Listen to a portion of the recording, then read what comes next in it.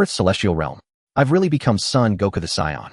He who had transmigrated to seize Goku's body stared at his own hands in disbelief. This state had persisted for several hours, and he still hadn't recovered because it all felt too surreal.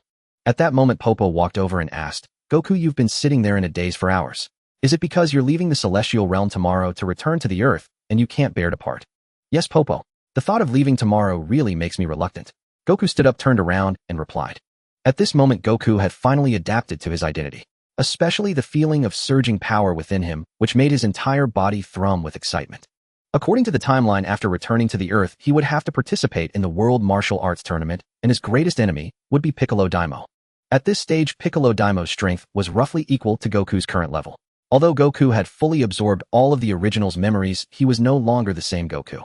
He couldn't be sure he would defeat Piccolo Daimao like in the original story. Therefore, Goku felt he needed to prepare in advance, at least to widen the gap between himself and Piccolo in the shortest possible time. Only then could he ensure victory at the upcoming World Martial Arts Tournament. Fight only when victory is certain. A gleam flashed in Goku's eyes.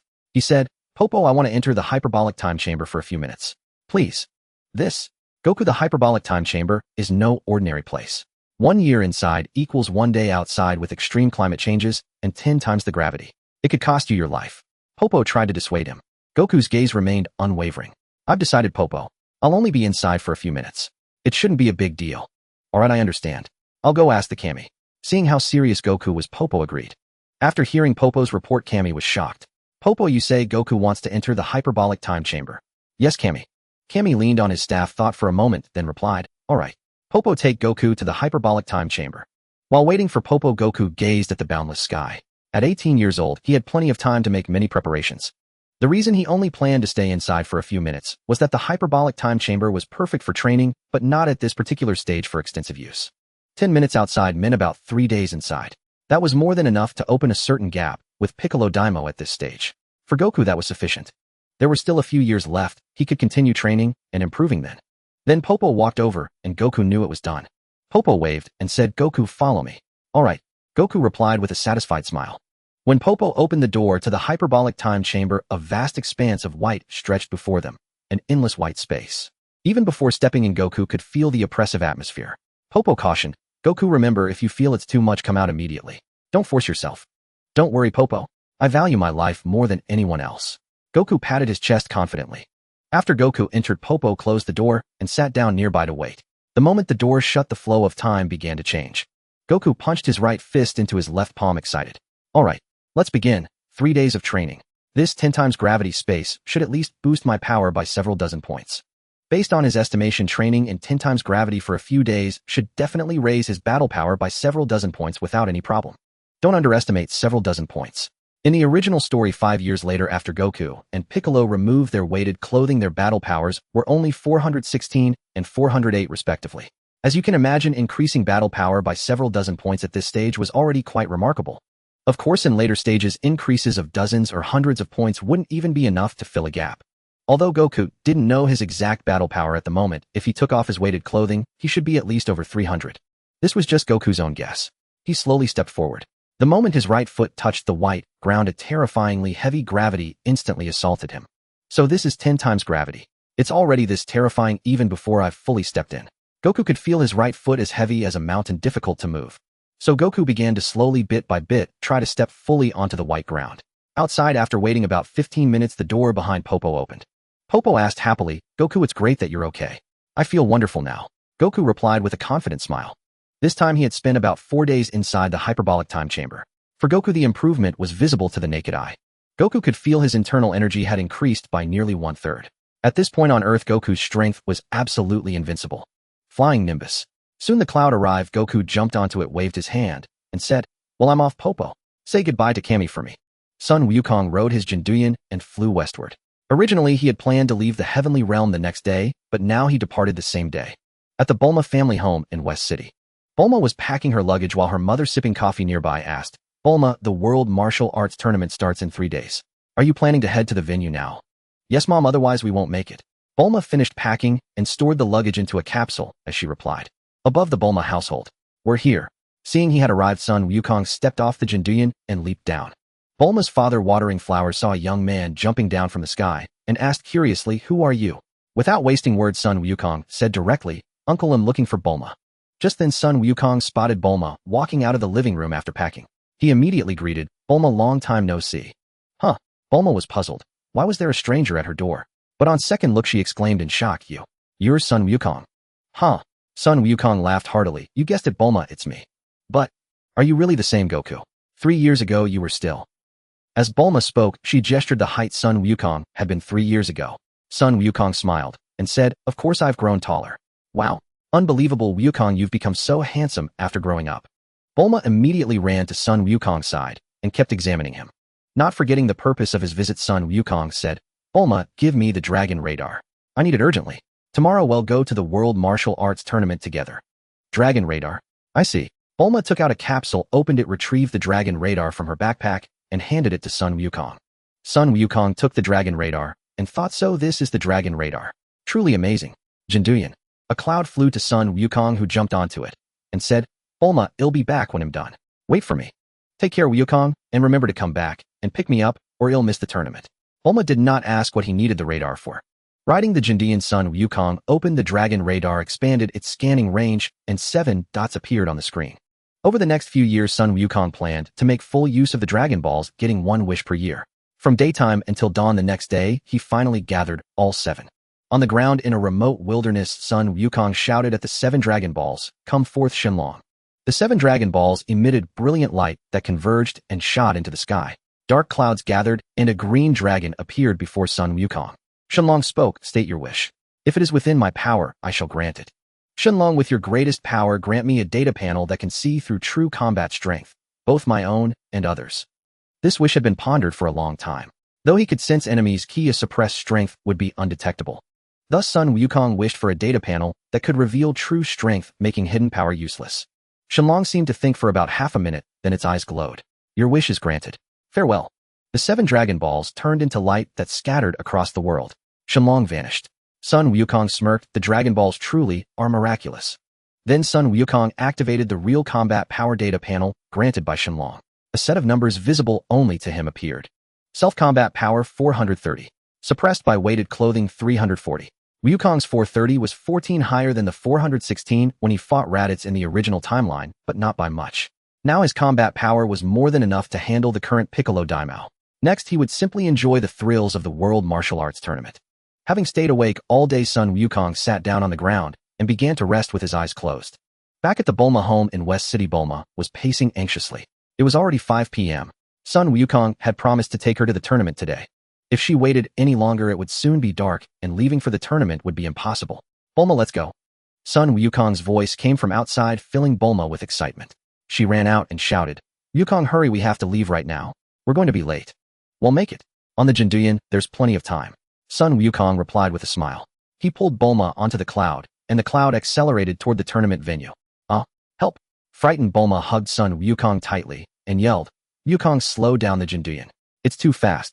Under Sun Wukong's control, the cloud slowed several times. After the speed eased, Bulma sighed in relief. "This speed is fine, not so scary anymore." "But you, Wukong, I've noticed that now you've grown up, you've become a little mean, not like your former innocent self." On the morning when the registration for the Tenkaichi Budokai commenced, a bustling crowd had already gathered. Goku and Bulma strolled along the street toward the registration area. Bulma smoothed her hair and said with a smile, "I can't wait. Today I finally get to see everyone. They'll be absolutely stunned when they see how much you've changed, Goku." "Haha, yeah," Goku replied with a casual grin. After Goku filled in his name at the registration desk, he and Bulma wandered off to explore. Time passed from morning to evening. Master Roshi, along with Oolong, Pure, and Launch, waited at the registration entrance. After Master Roshi inquired at the registration desk, he said urgently, "Aside from Goku, who registered early, Krillin, Teen, Shinhan, Yamcha, and Kaios haven't arrived yet. There's only 5 minutes left. Right? 4 of them haven't registered, and on top of that we have no idea where Goku has wandered off to." Oolong squatted on the ground dejected. Pure floated in midair, gazing into the distance, and said, "Master Yamcha, if you don't hurry there won't be any time left."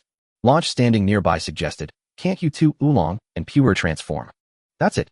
Master Roshi clapped his hands together, wondering why he hadn't thought of that earlier. Oolong said, "But after I transform once I need to rest for several hours." "Me too," Pure echoed.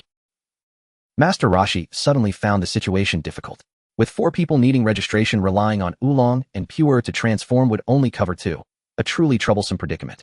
Master Roshi glanced at his watch again and saw that only 3 minutes remained. Time was running desperately short. With no other choice, he instructed Oolong and Pure to transform immediately and register first. Otherwise, if they waited any longer, none of the four would be able to participate. Pure decided to transform into Yamcha's likeness to register, while Oolong, after some thought, chose to become Krillin. Suddenly, a gust of wind swept by, and Tien Shinhan, Krillin, Yamcha, and Kaiatsu appeared before Master Roshi and the others. Krillin greeted with a smile, "Master Roshi, it's been a while." Master Roshi nodded with satisfaction and said, "You've not only grown taller, but also become stronger. Alright, we can catch up later. Hurry and register. Otherwise there won't be enough time." After Tien Shinhan, Krillin, Yamcha, and Kaiatsu finally completed their registration, they began to reminisce with Master Roshi. Tien Shinhan asked, "Master Roshi, where's Goku?" "Yeah, where is Goku?" Krillin chimed in. Yamcha and Kaiatsu were equally curious about Goku's whereabouts. Master Roshi shook his head and replied, "The registration form shows that Goku signed up this morning, but we have no idea where he is now." Yamcha, holding his pet Pure, said, "It's alright.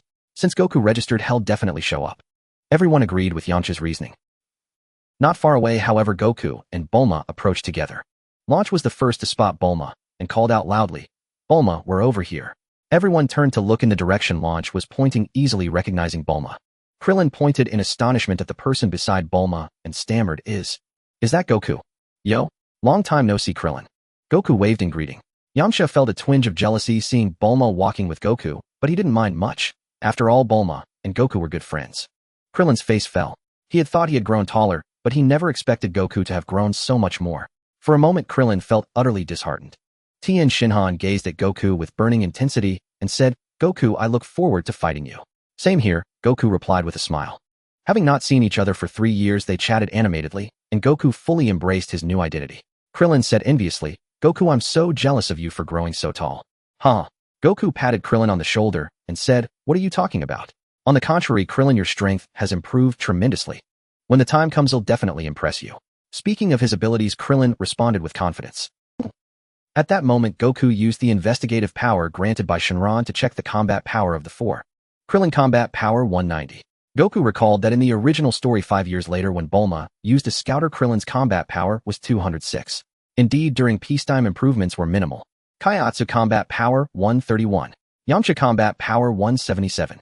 Tien Shinhan combat power 240. Tien Shinhan's combat power far surpassed Krillin and Yamcha. In this era of Dragon Ball, a gap of 50 or 60 points in combat power was immense. Time passed to the next morning, the official start of the Tenkaichi Budokai. With so many participants, Kaiatsu used his psychic powers to separate them, ensuring they wouldn't face each other prematurely. Goku casually found a spot on the floor and sat down. Scanning the entire preliminary arena, he spotted Piccolo Daimao on the other side. Piccolo combat power 328. A combat power of 328, just as Goku had speculated. Goku's current combat power was 430. Before entering the hyperbolic time chamber for training, it was around 330. So Piccolo's combat power would certainly be around that number. When fighting, one must be certain of victory. Recklessness. That's how you die without even knowing how.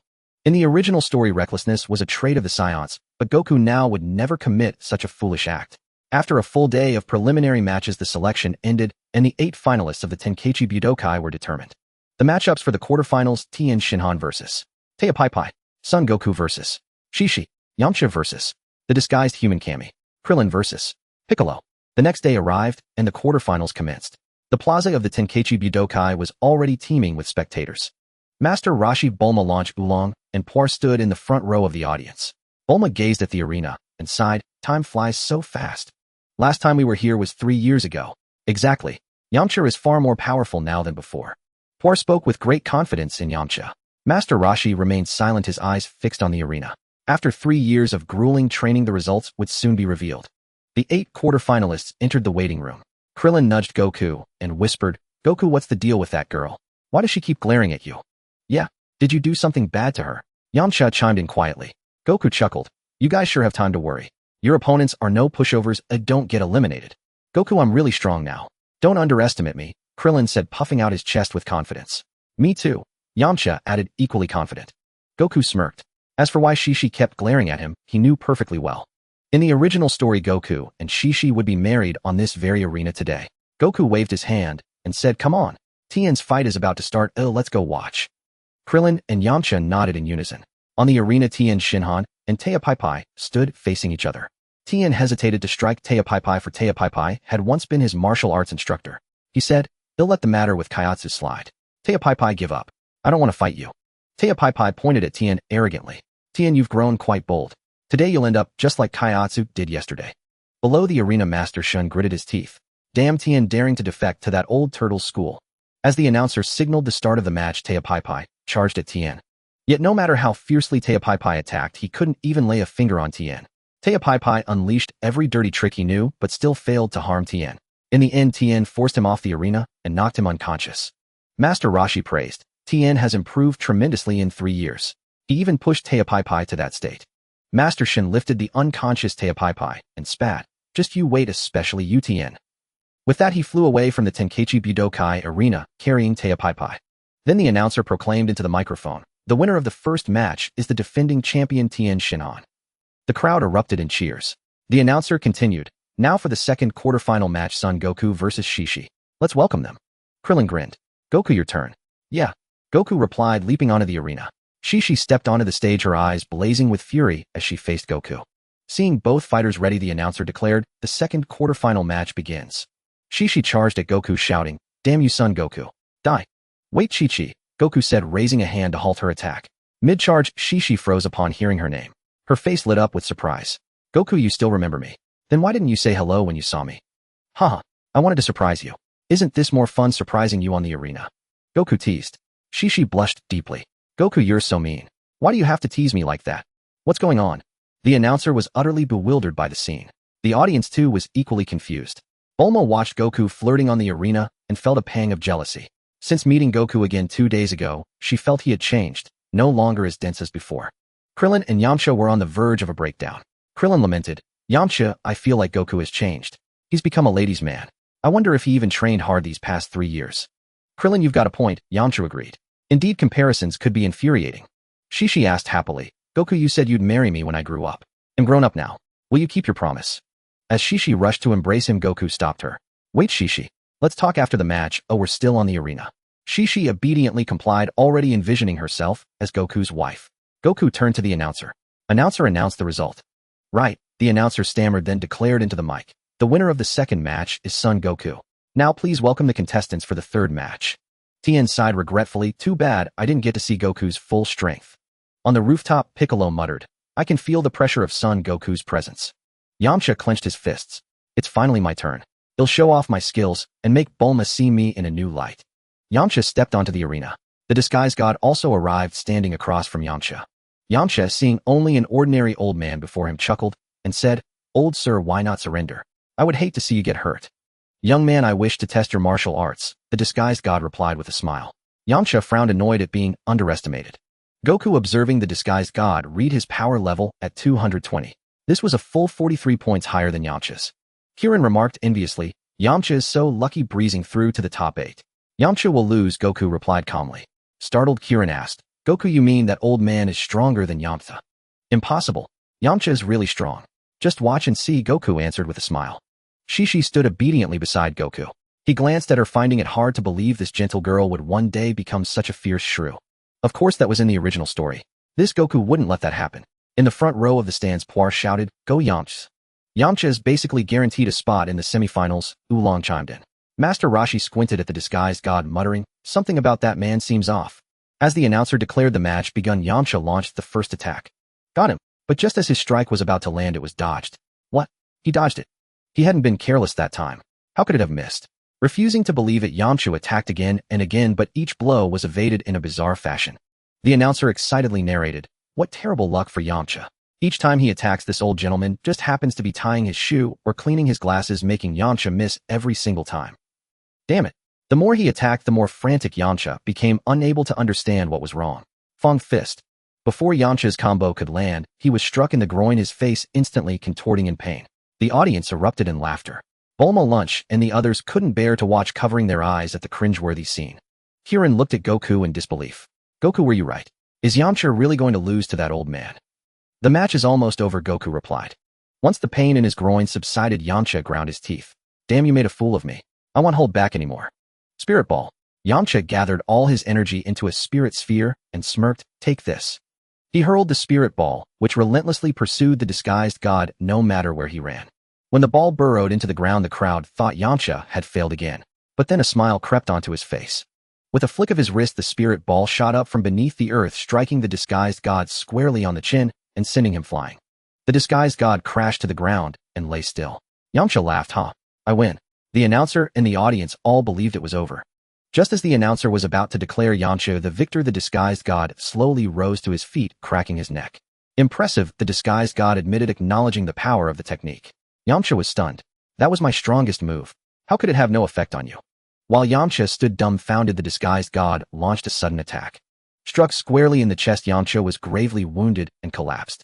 The announcer counted to 10 and declared him the loser. The final match of the top 8, Kuririn versus Piccolo, was about to begin. As the disguised god passed by Goku, Goku said, "God, there was no need for you to come. I will win." "Goku, I see you've discovered my identity," the disguised god said, unsurprised. "So Goku, what do you wish of me?" Goku met his gaze. "I want you to forfeit your match against Piccolo Daimao. There's no need for a pointless fight." Their eyes locked until finally God relented. "Very well. Perhaps my intervention was unnecessary." "Thanks," Goku replied with a smile. On the arena, Kuririn struggled with all his might, but couldn't budge Piccolo Daimao an inch. Piccolo Daimao taunted, "Your attacks are decent, little one, but far too weak." "Damn it, I trained for 3 years for this tournament," Kuririn muttered, frustrated. Kuririn felt a heavy blow to his pride, having been utterly outclassed despite his hard work. Finally, Piccolo Daimao clasped his hands together and slammed Kuririn into the arena floor. Piccolo Daimao won the final match of the top 8. The announcer boomed into the microphone, "The final 4 of the World Martial Arts Tournament are decided. We look forward to even more spectacular battles tomorrow." That evening, everyone gathered for a dinner to celebrate the joy of reuniting after 3 years. During the night's rest, Krillin, who shared a room with Goku, cautioned him, "Goku, when I fought Piccolo today, I could feel his unfathomable power. You must be careful when the time comes." "Don't worry, just rest," Goku replied with a smile before closing his eyes. The next morning arrived, and at the World Martial Arts Tournament Square, the crowd grew larger and larger. The semifinals were arguably the matches closest to the finals. The announcer stood excitedly on the ring and declared loudly, "Now for the first match of the semifinals, we have Son Goku versus Tien Shinhan. Please welcome them to the stage." The audience below erupted into fervent cheers. Tien Shinhan gazed steadfastly at Goku and asked, "Goku, are you planning to go all out from the very start?" "It depends," Goku replied with a smile. The two leaped up simultaneously onto the ring. Yamcha remarked, "Krillin, do you think Tien can force Goku to use his full power?" "Probably yes," Krillin answered uncertainly. Although Tien Shinhan's strength was formidable, Goku's power was even more unfathomable. Chi-Chi, watching Goku's figure from the side, said blissfully, "My Goku will surely emerge victorious." Piccolo, observing from atop a rooftop, kept his gaze locked on Son Goku and muttered, "This is a perfect chance for me to gauge your true strength, Son Goku." In the front row of the audience, Master Roshi, watching the figures of Goku and Tien Shinhan, said with gratification, "They've both surpassed this old man." The announcer shouted into the microphone, "The match begins." Goku assumed a fighting stance and said with a smile, "Tien, give it your all and attack me." "Goku, it seems you're underestimating me," Tien replied without anger, intending to show Goku his prowess. Tien stomped the ground with his right leg, charging at Goku with a rapid flurry of punches. Goku, extraordinarily calm, perceived Tien's ki and saw through all his movements, effortlessly dodging each attack. Even under the suppression of his weighted training clothes, Goku still possessed a battle power of 340, a full 100 points higher than Tien's, making it effortless for him to read Tien's actions. Tien realized that all his attacks were being seen through by Goku, and continuing to attack was utterly pointless. Thus Tien quickly chose to create some distance and said solemnly, "Goku, you're truly amazing. I never expected all my moves to be read by you. I thought that after 3 years of rigorous training I could catch up to you, but your improvement is even more astonishing. You're incredible too, Tien Shinhan." Goku responded with equal praise. To be honest, no one else knew, but Goku himself was very aware that without the 4 days spent in the Room of Spirit and time, his original strength under the suppression of the weighted clothes would have made it difficult to defeat Tien. But now things were different. Watching from the sidelines, Krillin and Yamcha both gasped in shock. Yamcha exclaimed in astonishment, "Tien's strength is already this formidable, yet facing Goku, he seems so powerless." "Yeah, who knows how that kid Goku trains? I have no idea how vast the gap between us has become." Krillin sighed deeply, recalling how he and Goku were once not far apart, but now the disparity was immense. To be honest, Krillin felt quite disheartened. Despite training so hard, the gap kept widening. Yamcha nodded in agreement with Krillin's sentiment. Piccolo on the rooftop frowned and said, "Son Goku, is it? It seems you and I will have a splendid battle." Judging from Goku's performance, just now Piccolo believed Goku's battle power was very close to his own, but he also knew Goku had yet to unleash his true strength. In the front row, Bulma asked, Master Roshi, based on what we've seen, is Goku sure to win? Barring any surprises, it should be so. Master Roshi was also astonished by Goku's power. On the ring, Goku maintained a smile throughout. In the earlier fight, he had only exerted a battle power of around 300. He hadn't even fully utilized his 340 battle power under the weighted clothes, let alone his full power of 430. Tien took a deep breath, made a decision, and said, Goku, it seems I can't defeat you with conventional fighting. So I'm going to use my ultimate technique now. Come on, show me something truly spectacular. Goku essentially treated this match as a warm-up. This was also his first formal battle after having taken over Son Goku's body through his transmigration, and he intended to fully savor the sensation of combat to better acclimate his body to it. Tien slightly crouched, and a surge of ki emanated from his body. Four Witches Technique. As Tien executed the technique, his body split into two, then into four, resulting in 4 Tien Shinhan figures on the ring. The entire audience was stunned. The announcer exclaimed in shock, what is this? Tien Shinhan has suddenly turned into 4 people. How will Son Goku respond? Yamcha said incredulously, I never thought Tien had been hiding such a move. Yeah, but Goku should be able to handle it. Krillin was equally astonished by Tien's technique. On the ring, the 4 Tien Shinhan figures surrounded Goku from 4 directions. Goku evaluated calmly. Tien, this technique of yours is indeed impressive, but it has a fatal weakness. Upon hearing Goku's evaluation of his technique, Tianjin Fan puzzled replied, Goku, do you mean that my move has a fatal flaw? Well, we won't know until we've fought. The 4 Tianjin fans relentlessly attacked Goku, but the outcome remained unchanged. All their strikes were deftly dodged by Goku. This? Tianjin Fan was thoroughly shocked, and asked, Goku, is the gap between us really that vast? No, Tianjin Fan, you are already quite impressive, but unfortunately your opponent is me and victory is not in your cards. As Goku responded, he began his counterattack. With punch after punch, Goku sent the 4 Tianjin Fan clones flying. When they crashed together, they slowly reverted to a single Tianjin Fan. Goku smirked, saying, see, Tianjin Fan, your ultimate move is useless against me. Master Roshi, captivated, remarked, Goku hasn't even used his full strength, and yet effortlessly dominates Tianjin Fan. It's hard to imagine how much he has improved in these 3 years. It's just Goku. Not only has he grown taller, but he has also become more charming, and his strength has vastly increased. Bulma truly felt that Sun Wukong had completely transformed. On the roof, Piccolo frowned, and said, Sun Wukong's power is formidable, he might be comparable to me. On the arena, Tianjin Fan stood up again, smiling wryly as he looked at Sun Wukong, saying, Goku, I've lost. Even if I use the Kamehameha, it probably won't help. The host, hearing Tianjin Fan's decision to forfeit, quickly announced, in the first match of the semifinals, the winner is contestant Sun Wukong. As the host's words finished, the audience erupted in enthusiastic cheers. Realizing the vast gap in strength between himself and Sun Wukong, Tianjin Fan voluntarily chose to concede. The host glanced at the time. Initially, the second match was scheduled for the afternoon, but now it seemed it could take place in the morning as well.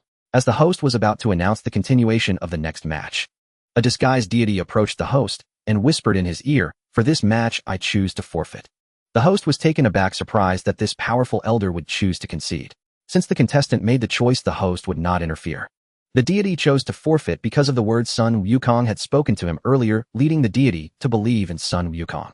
The host announced loudly into the microphone, Dear audience, the second match of the semifinals has been won by Piccolo due to the elder's choice to forfeit. Everyone need not worry, the finals will still take place tomorrow as scheduled, and it will surely be an exceptionally thrilling battle. As noon arrived, Wukong and his friends found a large restaurant for lunch. During the meal, Tianjin Fan couldn't help but exclaim, Goku, just thinking about this morning makes me admire you. Your strength is truly impressive now. Indeed. Goku, we've been completely left behind by you, Krillin responded. Goku was devouring the grilled meat, fully embodying the Saiyan's hearty appetite, saying, As long as you all train hard, you'll be able to catch up to my current strength quickly. Come on, Goku, don't put us in a tough spot. I know my own limitations very well, Yamcha replied helplessly. Bulma interjected, All right, let's eat. It's lunchtime, let's not talk about other matters. After sharing a smile, everyone began to enjoy their meal. Shishi had already returned, saying she needed to prepare for her wedding with Goku. Goku did not refuse, and allowed Shishi to go back to make preparations. After finishing lunch, as they walked back, Master Roshi quietly asked Goku, Goku, are you confident in defeating Piccolo? What do you think, Master? Goku replied with a confident smile. Master Roshi, seeing Goku's demeanor, also smiled, and said, Then I can rest easy, you just do your best. As everyone returned to their own residences, Yamcha found Bulma, and asked, Bulma, since we have some free time this afternoon, shall we go shopping together? Bulma hesitated. If it were before, she would have happily agreed, but now Bulma truly had doubts. Although Goku showed no indication, Bulma was not foolish, as she could sense Goku's feelings for her. In fact, Bulma had a fondness for Goku too. The former Goku was too naive and clueless, but now he was different, having become more perceptive.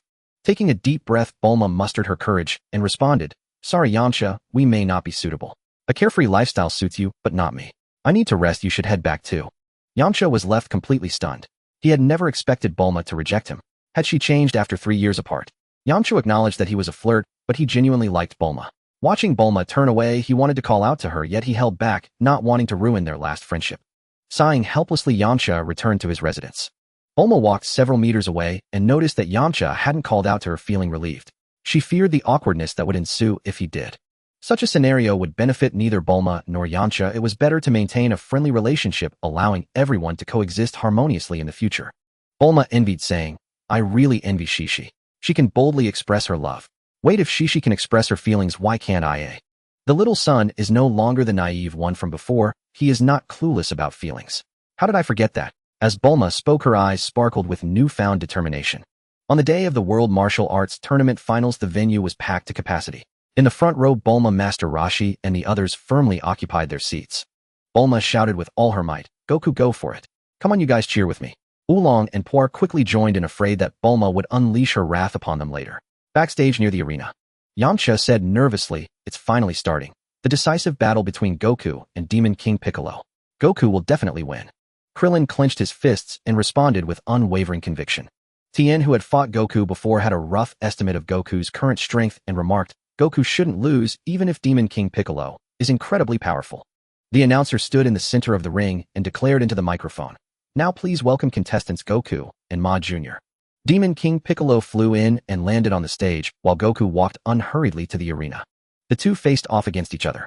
A faint smile lingered on Demon King Piccolo's lips. Goku's entire body seemed to enter a state of stillness, his expression utterly calm. Seeing both finalists in place, the announcer stood in the middle and announced loudly, "Then the final match of the World Martial Arts Tournament begins." As the announcer's words fell, Demon King Piccolo shed his cloak and hat. When Demon King Piccolo revealed his full appearance, someone in the audience finally recognized him as the evil Piccolo from 3 years ago. "Oh no, that's Demon King Piccolo. Run!" With that cry, one after another, the spectators began to flee, afraid that staying any longer would mean death at the hands of Demon King Piccolo. "Ha ha ha!" Demon King Piccolo laughed heartily. "Foolish humans, once I kill Son Goku, will take my time dealing with all of you." "Are you so confident you can kill me, Piccolo?" Goku asked, crossing his arms with a smile. "What?" Demon King Piccolo was taken aback by Goku's words. "Son Goku, it seems you have no idea how terrifying the enemy you're about to face truly is." "Terrifying? Or not, I'll have to see it for myself." Goku replied, unfazed by Piccolo's threat. Under the suppression of his weighted clothing, Goku's power level was 340, while Piccolo's was 328, a difference of 12 points in Goku's favor. Moreover, once he shed the weighted clothing, his power level soared to 430. Thus, unless Goku chose to lose, Piccolo stood no chance of defeating him. Aware that Goku's strength was no joke, Demon King Piccolo charged in with full force from the start. With a thunderous crash, Goku and Demon King Piccolo clashed, instantly launching into a fierce offensive and defensive battle. As he launched relentless attacks, Demon King Piccolo realized the extent of Goku's power. He muttered to himself, "Damn it, his strength is no less than mine. If anything, he's slightly stronger." "What's wrong, Demon King Piccolo? Is this all the power you have?" Goku fought with immense satisfaction, taunting his opponent. This battle was even more exhilarating than his previous fight with Tien, for he could fight to his heart's content, a feeling that was incredibly thrilling. Piccolo's fist slammed into Goku's body, and Goku immediately retaliated. Yamcha watched in awe. "Amazing. Truly amazing. Both Goku and Demon King Piccolo are unbelievably powerful, far stronger than I am." "Yeah, so this is Goku's true strength. We had no reason to worry so much after all." Krillin's anxious heart finally settled, and he began cheering for Goku. Tien stared intently at the two fighters on the stage. As the strongest observer aside from Goku, he could see more details than Krillin and Yamcha. Tien said, "Goku is slightly stronger than Demon King Piccolo." "Really?" Krillin asked excitedly. "Do you mean Demon King Piccolo is not as strong as Goku?" "If Demon King Piccolo isn't hiding his true strength, then yes, that's the case." Tien nodded in response. On the stage, after exchanging blows that landed on each other's faces, Goku and Demon King Piccolo leaped back, creating some distance. Goku smirked. "This fight is incredible, Piccolo. You're pretty good. You've given me a truly satisfying battle." "Bastard. How dare you speak so arrogantly?" Demon King Piccolo was infuriated by Goku's words, which implied that Piccolo was inferior to him. Demon King Piccolo clenched his fists and began gathering energy within his body. From the sidelines, Master Roshi remarked in admiration, "After such intense combat, Goku hasn't even started panting. It shows just how profound his inner strength is." In contrast, Demon King Piccolo seems a bit fatigued. This is no longer a mere description of a close match. Hearing Master Rose's comment, Bulma clapped her hands excitedly and shouted, "Little son, go for it. Defeat that wretched Demon King Piccolo." "Shut up. You're annoyingly noisy." Demon King Piccolo gathered energy in his palm and hurled it toward Master Roshi and the others. With a deafening explosion at the critical moment, Goku used his own energy blast to deflect Piccolo's attack. Otherwise, Bulma and the others would have been gravely injured by Piccolo's strike. There was no way Goku would allow that to happen. Piccolo's actions had enraged Goku, who instantly entered high-speed movement and launched a flurry of attacks against him. "Damned bastard!" King Piccolo roared furiously, deeply irritated by the 4 consecutive punches he had endured from Goku. As the explosive smoke before her dissipated, Bulma breathed a sigh of relief and said, "Thank goodness Goku stepped in, otherwise we would have been in real trouble." Yes. Oolong nodded frantically, having been scared half to death himself, believing his end was near. With a final punch, Goku sent Piccolo flying. The Demon King halted several meters away by force, then soared into the air. King Piccolo wiped the corner of his mouth, discovering blood from the blow. His eyes bloodshot, he bellowed, "Accursed son Goku, this Demon King will have you dead." Energy began gathering in the palms of King Piccolo's hands. Yamcha gazed at the Demon King in disbelief and asked, "King Piccolo, what does he intend to do?" "This is bad. King Piccolo is about to launch a key blast from that position," Tien Shinhan replied with a grim expression. Krillin glanced at King Piccolo, then back at Goku, voicing his concern. "Goku." On the arena, Goku waved his hand and shouted a warning, "All of you get away from here. Don't come too close." Following Goku's warning, Tien Shinhan, Krillin, Yamcha, along with Master Roshi and Bulma on the other side, all retreated over 100 meters from the arena, while the announcer had already taken cover far away. Having finished charging, King Piccolo pressed his hands together and unleashed an energy wave from his palms. "Die, Son Goku." Facing the Demon King's energy wave, Goku remained calm, also pressing his hands together as a white energy radiance gathered. Kamehameha. The moment the 2 energy waves collided, the entire arena began to tremble. "What?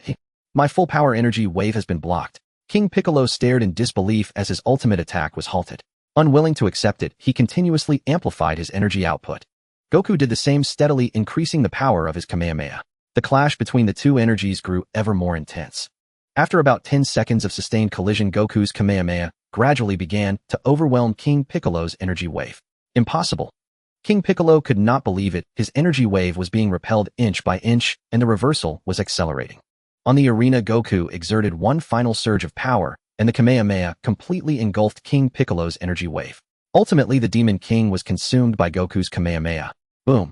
The entire area around the arena was devastated, shrouded in smoke. Krillin waved away the dust, coughing, "Did Goku win?" "Hard to say. Let's wait and see," Tien Shinhan replied uncertainly. Everyone fixed their gaze on the battlefield. As the smoke gradually cleared, the scene became visible. Hovering midair, King Piccolo shielded his head with both arms. His clothes were tattered and blood streamed from multiple wounds across his body. Goku remained in the stance of having just unleashed the Kamehameha. Seeing Piccolo's state, a faint smile involuntarily touched his lips. "Not bad, Piccolo. You managed to withstand my Kamehameha, bastard." King Piccolo clenched his fists so tightly that his nails pierced his skin. At that moment, the Demon King was consumed by unprecedented rage. King Piccolo descended under his own power and stood before Goku. Goku's expression remained as calm as before, untouched by any disturbance. King Piccolo ground his teeth and said, "Son Goku, to be honest, I never imagined your strength would reach such heights. But you are still far from defeating me." "Is that so?" Goku's lips curled into a faint, ambiguous smile. "However, Piccolo, your breathing has started to grow rapid. And you still think I cannot defeat you?" King Piccolo frowned. Indeed, Goku was right. After taking that Kamehameha, his breathing had become labored. Yet his combat power had not diminished. Krillin, Yamcha, and Tien Shinhan approached Master Roshi, and the others greeting him in unison, "Master Roshi. Master Roshi. Master Roshi." Master Roshi nodded, then observing the arena remarked, "Have you noticed? Both Goku and King Piccolo have fought such an intense battle, yet their breathing remains remarkably steady. One can only imagine how vast Goku's reserves truly are." Prompted by Master Roshi, Krillin, Yamcha, and Tien Shinhan began to focus on Goku's condition. They were utterly startled by what they saw. His energy was still so vibrant, nothing like someone who had just been through a fierce fight. Tien Shinhan drew a sharp breath. Is this really Goku? His opponent is King Piccolo, and he can remain this composed. Goku is just too strong. So strong it's almost hard to recognize him, Krillin mused, comparing the past to the present. The contrast made him feel utterly inadequate. As for Yamcha, he had completely conceded, believing he would never catch up to Goku. Such overwhelming power alone made the thought of challenging him impossible. What they did not know was that Goku's true power far exceeded what they had seen. If his actual battle power were only 340, fighting King Piccolo to this extent would have drained him.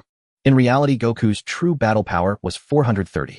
A fight at the suppressed level of 340 due to his weighted clothes was not enough to cause him any fatigue. Bastard. Enraged by Goku's serene demeanor, King Piccolo threw a punch at him.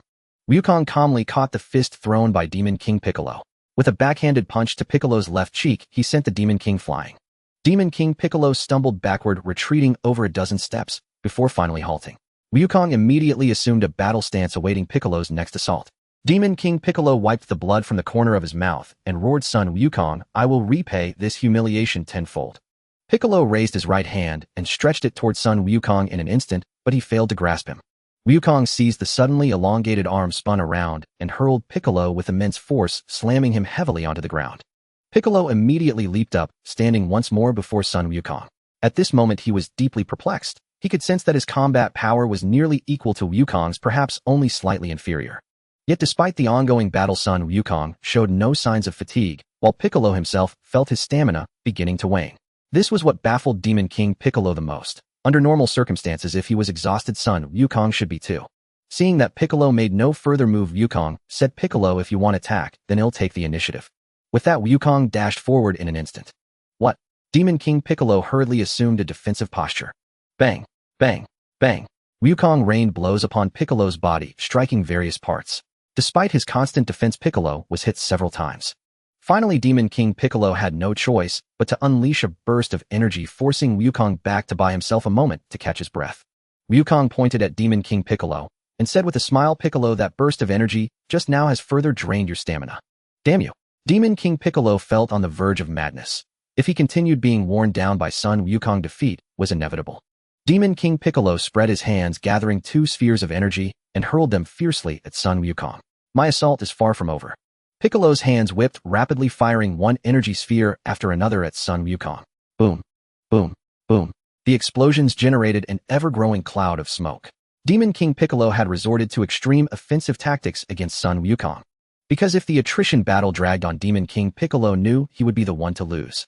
This was something he could not accept, so his attacks showed no sign of stopping. "Wukong!" Krillin shouted his name, gazing toward the explosion. Wukong was formidable, but Demon King Piccolo was no pushover either. Tien Shinhan shielded his eyes with both hands, using his third eye to observe the explosion, and remarked, "Demon King Piccolo is growing desperate against Wukong, opting for more aggressive attacks." "Should we do something?" Yamcha asked. "No, don't interfere with Wukong's fight." Master Roshi, watching intently, warned at this critical moment in battle, disrupting the rhythm could have severe consequences. In the arena, facing a barrage of energy spheres from Demon King Piccolo, Wukong swiftly deflected them all with his palms. Piccolo's assault lasted 2 minutes before ceasing. When it stopped, his breathing grew even more ragged. "This should work." Demon King Piccolo smirked. But as the smoke cleared and he saw Son Wukong unscathed, his jaw nearly dropped. "What? Son Wukong, you're unharmed. How is this possible, damn it?" Wukong shook his hands and said, "Close call. Piccolo, you're truly formidable. You've managed to put pressure on me." Wukong considered removing his weighted clothing, as continuing the fight in this state would take a long time to decide the victor.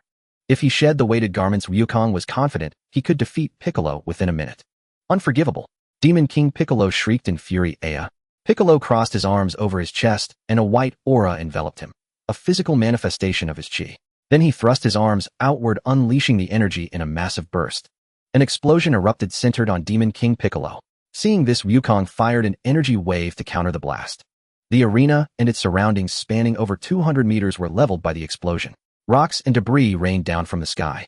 Bulma, Lunch, Oolong, and Puar were fortunate to have Krillin, Yamcha, and Tien Shinhan protecting them, otherwise the shockwave would have spelled disaster. Yamcha, still shaken, said even watching from over 100 meters away was this dangerous. Seeing Son Wukong standing before him unharmed, Demon King Piccolo exclaimed in shock, "I've exhausted every trick, yet I still cannot harm you, Son Wukong." "Piccolo, the reason you haven't pushed me to my limit is that I haven't been using my true strength," Wukong said. Wukong looked at Demon King Piccolo's current state and chose to reveal the truth to him. Demon King Piccolo's eyes widened in disbelief. "Son Wukong, are you saying you haven't gone all out in our fight?" "Yes," Wukong replied calmly. However, he didn't mention that under the suppression of his weighted clothing he had indeed been giving his all. At that moment, Piccolo Daimao's heart was filled with despair. After fighting for so long, Sun Wukong claimed he hadn't even used his full power, a truth Piccolo could not accept. Piccolo Daimao was supposed to be the strongest in the world, yet reality had dealt him a harsh blow, all because of Sun Wukong. Unforgivable. Unforgivable. Sun Wukong, I will never let you off. Veins bulging on his forehead, Piccolo Daimao frantically gathered his ki and roared, I will level everything here to the ground. Do you think I'll let you? Wukong flew toward Piccolo Daimao. When the distance between them was less than 2 meters. A sudden smirk crept onto the enraged Piccolo's face. You fell for it, Sun Wukong. Whether you've used your full strength or not, this move will finish you. Oh no. Wukong had not anticipated falling into Piccolo's trap. Piccolo Daimao compressed all his remaining energy and detonated it within a few meters around him. Boom. Wukong bore the brunt of the explosive wave. The spreading smoke once again obscured the vision of Mutant Rashi and the others.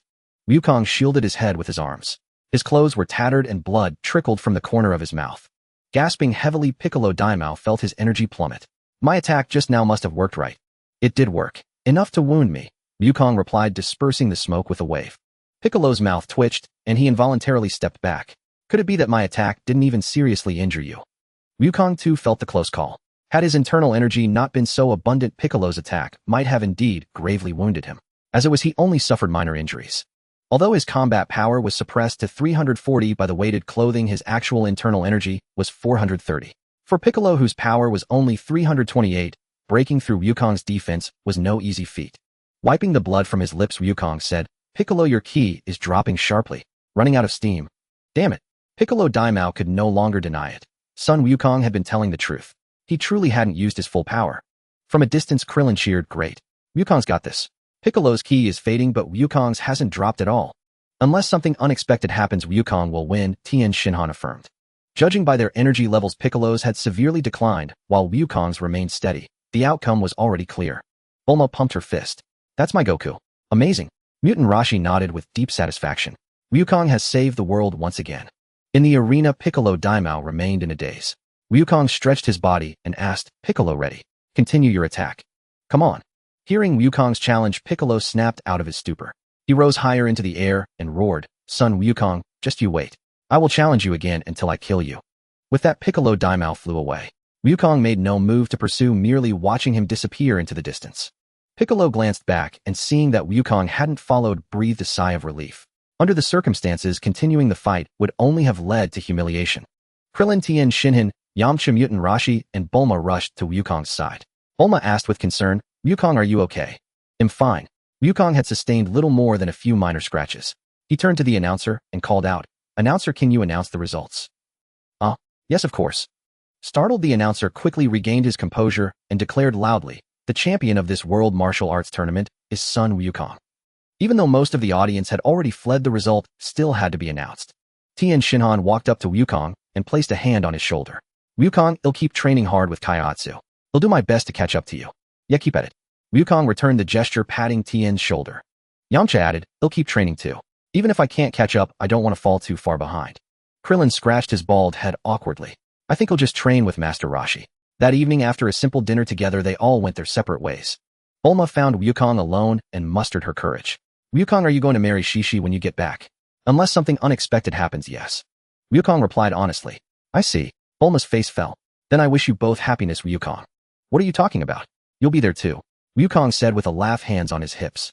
Bulma froze, barely believing her ears. Wukong, what did you say? Did I say something? You must have misheard. Wukong shrugged nonchalantly and turned to leave. But Bulma was anything but calm. Wait, Wukong. You better explain yourself. What do you mean by me too? If you don't make it clear today, I won't let you go. A year had passed since the conclusion of the World Martial Arts Tournament. At Son Goku's home on Mount Shishi gave birth to his child, an Ox King, named the grandson Son Gohan. Bulma had spent most of that year living alongside Goku as well. Now that Shishi had delivered the baby, Bulma was there to help care for her. Throughout the year, Goku dedicated himself to being with his 2 wives, which inevitably meant more companionship and less time for training. Yet Goku felt no urgency. Since he had been reborn as Son Goku, he refused to become a mere martial arts fanatic who neglected Shishi and Bulma. However, from now on, he must focus on cultivation and waste no more time. Over the year, Goku's battle power had barely increased, rising a mere 22 points from 430 to 452. That evening, Goku spoke solemnly, Chi-Chi, Bulma, I plan to set out. Goku, please be careful, Bulma advised with concern. Lying in bed, Chi-Chi also voiced her care. Goku, go ahead and train with peace of mind. We'll take good care of Gohan. Gratefully, Goku embraced both Chi-Chi and Bulma in turn. The next morning, he went to the rear mountain of Mount Pozu, took out the 7 Dragon Balls from his backpack, and arranged them neatly. These were the Dragon Balls he had gathered anew during his spare time over the past year. Goku shouted loudly, "Come forth, Shenron." The Dragon Balls began to shine brilliantly, the sky darkened, and a magnificent dragon emerged from them. Shenron gazed at Goku and spoke, "State your wish. As long as it is within my power, I shall grant it." Shenron, teach me the instant transmission technique from planet Yardrat. Goku voiced his desire. I understand, Shenron replied. Unlike the previous time, when it pondered for half a minute, this time, Shenron responded in just 1 second. As its eyes glowed, it declared, "Your wish has been granted. Farewell." After Shenron vanished, the Dragon Balls scattered across the world once more. Goku closed his eyes quietly, sensing the new knowledge. So this is the instant transmission technique, he murmured. Truly miraculous, but with my current strength I cannot fully harness its wonders. The teleportation range is limited. Next, he'll head to King Kai's planet to learn the Kaioken and Spirit Bomb. Bulma's father is modifying the spaceship from my childhood, and he'll use gravity training devices to steadily improve step by step. Goku levitated off the ground and called out, "Nimbus." As the cloud flew over, he landed on it and soared toward the lookout. Only by seeking Kami could Goku access Snake Way to reach King Kai's planet for training. Mr. Popo, still watering the plants as usual, was startled to see Goku land before him. "Goku," he exclaimed. "Hey, Mr. Popo. I'm looking for Kami," Goku greeted, stating his purpose. Mr. Popo, an old acquaintance of Goku's, did not refuse his request and went to fetch Kami. After hearing Goku's words, Kami asked incredulously, "Goku, how do you know of Lord King Kai's existence?" "Kami, don't ask me so many questions. Just take me there," Goku replied. Kami shook his head helplessly and said, "Very well. I'll take you there. But whether Lord King Kai is willing to train you, I cannot guarantee." Kami readily agreed to Goku's request. Because Goku had defeated King Piccolo and saved Earth's fate, Kami had no reason to refuse. Thus, using his connections, Kami led Goku to the other world, met King Yima, and smoothed the way. Goku stood at the head of Snake Way, and an otherworld attendant warned, "Sir, I must inform you in advance, you must not fall off, or we cannot save you." Don't worry, I know," Goku replied with a smile. After the attendant departed, Goku remained at the serpent's head. In the original tale, it took Son Goku half a year to traverse Snake Way, but Goku had no intention of taking that long. He pulled out a capsule Bulma had given him, threw it to the ground, and with a pop it transformed into a storage box. Goku removed his heavy training clothes, placed them inside the box, pressed the button, and the box reverted to a capsule. Whoosh! My body feels lighter. Time to set off. Feeling buoyant, Goku used the Bukujutsu to fly along Snake Way. Combining flight and running, Goku reached the end of Snake Way in just 3 months. Gazing at the small planet suspended above, Goku smiled. So that's King Kai's planet. He took a deep breath and leaped with all his might. When he neared the planet's altitude, a gravitational force pulled him down, and he landed heavily on King Kai's world. "Who's there?" King Kai, hearing the noise outside, stepped out of his house. Seeing a living person, he exclaimed in surprise, "Nanny, you're alive." "Greetings, Lord King Kai." Goku smiled as he greeted him. King Kai cleared his throat and inquired, "Who are you, and what do you want on my planet?" "Lord King Kai, my name is Son Goku, and I've come to become your disciple." Goku stated his purpose directly. "I see." King Kai was not surprised, as a living person arriving here could only be seeking training. Unless they came to fight him, but that seemed impossible. He was Lord King Kai, and no human would dare challenge him. King Kai teased, "Well, Son Goku, becoming my disciple won't be so easy. First you must tell a joke that satisfies me." On planet Kai, Wukong donned his weighted training gear once more. Over the course of 2 months, he succeeded in capturing Bubbles and Gregory. King Kai then began to teach Son Wukong true martial arts, namely the legendary Kaioken technique and the ultimate finishing move, the Spirit Bomb. Upon starting his training, Wukong discovered it was not as easy as he had imagined. In the original story, Son Wukong had mastered the Kaioken and Spirit Bomb in just 2 or 3 months. Wukong himself, however, was not so swift. It took him a full 7 months to grasp the Kaioken and the Spirit Bomb. During these 7 months, Wukong also realized that while he had fully inherited Son Wukong's body, his own comprehension and cultivation depended solely on himself and had nothing to do with the original Son Wukong. King Kai looked at the Son Wukong before him and said with great satisfaction, "Wukong, your performance has left me very pleased. You have now completely surpassed me. There is nothing more I can teach you. The path ahead is yours to walk alone." "Thank you, Lord Kai," Wukong replied humbly. King Kai had taught him the Kaioken and the Spirit Bomb. Regardless, he was Wukong's teacher and deserved respect. King Kai nodded with satisfaction and continued, "Also, Wukong, For now, you can only use the Kaioken at a twofold multiplier at most. Remember that. Exceeding that your body won't be able to withstand it. I know. Wukong himself was clear on this point without needing King Kai to tell him. Having followed the original Dragon Ball story all along, Wukong was thoroughly familiar with these matters. Wukong's current battle power was even slightly higher than that of Son Wukong from the original story after training on King Kai's planet. Battle power, 9118. Under the suppression of the weighted clothes, 7,568. King Kai spoke solemnly. Wukong, next I will test the results of your Kaioken and Spirit Bomb training. Lord Kai, I am ready. Bring it on. Wukong clenched his fists and replied with confidence. The path encircling King Kai's planet was lined with various obstacles. King Kai clasped his hands behind his back and said, Wukong used the Kaioken to destroy all the obstacles. Let me see the power of your Kaioken. Then let's begin. All right. Wukong immediately entered a state of focus, channeling the ki within his body and unleashing it in an explosive surge. Kaioken. As he unleashed the Kaioken, a red aura blazed around Wukong's body. He charged forward, shattering obstacles in his path with astonishing speed, leaving even King Kai dizzy. When Wukong returned before King Kai, the latter said in disbelief, Wukong, your performance has truly opened my eyes. Even I cannot fully master the Kaioken, yet you have brought it to such a level. It's all thanks to your excellent teaching, Lord Kai. Wukong immediately flattered King Kai. King Kai burst into laughter. Wukong was very much to his liking. Then turning serious, he said, Wukong, next is the test of the Spirit Bomb. Come on, Lord Kai. Wukong replied, concentrating. King Kai produced a block-shaped target from somewhere and hurled it with force. Faster, go faster.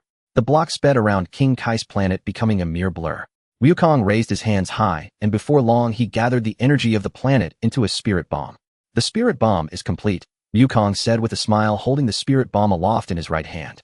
King Kai continuously accelerated the block's flight speed. Wukong closed his eyes, constantly sensing the block's movement. Once he grasped its trajectory, he immediately launched the Spirit Bomb. The instant the Spirit Bomb struck the block, boom! The explosion reverberated across the entire planet. King Kai gazed at the blast site and praised, You have even fully mastered the Spirit Bomb. How was that, Lord Kai? Wukong asked, a hint of pride curling at the corner of his mouth. To be honest, King Kai was thoroughly satisfied with Son Wukong at this point. However, King Kai still warned with great seriousness. Wukong, you must remember this firmly, never use the Spirit Bomb recklessly. It already possesses tremendous power on this small planet. Imagine how much more terrifying it would be on Earth, which is countless times larger. The Spirit Bomb gathered there would be far more fearsome. A single mistake could even destroy the Earth. So unless it is absolutely necessary, you must never use the Spirit Bomb. Do you understand, Wukong? I understand, Lord Kai. Wukong replied with a very serious nod. Seeing that Wukong had taken his words to heart, King Kai breathed a sigh of relief and then said with a smile, All right, as you are about to leave, I will give you a training uniform. That would be great, Lord Kai. Wukong was more than happy to receive clothes from King Kai, as his current attire was completely tattered and torn. King Kai raised his hand and transformed Wukong's clothes into a new set. After finishing, he said, This outfit is made of a special material and possesses a certain defensive capability. So light, this is amazing. Wukong moved his body and found it incredibly easy to do so. Well then, I'm off, Lord Kai. Bubbles Gregory. Wukong waved goodbye. He took a running start and leaped into the air, then immediately burst with ki to fly, reaching an astonishing speed. King Kai, Bubbles, and Gregory watched Son Wukong's departing figure. King Kai sighed and remarked, What a truly unique human being. Right, Bubbles Gregory. It's just the three of us again, depending on each other. Flying at full power, Wukong felt the energy within him and said in shock, So this is a battle power of 9,118. It's incredibly powerful. I wonder what it would be like to have a battle power in the millions or even over 100 million as a Super Saiyan, or Super Saiyan 3, or even the higher level of Super Saiyan 4. I can't even begin to imagine it. Wukong flew back with full burst of chi covering the entire serpent path in less than a single day. Suddenly Wukong spotted a figure and asked with a smile, Lord Kami, it must have been quite arduous for you to wait for me here.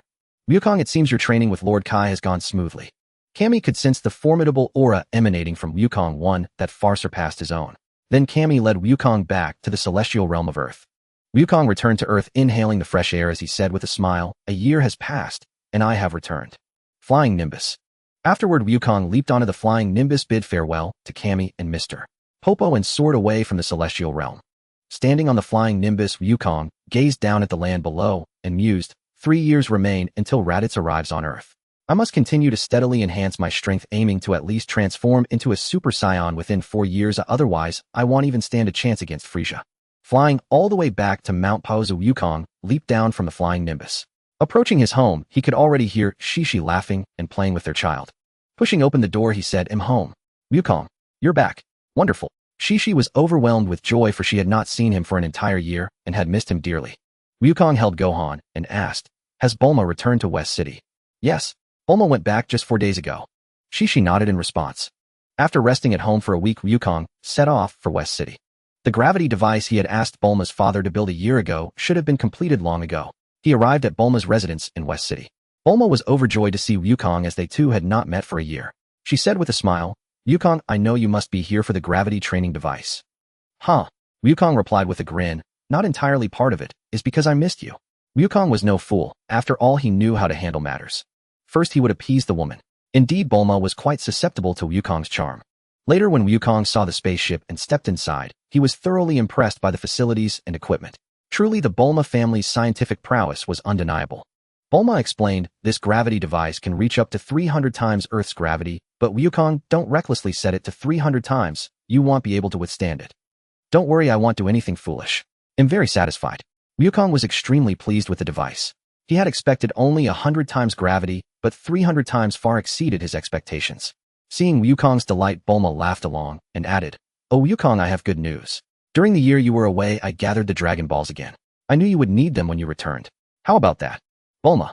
At that moment, Wukong was deeply moved and stepped forward to embrace her. Bulma was indeed a capable partner in career matters, while Shishi excelled in domestic life. Each had her own strengths. 3 days later, in the uninhabited area of the Western Desert, Wukong placed the Dragon Balls on the ground, deep in thought about what wish to make this time. Wukong glanced at his lower back. Normally, a Saiyant's tail should regrow periodically, but 2 years after his transmigration, there had been no sign of it. Wukong had a rough idea why Kami had removed his tail back, then preventing it from growing back. In the future, transforming into Super Saiyan 4 would require the tail. It was a crucial element. Although using the Eternal Dragon's wish to regrow a tail seemed like a waste, the tail was indispensable. Having made up his mind, Wukong hesitated no longer and shouted, "Come forth, Shenron." The Dragon Balls began to glow brilliantly, the sky darkened, and a great dragon emerged from them. Shenron spoke to Wukong, "State your wish. As long as it is within my power, I shall grant it." "Shenron, my wish is to regrow my tail," Wukong declared without hesitation. "I understand." Shenron's eyes flashed, and it said, "Your wish has been granted. Farewell." The Dragon Balls dispersed and flew to all corners of the world. A furry tail sprouted from Wukong's lower back. He turned to look at it, caressing it with his right hand, and murmured, "So this is my tail. How incredible." Wukong gripped the tail tightly, and instantly his whole body went limp. He quickly released it, saying, "It seems I must incorporate tail training into my regimen. Although having a tail doesn't feel much different, there must be some distinction. It's just that my current strength is too weak to perceive its mysteries. As for how to evolve into Super Saiyan 4, the steps are clear to me. Transform into a great ape, then become a Super Saiyan, while in that form maintain rationality, control the energy within, and thus evolve into Super Saiyan 4. In a year, I'll need to seek Shenron's power again to retain my sanity during the great ape transformation, since Son Wukong's body cannot naturally stay rational while transformed. Why worry about all that now? Let's focus on increasing my strength first. I haven't even become a Super Saiyan yet." Half a month passed. During this time, Wukong trained continuously inside the spaceship under 20 times Earth's gravity. Wukong did not rush for quick results. Instead, he intended to build a solid foundation. He increased the gravity training in increments of 10, knowing there was ample time. Meanwhile, Bulma left her home and headed for Mount Pozu.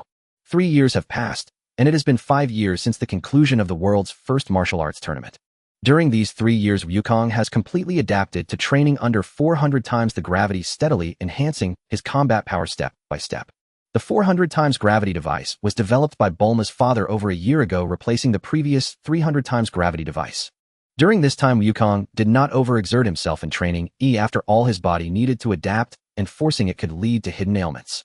Wukong crossed his arms and fell into thought, saying, "However, I still can't become a Super Saiyan. Anger. But there is nothing that can make me feel angry." Wukong had already decided to use the Dragon Balls. A year ago, he wished to maintain his intellect after transforming into a great ape as preparation for eventually becoming a Super Saiyan 4. Wukong's current combat power is 1 million, having already reached the minimum standard of 3 million to become a Super Saiyan. Now, he just needs the opportunity to transform. In just 3 years, Wukong's combat power rose from over 900 to 1 million, an astonishing improvement largely due to the 400 times gravity device. However, one point that puzzled and amazed Wukong was that in the original story, Sun Wukong arrived on Namek with a combat power of 9,000, and after a severe injury and treatment, his power skyrocketed to 3 million, which is truly exaggerated. In the spaceship, taking out the Dragon Balls from the drawer and placing them in his backpack, Wukong touched his forehead with his index and middle fingers and said faintly, "Now it's time to begin the long-awaited Super Saiyan." With a flash, Wukong disappeared and reappeared at the North Pole of Earth. So cold. Upon arriving at the North Pole, Wukong couldn't help but shiver from the cold. Wukong shouted loudly at the Dragon Balls, "Come forth, Shenron." The Dragon Balls began to glow, and the sky grew darker as a Shenron flew out from the Dragon Balls. Looking at Sun Wukong, Shenron seemed entirely unfazed and spoke, "We meet again, Sun Wukong. Now state your wish. As long as it is within my power, I can help you fulfill it." Wukong couldn't help but wipe his nose, having summoned Shenron every year for 5 consecutive years. This dragon was surely well acquainted with him.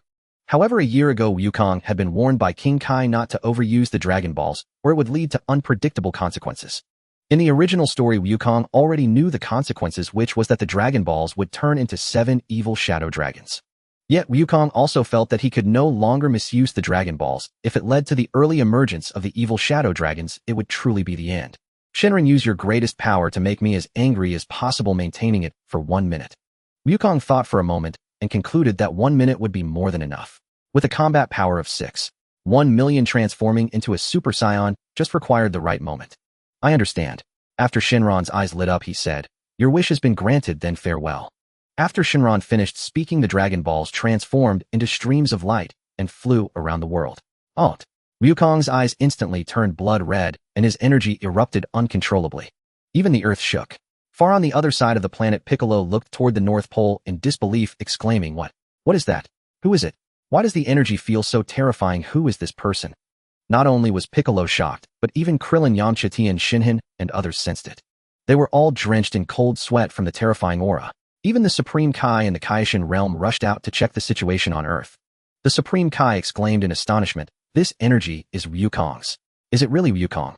After being extremely angry for over 10 seconds, a massive golden aura exploded forth from Wukong. His hair and eyes also turned golden. In the instant he transformed into a Super Saiyan, Wukong's energy soared, rapidly increasing at an even faster rate. However, this power was soon suppressed by Wukong reverting back to his normal state, and his combat power was lowered to 1000. In that moment of transformation into a Super Saiyan, the strength was genuinely overwhelming and made me feel frightened. Wukong laughed excitedly, saying, "Ha ha ha." In that moment, Piccolo and the others must have sensed it.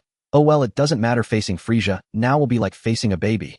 Frieza's ultimate form has a combat power of 120 million, while my Super Saiyan form exceeds 300 million. Wukong, after putting away his joy from becoming a Super Saiyan, said solemnly, "However, I cannot completely relax, yet as the upcoming opponents are even stronger, I must continue to enhance my power. Next, I will take some time to relax and go back to Capsule Corp to spend time with Shishi and Bulma, as well as my son Sun Gohan. If the timeline hasn't changed, this year is when Raditz arrives on Earth. A year later is when Vegeta comes to Earth to deal with Frieza, and 4 years later is the arrival of the androids. Calculating, I have 5 years until I face Cell, which is enough time for me to improve significantly." Nimbus Cloud. Wukong called for Nimbus Cloud and flew back to Capsule Corp, enjoying the scenery as he relaxed on the way. 6 days later, a spaceship hurtled through the atmosphere and descended upon Earth. The hatch slid open and Raditz rose to his feet, stepping out. Surveying his surroundings, he murmured, "This planet seems to have a rather pleasant environment. I wonder what Kakarot has been up to all these years." "Who are you?" a farmer demanded, gripping his rifle tightly. Catching sight of a human, Raditz found himself mildly intrigued. He pressed the button on his scouter, which displayed a battle power of merely 5. "TCH. Raditz sneered. "A power level of 5. Are you trying to make me die of laughter?" Bang! Bang! The farmer fired 2 shots, but Raditz caught the bullets with his bare hands. "Kakarot, you bastard, why are the people on this planet still alive?" Raditz grumbled impatiently. With a swift kick, he sent the farmer flying and resumed scanning with his scouter. Observing the data shifting on his scouter, he remarked, "Unexpectedly, this planet has a few individuals with a battle power in the hundreds. Wait. What is this? A reading of over 1,000. Could it be Kakarot?" Raditz furrowed his brow as the scouter beeped urgently from another direction. "Impossible. Another one surpassing 1,000. The reading is approaching 1,300. Damn it, how can anyone on this planet possess such formidable power? Trouble. It seems I might have bitten off more than I can chew." A sense of unease crept over Raditz. His own power level was only 1,500. After a moment of shock, Raditz chuckled. "Heh, the strongest one is still under 1,300. That's no threat to me. But it might take a hard fight. Regardless, this planet seems incredibly valuable. Though he had initially considered retreat, the immense value of the planet swayed him. He decided to investigate in person to see if the powerful being was Kakarot or someone else. Raditz then flew toward the strongest energy signature. Goku, who was resting on the grass in front of his house, opened his eyes and said calmly, "Raditz is here. It seems he's heading for Piccolo." "Interesting. Dad, what's wrong?" little Gohan asked curiously. "Nothing. You stay here and play. I need to go out for a bit." With that, Goku summoned the flying Nimbus, leaped aboard, and headed in Piccolo's direction. Goku could roughly guess why Raditz was seeking out Piccolo. He had suppressed his own battle power to 1,000 while Piccolo's exceeded that, so it was predictable that Raditz would go after him. Speaking of which, the current Demon King Piccolo was far stronger than his original counterpart at this point in time. It was likely related to his crushing defeat at Goku's hands 5 years ago. That defeat had driven Piccolo to train even more fiercely. Unfortunately, compared to Goku's current progress, Piccolo's gains in power were utterly incomparable. In a vast mountainous region, Demon King Piccolo stood atop a peak, muttering to himself, "What was that key from a few days ago? How could Sun Wukong's energy be so sharp? It felt like it was from a completely different dimension. Damn it. Someone's coming." Suddenly, Piccolo looked up into the distance. A key was approaching him at incredible speed. "This energy feels a bit like Sun Wukong's." A dozen seconds later, Piccolo saw the newcomer clearly and clicked his tongue. "TCH, so it's not Sun Wukong after all." Raditz hovered in midair, looking down at Piccolo. "So you're not Kakarot. Still, for a low-level planet like this to produce someone with your power is quite remarkable. Who are you? What business do you have with me? Or are you here to die?" Piccolo immediately assumed a fighting stance. The stranger's ki was strong, but not enough to intimidate him. "Ha ha ha." Raditz laughed heartily. "You're quite arrogant. You probably think you're really strong, don't you? Sun Wukong is here." Piccolo suddenly turned his gaze to the left, and sure enough, he saw Sun Wukong flying over on the Nimbus. Upon arrival, Goku jumped off the Nimbus and landed beside Piccolo. "Yo, Piccolo. It's been 5 years, he greeted with a smile. "Sun Wukong, why are you here?" Piccolo asked in return. Raditz was utterly stunned. Staring at the newcomer, he said, "Kakarot, have you forgotten your mission? Why is this planet still in one piece?" "Oh, Raditz, my older brother. Heh, sorry, but I like Earth. As for your organization, I have no interest in joining." Goku replied with a mocking smile. Hearing this, Raditz's face turned ashen. This was a complete slap in the face. Raditz waved his arm and roared, "Kakarot, it seems your big brother needs to teach you what true fear really is." Both of them possessed considerable strength, so Raditz dared not be careless. Kakarot's power level was 1000 and the other was 1288. If he fought cautiously, he should be able to take down both Kakarot and the other man. Demon King Piccolo was completely baffled. "Sun Wukong, tell me what's going on right now," he demanded. Seeing Piccolo's urgency, Goku briefly explained the situation. "So that's it. The world beyond Earth is so vast." Piccolo couldn't help but let out a self-mocking laugh. Goku looked at him. Piccolo battle power 1618. Under the suppression of weighted clothing 1288. The current Demon King Piccolo had indeed made far greater progress than his original counterpart. Wukong crossed his arms and said with a smile, "Piccolo, leave that one to you. It'll be a good chance to temper your current strength." "Umph. Son Goku, you bastard." Piccolo stared intently at Son Goku, sensing that his true power was far beyond what he was showing now. He could detect the energy hidden within Son Goku like a slumbering beast from the abyss.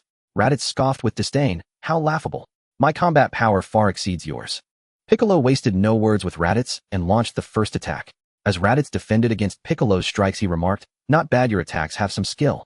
To think you can fight me to a near standstill." But deep down, Raditz was stunned. How could someone with a combat power of merely 1288 points as shown on the scouter manage to match his own 1500 points so closely? "Huh." Piccolo taunted while attacking, "I see. You may have strength, but your combat technique is lacking. You rely mostly on brute force. Damn you. How dare you look down on me? Die." Enraged by the mockery, Raditz gathered an energy sphere and hurled it at Piccolo. A thunderous explosion echoed. As the smoke cleared, Raditz saw his opponent had merely been grazed. Frustration surged within him. Wasn't this a roundabout way of saying his attacks were useless? Piccolo dusted off his clothes and said, "It seems I'll have to fight you with my true strength." "True strength? How laughable. You mean to say you haven't been going all out?" Raditz dismissed the words entirely. Raditz was already contemplating whether he should take out Kakarot, who had only 1000 combat power, before dealing with this green-skinned man. Otherwise, if the two joined forces, things would become extremely troublesome. He might even end up dead here. Piccolo grabbed his heavy-weighted clothes and helmet and flung them off. Raditz wondered what he was doing. But then the unexpected happened. The scouter beeped wildly. "What a... His combat power has reached 1618 points." Shocked, Raditz broke out in a cold sweat. The opponent's power had completely surpassed his.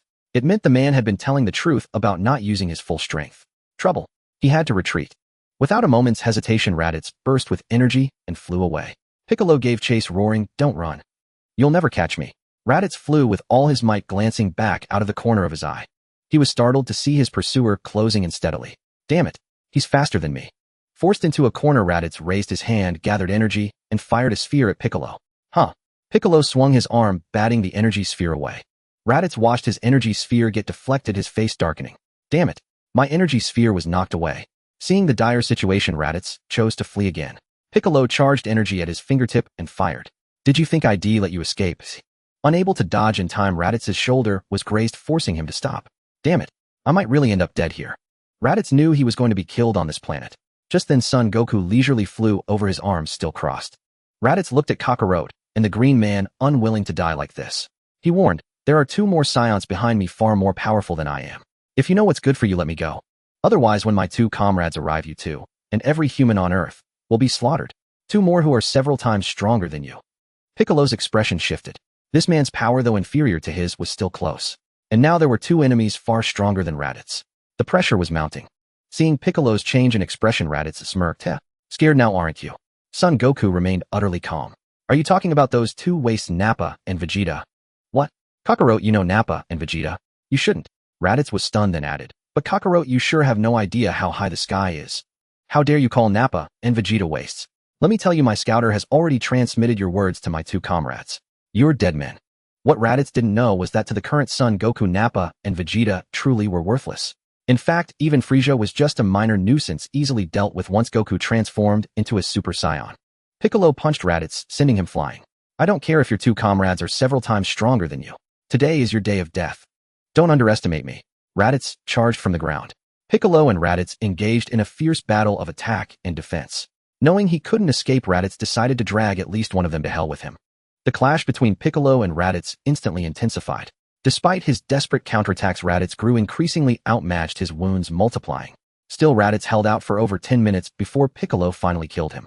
Piccolo himself had sustained several wounds, though Piccolo was stronger than Raditz. The gap wasn't vast, so some injury was inevitable. Piccolo looked down at Raditz's corpse and said, "Futile struggle." Several auras approached swiftly from the distance. Kuririn, Yamcha, Tien Shinhan, and Kaiatsu. Kuririn spoke first, his voice laced with bewilderment. "Goku, what exactly is going on here?"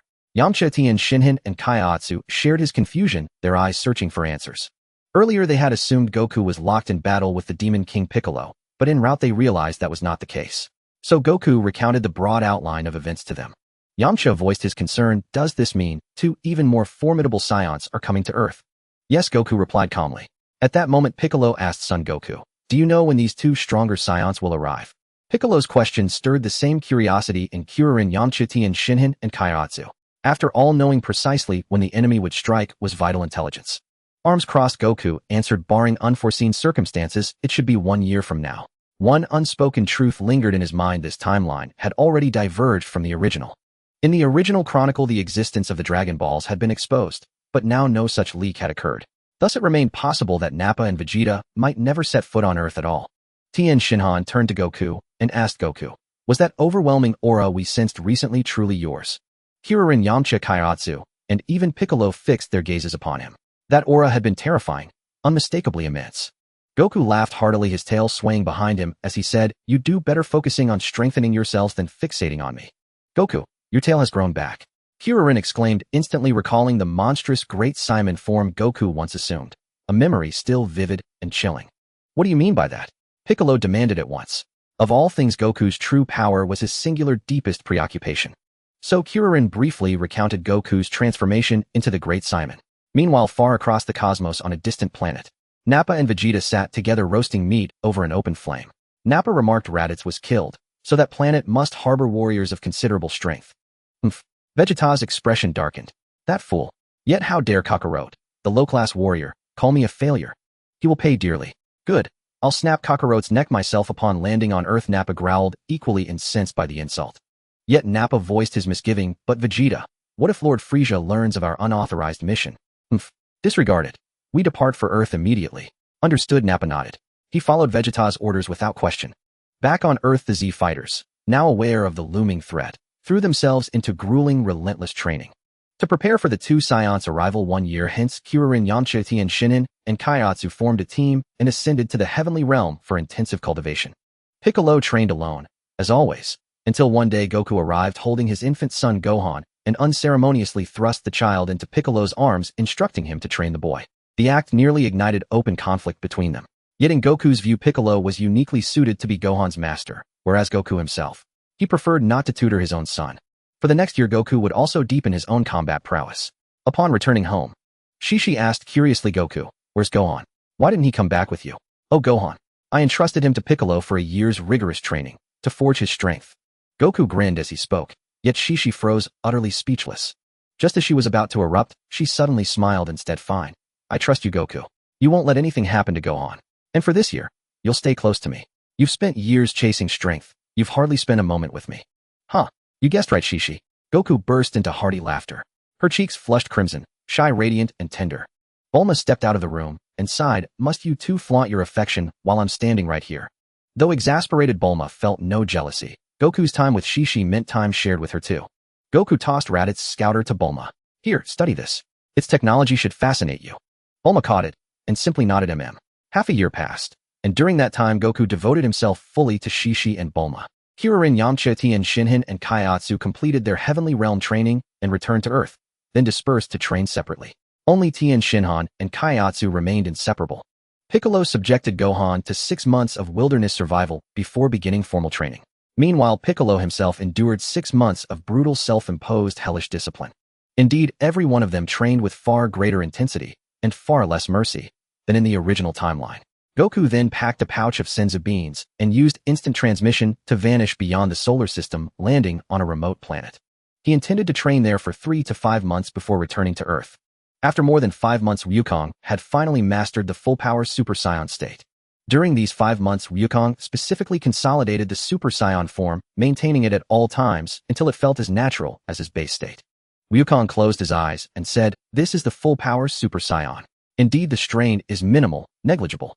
The initial Super Saiyan form 50x base, the second stage 65x base, the third stage 85x base, and the full-power state 50x base. The latter shares the same multiplier as the initial form, but overcomes the drawback of rapid energy depletion in battle, maximizing combat efficiency, while minimizing passive energy loss and maintaining a calmer demeanor.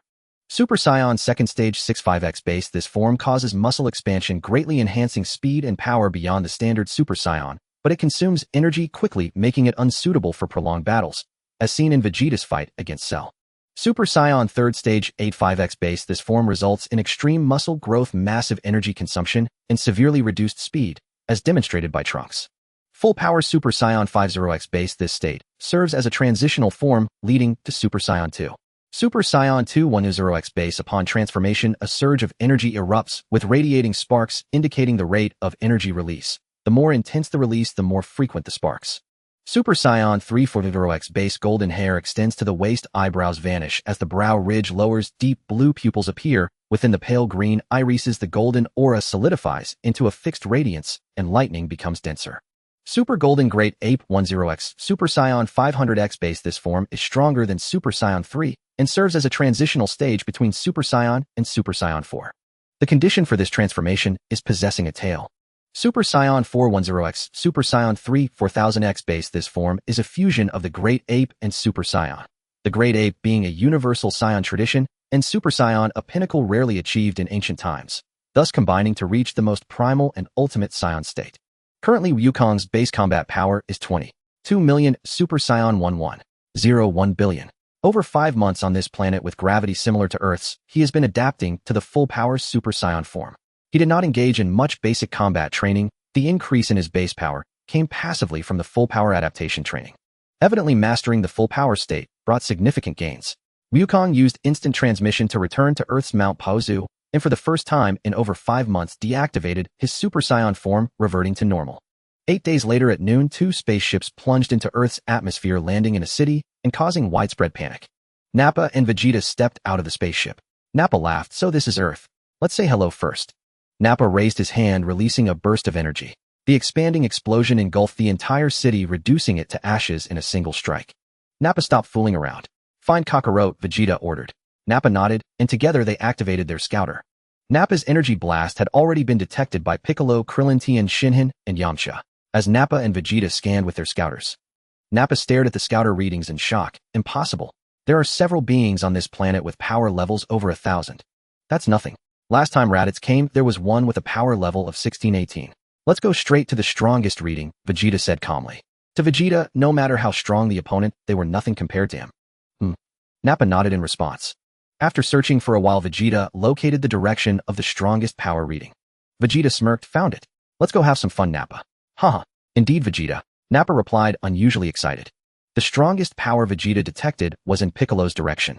Meanwhile, Gohan said fearfully, Uncle Piccolo, are the enemies coming this way? Don't be afraid. Piccolo replied calmly, his confidence stemming from his greatly increased power compared to a year ago. Piccolo was eager to test his strength against the stronger Saiyans. Gohan muttered softly, I wonder what Dad is doing now. Will he come? Don't worry, your dad will come, Piccolo replied with a smile. He was certain that Goku would show up no matter how strong he had become. Suddenly, Piccolo glanced to the left. Moments later, Krillin appeared beside them. Long time no see, Piccolo. Krillin greeted first. Piccolo crossed his arms and replied with a smirk, what, you came all the way here to die? Don't say that.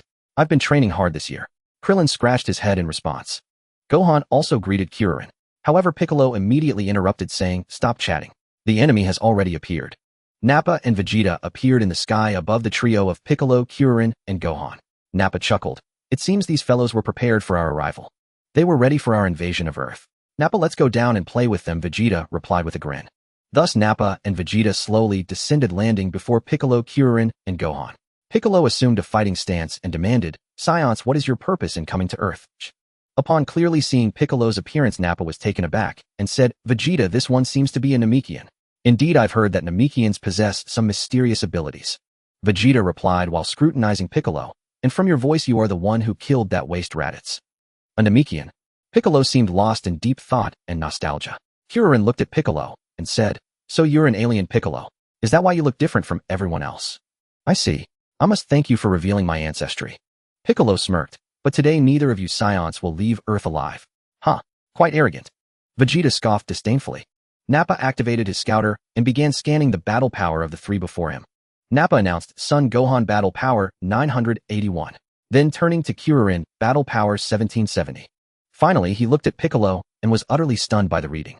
He exclaimed incredulously, your battle power is 4,300.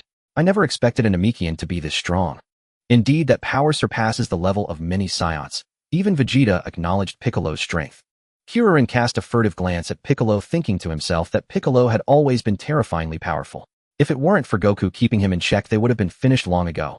Piccolo remained utterly calm throughout. His composure was born purely from the confidence his power bestowed. Nappa cracked his knuckles and said, Vegeta, let me have a good bout with this Namekian. A battle power of 4,300 should give me a decent fight. Wait, Nappa. Vegeta stopped him. Nappa looked at him quizzically. Vegeta continued, take out the Saibaman seeds. Let the Saibaman wear down their strength first. I see. Understood. Nappa grasped Vegeta's intent. Though one opponent had a power of 4,300 to Vegeta, he was as insignificant as an infant. Nappa produced the Saibaman seeds and after inspecting the soil remarked with satisfaction, this soil is excellent for growing Saibaman. After Nappa planted the 6 Saibaman, 3 figures descended, Tenshinhan, Chaozu, and Yamcha. Kuririn greeted his comrades happily, Tenshinhan, Yamcha, Chaozu. You're here. Tenshinhan nodded in reply, it seems only Goku hasn't arrived yet.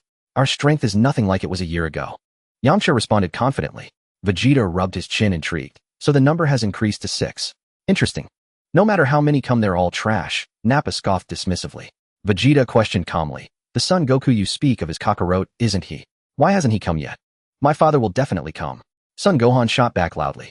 Nappa laughed heartily. So that low-class warrior Kakarot even has a child.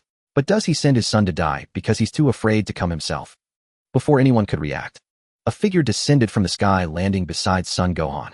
Goku, you're here. Great. Kuririn felt a surge of relief at the sight of Son Goku. Gohan looked at Goku happily and said, Dad. Goku ruffled Gohan's hair, sorry to keep you waiting. Son Goku, your key. Piccolo stared at Goku with wide, incredulous eyes. It was utterly shocking, he couldn't sense Goku's key at all, and that was the most terrifying part. The Z-Fighters all noticed the same thing, the current Goku was imperceptible to their key sense. Vegeta frowned at Kakarot and activated his scouter. As the number appeared, he said in confusion, strange, why does the scouter show Kakarot's battle power as only 5? What? Kakarot's battle power is only 5. Is the scouter broken? Let me check. Nappa couldn't believe it either. Don't be ridiculous. An adult Saiyan with a battle power of 5. However, when Nappa saw the number on his own scouter, he was stunned. My scouter also shows Kakarote's battle power as 5. Could it really be only 5 points? Don't be a fool, Nappa. Kakarote can control his battle power. Don't be deceived by the scouter. With that, Vegeta removed his scouter and threw it to the ground. Nappa followed suit, discarding his scouter. Goku's gaze fixed on Nappa and Vegeta as he assessed their battle powers. Nappa battle power 8,000.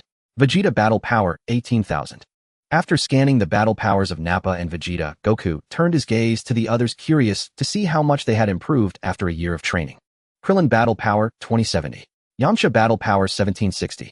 Kaiatsa battle power 810. Tien Shinhan battle power 2450. Piccolo battle power 7608. Under the suppression of his weighted clothing, battle power 6208. When Goku saw Piccolo's true battle power, he was slightly astonished. A year ago, Piccolo's power was barely over 1,600, yet now it was approaching 8,000. It seemed that his own overwhelming strength had placed immense pressure on Piccolo, driving him to train with relentless determination. Krillin, Tien Shinhan, and Yamcha were also stronger than in the original timeline, though none had improved as dramatically as Piccolo. It appeared that the events to come would be far more interesting, sparking a hint of anticipation in Goku. As for his son Gohan, Goku did not care about Gohan's battle power, so long as he was safe and capable of defending himself. Vegeta crossed his arms and confidently proposed, "How about you have a unknown match with the Cybermen? Let's just start the fight." Piccolo impatiently clenched his fists and retorted. Krillin smiled and tried to mediate. All right, Piccolo. A unknown is no problem, right, Goku? Let's play along with them. This is a good chance to test the results of your year of training, Goku said, finding it quite beneficial for them to gain some practice. Nappa sneered. Kakarote, out of all of you, your battle power is the most pathetic. How dare you speak so arrogantly? Don't talk about my dad like that. My dad is incredibly strong. Unable to bear the insult, Gohan immediately jumped forward to retort. Vegeta pointed at one of the Cybermen and said, "You go first." The designated Cyberman stretched its body and stepped forward. Krillin was about to step up first when Tien Shinhan called out, "Krillin, let me test the strength of these Cybermen first." All right, Krillin nodded in response. The Cyberman initiated the attack, opening its head to spray acid, but Tien Shinhan easily dodged it. Tien Shinhan then unleashed a fierce combo on the Cyberman, which had no means to defend against his assault. Finally, the Cyberman was slammed heavily onto the ground. Nappa was stunned, unable to believe it. How is this possible? It lost so easily. The Cybermen's battle power is a full 1,200. Vegeta said nonchalantly, "That just means their battle power increased instantly during the fight." "I see. So these Earthlings can control their battle power," Nappa replied, after hearing Vegeta's explanation. Then Vegeta raised his hand and obliterated the fallen Cyberman with a blast. Krillin gasped. These Saions are so cruel. They kill their own kind without batting an eye. Next he'll go. Yamcha stepped forward confidently. He'll take care of the remaining 5 in one go. Goku watched Yamcha. In the original story, Yamcha was killed by a Cyberman.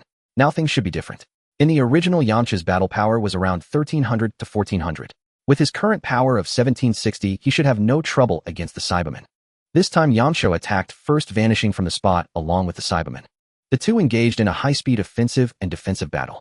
Within half a minute, the Cyberman was sent flying by Yamcha, tumbling dozens of meters across the ground before stopping. The Cyberman jumped up to counterattack, but it was ultimately obliterated by Yamcha's Kikaho. Seeing this, Nappa was shocked again. No way. The Cyberman lost again.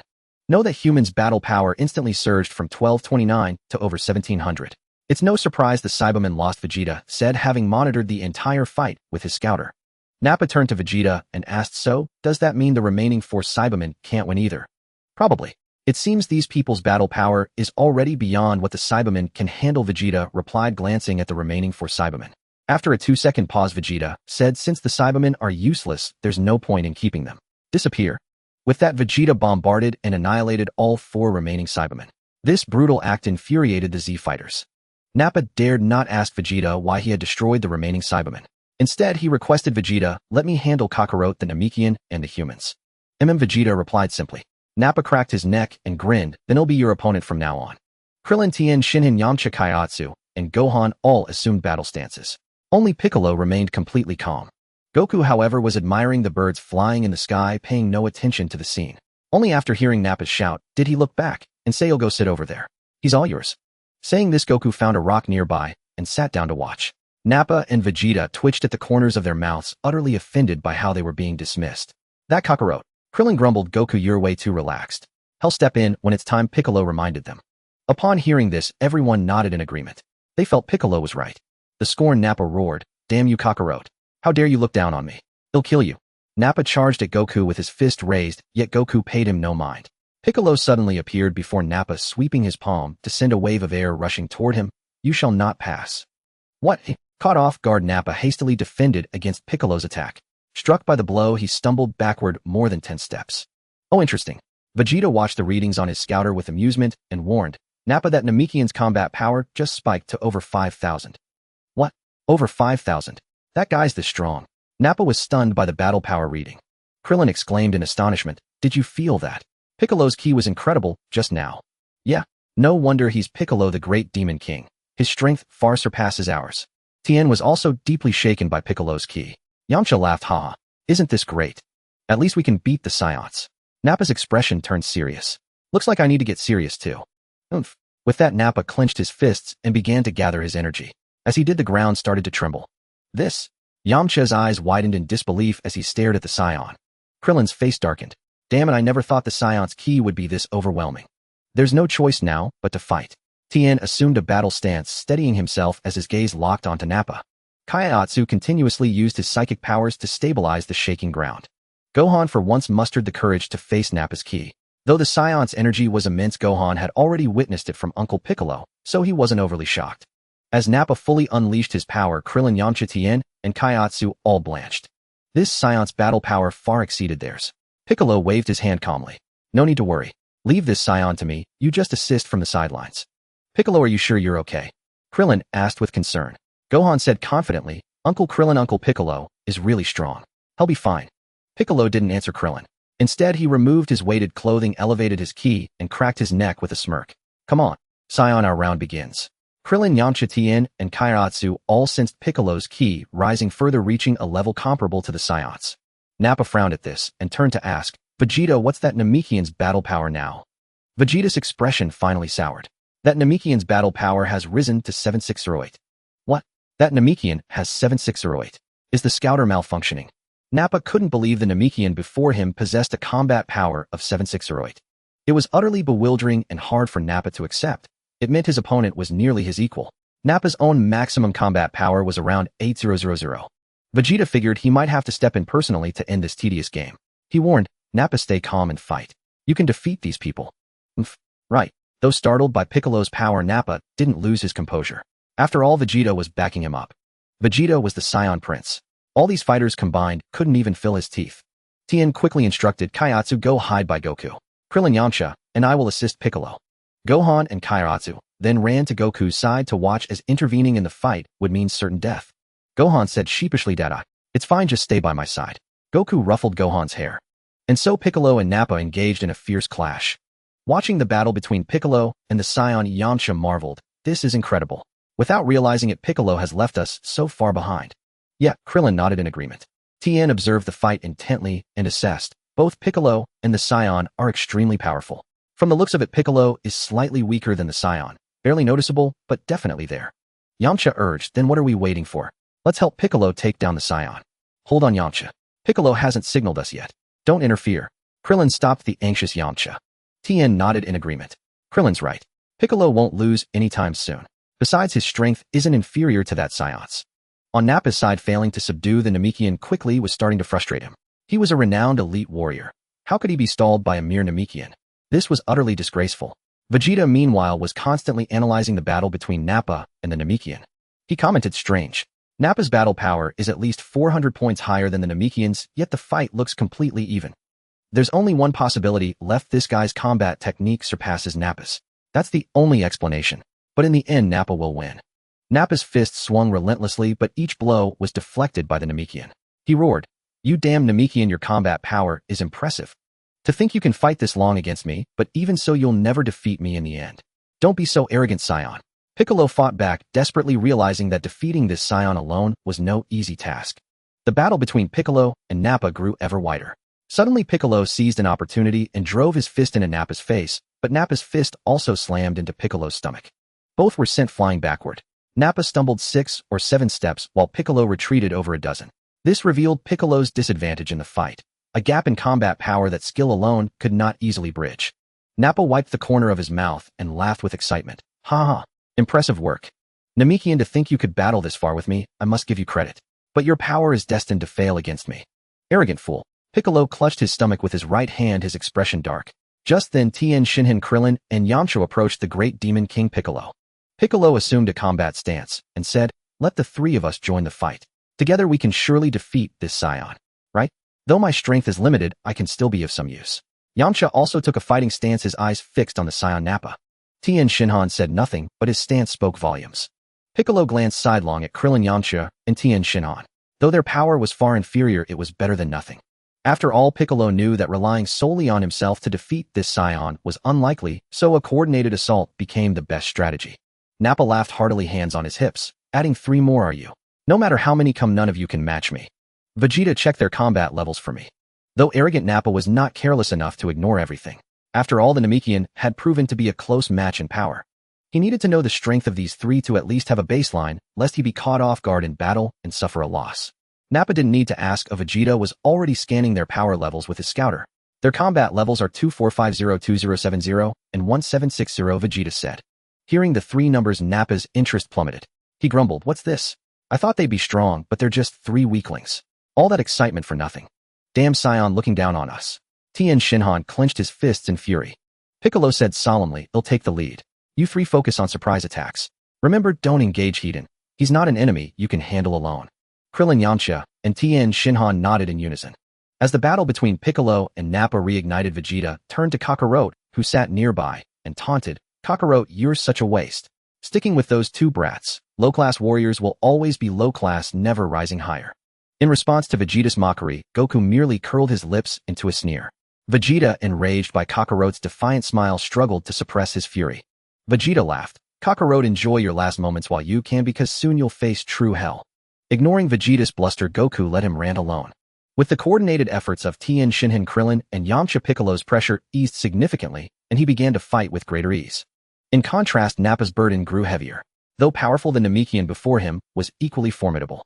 Thus Nappa gained no advantage against the 4 of them.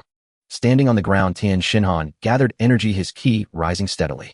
After 5 seconds, he shouted, "Piccolo, move." Piccolo, who was attacking Nappa, suddenly retreated, catching the Saiyan off guard. Ki blast cannon. In that instant, Tien Shinhan's attack was unleashed. "What a..." Nappa quickly crossed his arms to shield his head. Tien Shinhan's ki blast cannon struck the Saiyan, causing an explosion. Boom. As the smoke slowly cleared, Nappa emerged and scathed, his battle armor only slightly damaged. Nappa's face darkened. A few rats, always sneaking attacks from behind. How irritating. Nearby, Vegeta watched the scouter's readings. That one's power just spiked to nearly 3000, so they all can control their ki output. Seeing that his strongest attack had little effect on the Saiyan, Tien Shinhan clenched his fists and roared, "Damn Saiyan, your body is so tough that even my ki blast cannon can't deal real damage." Kamehameha. On the other side, Yamcha finished charging and unleashed his full-powered Kamehameha. Nappa raised a hand and batted away Yamcha's Kamehameha with a fist, sneering, "You think an attack of this level can hurt me? Are you idiots?" Damn it, my Kamehameha was deflected so easily. Yamcha felt his attack was nothing but a tickle to the Saiyan. While Nappa was taunting, Piccolo seized the opportunity, clasping his hands together and slamming them heavily onto Nappa's head. The moment Nappa's head was struck, his eyes nearly bulged out, and the next second, he was smashed deep into the ground. Yamcha swung his fist joyfully and exclaimed, "We did it." "No, it shouldn't be that easy." Tien shook his head, believing that the Saiyan would not be so easily defeated. If the Saiyan were that easy to vanquish, Piccolo wouldn't still have such a grave expression. Goku sat calmly nearby, reminding them, "Gohan Kaiatsu, watch the battle carefully. It will help you improve your strength in the future." "Okay, Dad," Gohan nodded earnestly. "Yes," Goku Kaiatsu also nodded seriously. Nappa burst out from the ground in fury, landing on the surface with bloodshot eyes as he roared, "Bastards! Damn bastards! You wretched fools have thoroughly enraged me. Your body is indeed quite tough." Piccolo remarked, observing that the Saiyan Nappa had sustained little damage. Nappa tore off his tattered battle suit, pointed his thumb at himself, and shouted, "I am a renowned warrior among the Saiyans. How can you insignificant minnows compare to me?" Meanwhile, Krillin, who had been waiting for an opportunity, raised his hand to gather his signature technique, Destructo Disc. He hurled his attack toward Nappa. "Don't make me laugh. An attack of this level. I can block it effortlessly," Nappa sneered, completely dismissive of Krillin's move. Seeing that the Saiyan Nappa intended to take his attack, Hedon, Krillin finally smiled, brimming with confidence in his technique. He believed it would inflict a fatal blow on the Saiyan. Vegeta, witnessing this, shouted a warning, "Idiot, dodge it." Startled by Vegeta's shout, Nappa hesitated and shifted his body slightly to the left. That slight movement caused Krillin's destructo disc to graze past his face. The destructo disc continued its trajectory, slicing through a small mountain. A thin line of blood appeared on Nappa's face. His eyelids twitched as he bellowed, "You damned runt. You left a scar on my face. They'll make sure you all die." Vegeta grew anxious, muttering to himself, "This simple-minded fool. If he keeps fighting like this, he'll eventually lose to their combined efforts, and he'll have to step in personally." Enraged beyond reason, Nappa charged at Krillin. His speed was so overwhelming that Krillin couldn't react in time to dodge. Tien shouted a warning, "Krillin, danger. Get out of the way." Just as Nappa's fist was about to strike Krillin, Piccolo appeared before him, blocking the blow. He warned Saiyan, "Don't underestimate me. He'll personally slay you soon enough." Seeing his punch blocked, Nappa threw another fist, but that too was parried by Piccolo. Krillin quickly retreated, realizing how dangerous that had been. If Piccolo hadn't arrived in time to block the Saiyan's attack, he would have been severely injured. Yamcha and Tien joined Krillin's side. Yamcha asked with concern, "Krillin, are you alright?" "I'm fine, but we need to be even more cautious against the Saiyans," Krillin replied. Krillin assured them he was unharmed, but he now had a clearer understanding of the Saiyans' terror. Yamcha and Tien nodded in agreement with his assessment. Tien watched Piccolo's fierce battle with the Saiyan and said, "From what we've seen, our attacks aren't completely useless against him. At the very least, they can serve as a distraction. So we're essentially creating more opportunities for Piccolo to strike. If we coordinate well, we can defeat the Saiyan." Tien is right. "With good teamwork, we have a chance," Krillin agreed, recalling how his destructo disc had managed to graze the Saiyan, proof that an opening existed. Yamcha sighed and said, "I'm the weakest here, but I'll do my utmost to harm the Saiyan." Nappa sent Piccolo flying with a punch, but as Piccolo hurtled backward, his arm instantly extended to grab Nappa's shoulder, using the momentum to slam the Saiyan heavily into the ground. Nappa immediately leaped out and charged at Piccolo again, but as he moved, Krillin appeared on his left and kicked him. Caught off guard, Nappa was sent flying. Tien and Yamcha followed up with a series of coordinated attacks on the Saiyan. "Damned ants. You're relentless," Nappa fumed. Although these three couldn't inflict lethal damage, their constant interference put him on the defensive. Nappa, battered by the combined assault of Krillin, Tien, and Yamcha, was finally knocked back toward Piccolo's direction. Krillin shouted, "Piccolo, now's your chance." "No need to remind me. I've been preparing," Piccolo replied, pressing his fingers to his forehead as he began charging the special beam cannon. Vegeta's scouter showed the Namekian's power level rapidly rising. Shocked, he exclaimed, "Power level 8000, 8500, 9000. Nappa's in danger. It's reached 10000. Special beam cannon." Piccolo unleashed the charged attack at the Saiyan Nappa. Nappa, knocked off balance by the coordinated attacks of Tien, Krillin, and Yamcha, had no chance to dodge and could only brace himself to withstand the energy blast. Piccolo's special beam cannon struck Nappa squarely, unleashing a violent explosion. A thunderous roar echoed as smoke billowed across the battlefield. Krillin exclaimed excitedly, "Piccolo's ki surged just now. It was incredible. That should have finished the Saiyan." "I think so," Yamcha nodded in agreement. Tien added, "But we can't let our guard down. After all, these are Saiyans." Tien's heightened vigilance stemmed from his earlier failed tri-beam attack against the Saiyan, which had proven utterly ineffective. As the smoke dissipated, Nappa emerged, his body covered in grievous wounds. Struck heat by Piccolo's special beam cannon, Nappa was in critical condition. Blood trickled from the corner of his mouth as he roared, "Damn you. You've actually wounded me this badly." "Damn it." Vegeta glanced at his scouter and remarked, "Nappa's power level has dropped. That attack did severe damage." He then shouted, "Enough, Nappa, fall back. He'll handle these pests. I can't believe I have to dirty my hands with such riffraff." "But," Vegeta fine. Though Nappa longed to argue his current state meant continued combat would only lead to defeat. Choosing not to persist, Nappa turned to glare at Piccolo and Kakarot, sneering, "Your time is up. Vegeta is the strongest Saiyan warrior." Krillin whispered cautiously, "Piccolo, it seems that Big Saiyan is afraid of the smaller one." "Oomph." Piccolo nodded gravely, realizing that an even more brutal battle was about to commence. Nappa, still panting heavily with blood seeping from his lips, didn't retreat immediately. Instead, he turned his gaze toward Kakarot. "Kakarot, you low-class warrior lounging around all this time really pisses me off." With a furious roar, Nappa charged at Goku. As Nappa lunged, Gohan and Kairatsu panicked and scrambled behind Goku, who remained utterly unperturbed. Just as Nappa raised his fist to smash Goku's head, a loud thud rang out. Nappa was sent hurtling backward like a meteor, vanishing thousands of meters in the blink of an eye, dead beyond any doubt. Everyone was stunned, unable to believe what they had just witnessed. Yet it had undeniably happened before their very eyes. Yamcha's jaw dropped as he asked, "Did any of you see Goku move?" "I swear he didn't even budge." "Same here. I didn't see Goku make a single move either." Tien's three eyes bulged in disbelief. Krillin stammered, "GG Goku, did you really do that? How powerful has Goku become now?" "Unfathomable," Piccolo replied. Not only the others, but even he couldn't perceive how Goku had struck. Gohan and Kaiatsu standing closest to Goku were dumbfounded. They hadn't even registered how the Saiyan was sent flying. Vegeta stared at Kakarot, gulping involuntarily as his eyelid twitched. How did Kakarot send Nappa flying? Damn it, even I couldn't see it. Don't tell me that low-class warrior's power surpasses mine. Don't be ridiculous. I refuse to acknowledge such a thing. Enraged Vegeta began to power up his aura, surging dramatically. Piccolo's eyes widened in shock. This Saiyan is incredibly strong. Get out of here, all of you, or you'll be caught in the crossfire. Leave this to me and Goku. Without hesitation, Krillin, Yamcha, and Tien, along with Gohan and Kairatsu, retreated far from the battlefield. Rather than leaving entirely, they chose a distant vantage point to observe. Piccolo remained, knowing he was the only one besides Goku who could be of any help. Goku was indifferent to Piccolo's decision to stay. With him present, Vegeta stood no chance of harming Piccolo. With a final roar, Vegeta completed his power-up, unleashing his full battle power of 18000. Sensing Vegeta's ki, Piccolo exclaimed, "This Saiyan is far more powerful than the other one." "Piccolo, stay back and watch," Goku gestured. Piccolo nodded and distanced himself, leaving the fight to Goku. At full power, Vegeta smirked. "Kakarot, I have to admire your courage standing before me like this." Yet Goku remained expressionless, as if Vegeta were nothing more than air. Vegeta was furious. He couldn't bear being ignored to such an extent, especially by Kakarot, a low-class warrior. It was an unbearable insult. "Damn you, Kakarot. Die." Unable to contain himself, Vegeta launched an attack. He rushed at Goku, unleashing a flurry of punches and kicks, but every strike was flawlessly dodged. I can't even touch a single thread of his clothes. Even Vegeta realized that Kakarot's power far exceeded his own. This was an unbearable blow to Vegeta, the greatest humiliation and the harshest defeat. Vegeta had been monitoring the reactions on the scouter, which consistently displayed that Kakarot's battle power was merely 5. This left Vegeta perplexed, and unable to contain himself, he shouted, "Kakarot, tell me, why is your battle power only 5, while my attacks can't even touch your clothes?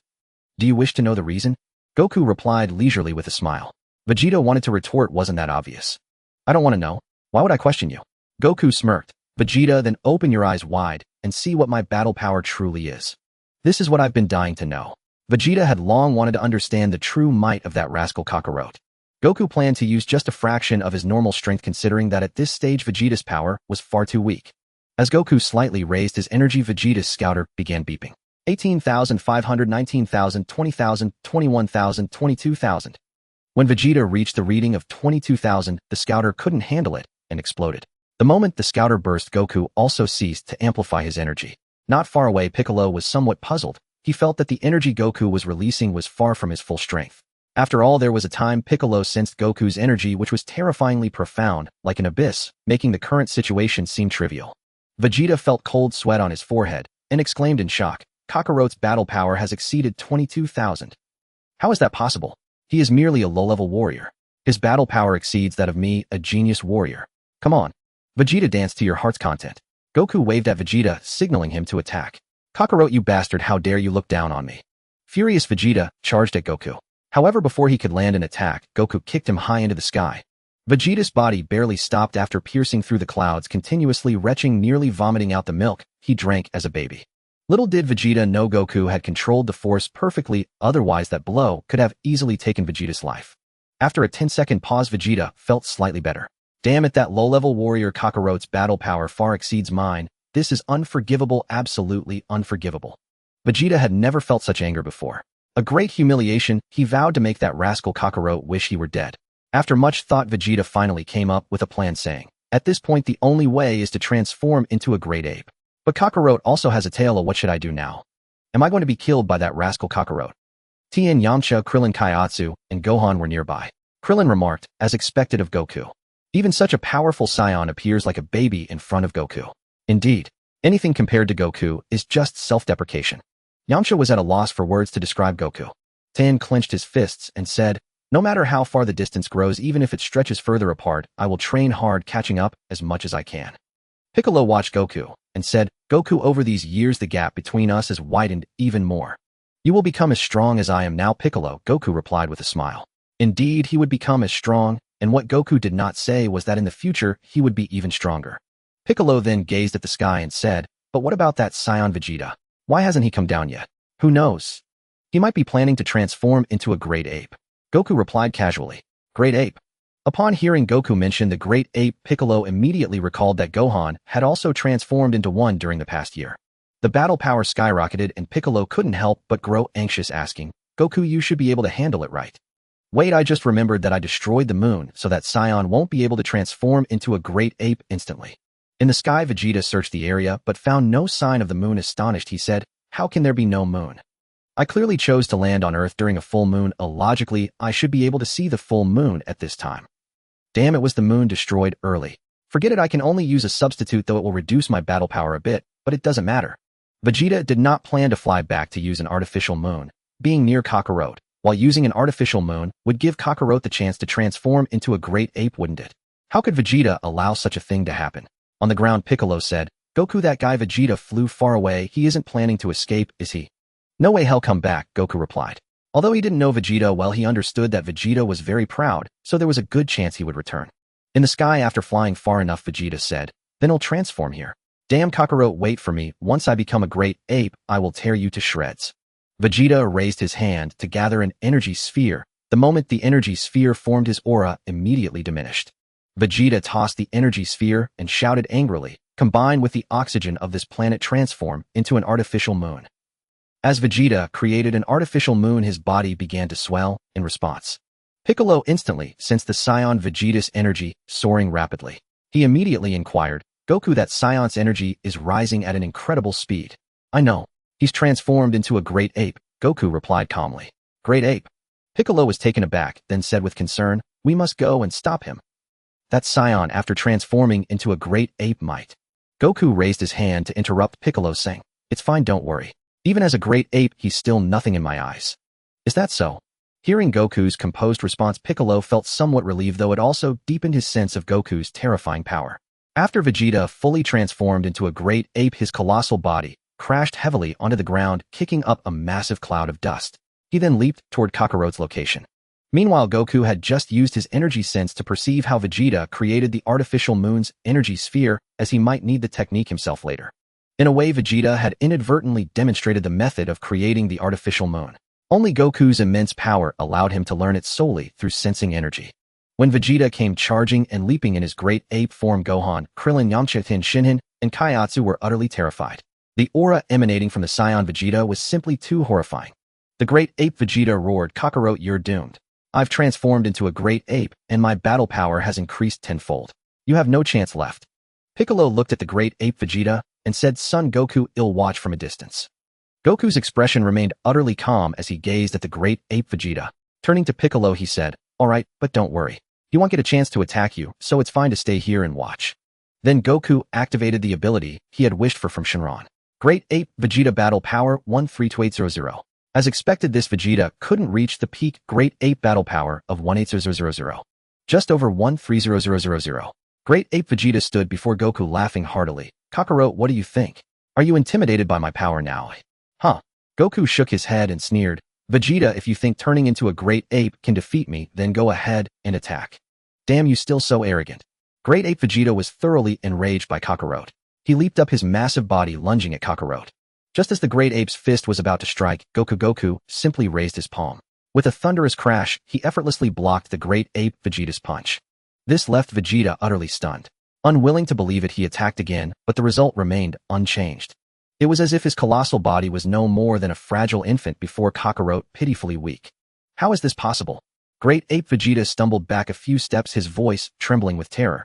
"Kakarot, could it be? Could it be that you are a Super Saiyan?" The only explanation Vegeta could conceive was that Kakarot had transformed into a Super Saiyan. How else could he so easily block his great ape form? His great ape form boasted a tenfold increase in battle power.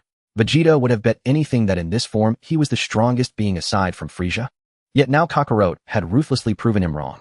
"Super Saiyan, what do you think, Vegeta?" Goku replied with a smile. At this point, Vegeta was unaware that a Super Saiyan's hair turned gold. Had he known, he wouldn't have spoken those words. Vegeta muttered to himself, "The Super Saiyan is a legendary warrior said to appear once every 1,000 years. If anyone were to become a Super Saiyan, it should be me, the Saiyan Prince Vegeta. Why would it be you, Kakarot, a low-class warrior, who becomes a Super Saiyan?" The fact that Kakarot was a Super Saiyan was utterly unacceptable to Vegeta. It was a crushing blow. He was the proud Saiyan Prince Vegeta, born and detected as a prodigy among elite warriors. Yet now he was being humiliated by a low-class warrior like Kakarot. Vegeta wanted to flee too afraid to remain on Earth. He dreaded that Kakarot might truly kill him, so he turned to escape. He was genuinely terrified. However, how could Goku let Vegeta escape so easily? The moment Vegeta turned around, Goku fired an energy sphere striking the great ape Vegeta's tail. With an explosion, Vegeta let out a piercing shriek. With his tail destroyed, Vegeta could no longer maintain his great ape form. The giant body began to shrink, finally returning to its original state. Back in his normal form, Vegeta panted heavily, his eyes bloodshot as he roared, "Damn it! Am I the great Saiyan Prince Vegeta to end my life in a place like this? I won't accept this." Vegeta burst his energy to fly away, but in the next instant Goku appeared before him. His speed was too fast for anyone to see. At that moment, Vegeta felt for some reason that facing Kakarot was more terrifying than facing Frieza. Vegeta deeply regretted ever coming to this damned Earth. If he hadn't, he wouldn't have encountered Kakarot, and he wouldn't be facing death here. What Vegeta didn't know was that Goku had no intention of letting him leave Earth unscathed. At the very least, he would send him away with a severe injury. Goku slowly raised his palm, aiming it at Vegeta. Facing the energy wave coalescing in Kakarot's palm, Vegeta's heart began to tremble with fear, and his legs involuntarily stepped backward. Cold sweat dripped from Vegeta's brow as he trembled and said, "This is a nightmare, a sheer nightmare. I, the proud Prince of Saiyans, am being utterly overwhelmed by a low-class warrior like Kakarot." On the verge of mental collapse, Vegeta turned to flee, but at that moment Goku's energy sphere was unleashed. With a thunderous roar, the blast struck Vegeta directly. As the smoke of the explosion dissipated, Vegeta was revealed battered and barely clinging to life. This was only because Goku had restrained his power. With his current strength, even 100 Vegetas would have been no match. Piccolo approached Goku and inquired with confusion, "Goku, why didn't you finish him off with a single blow?" "Don't worry, Piccolo. Let him live. At the very least, it will make things more interesting in the future." Goku replied with a confident smile, his arms crossed over his chest. Piccolo gazed deeply at Son Goku and finally said with resignation, "Sparing his life is entirely your decision, Goku. I have nothing more to say." As Piccolo finished speaking, Tenshinhan, Yamcha, Kuririn, Son Gohan, and Chaozu all flew over together. Kuririn exclaimed excitedly, "Goku, you're incredible. Even when that Saiyan transformed into a giant ape, you took him down in no time. With you around, we'll never have to fear aliens again." "That's true, but you all need to keep up with your own strength, or you might fall behind in the future." Goku replied with a smile, still crossing his arms. Just then they noticed the Saiyan was still alive, so Tenshinhan asked, "Goku, this Saiyan isn't dead yet?" I plan to let him go." Goku responded with his usual confident smile. Kuririn and Yamcha were about to say something, but ultimately chose to remain silent. In this matter, they had no right to interfere with Goku's decision. Barely alive, Vegeta raised his hand with difficulty and pressed the button on his spaceship's remote control. The Z warriors were furious at the sight, but since Goku had not spoken, they refrained from attacking the Saiyan Vegeta. Shortly after, a spaceship flew in and landed beside Vegeta. He crawled aboard with great effort.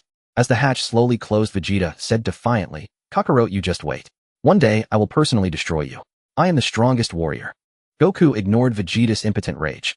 After Vegeta's spaceship left the atmosphere, Yamcha said helplessly, "Who knows when this Saiyan Vegeta will come back to Earth?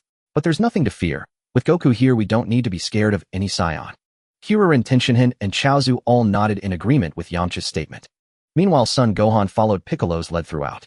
Then Goku said, "In a while, all of you should take Bulma's modified spaceship to planet Namek. It's a good opportunity for some training there." "Namek? Isn't that Piccolo's home planet?"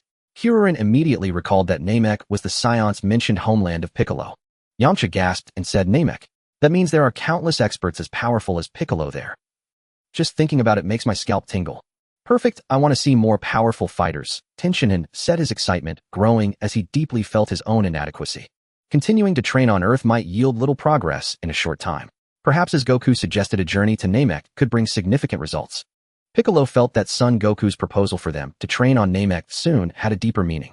However, Piccolo could not yet guess Son Goku's true purpose for sending them to Namek. Still, Piccolo did not reject Goku's suggestion, as he himself wished to return to Namek and see his homeland. After all, it would be somewhat inexcusable for a Namekian never to have visited his own home planet. Unbeknownst to the Z warriors, Goku's goal was to make them feel greater pressure. Only by constantly facing formidable enemies could they unlock their own potential.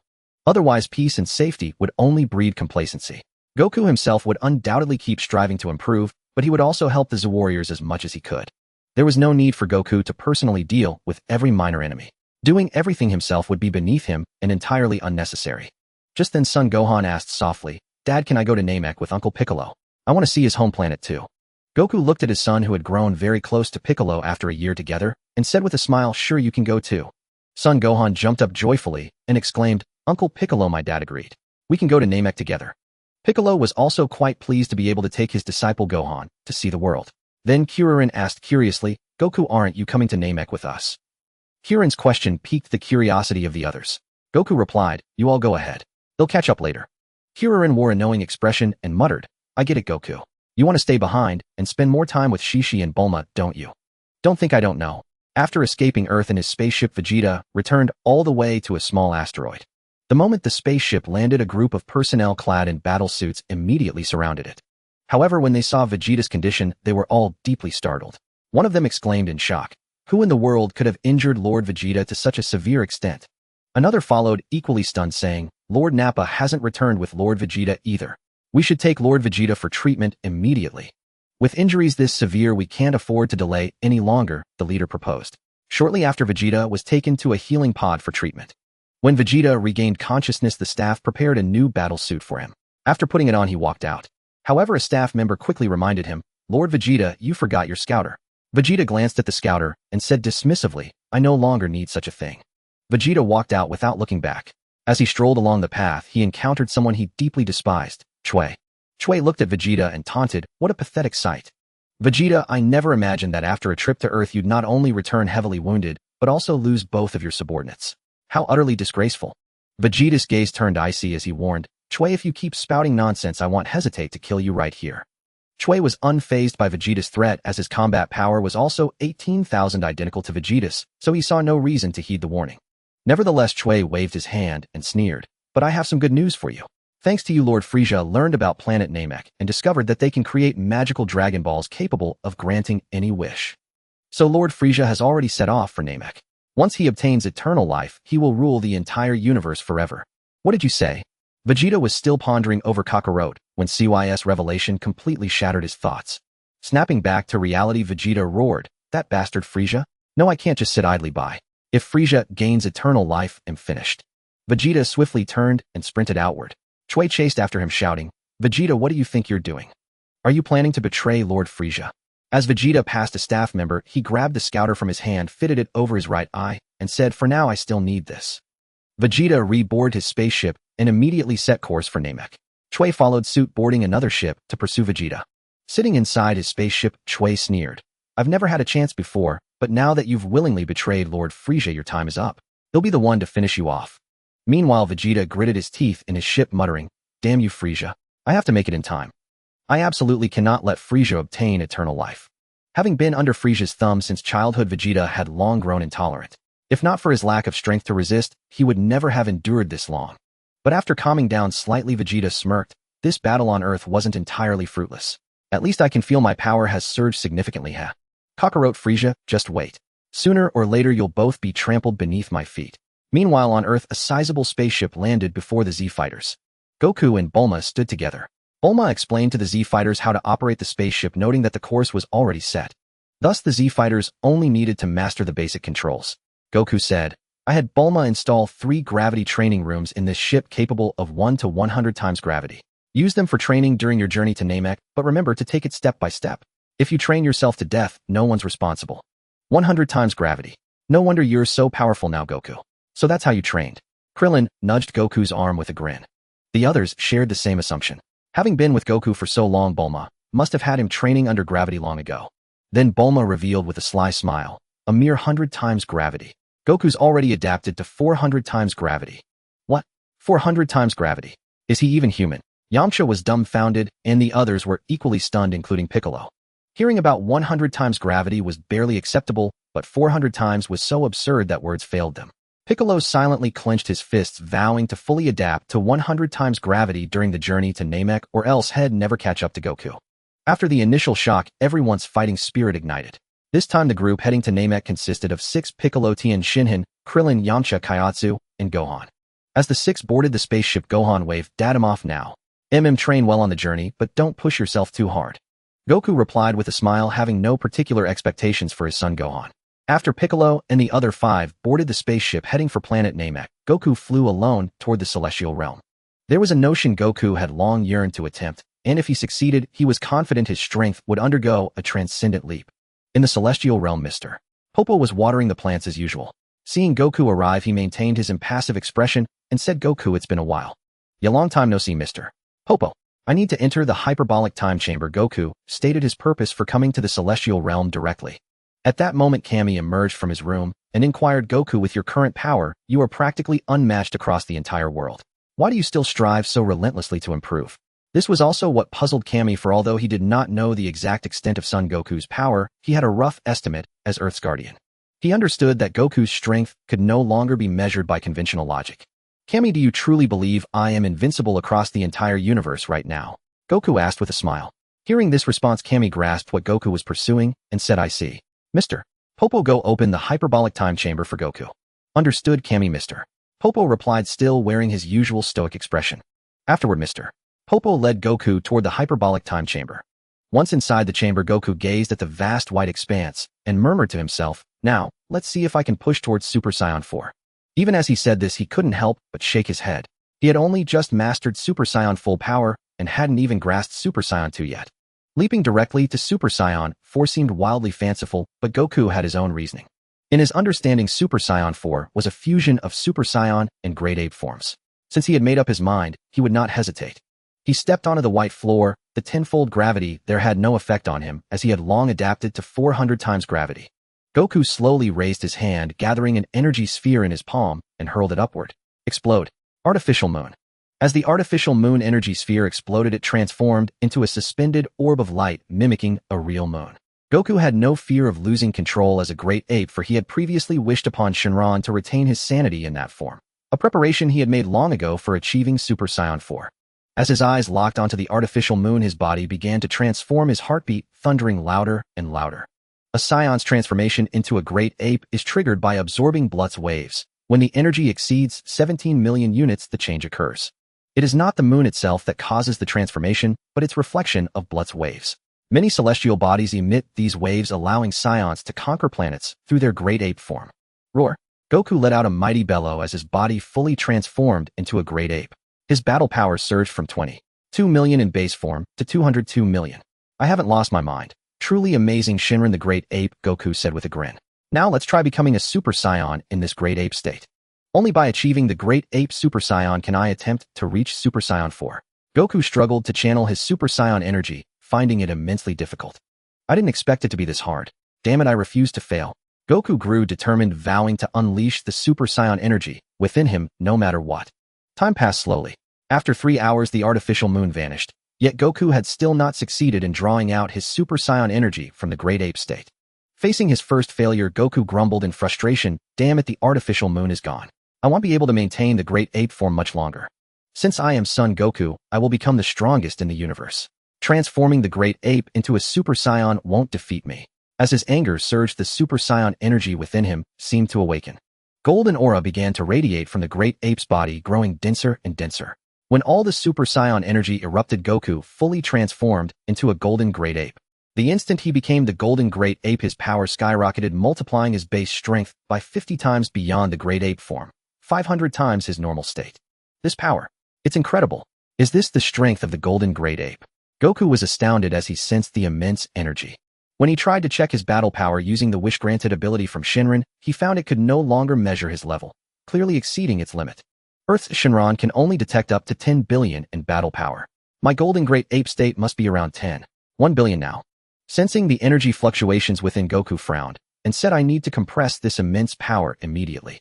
The golden Great Ape, Goku began to release his energy, compressing all the vast golden Super Saiyan Great Ape power into his body.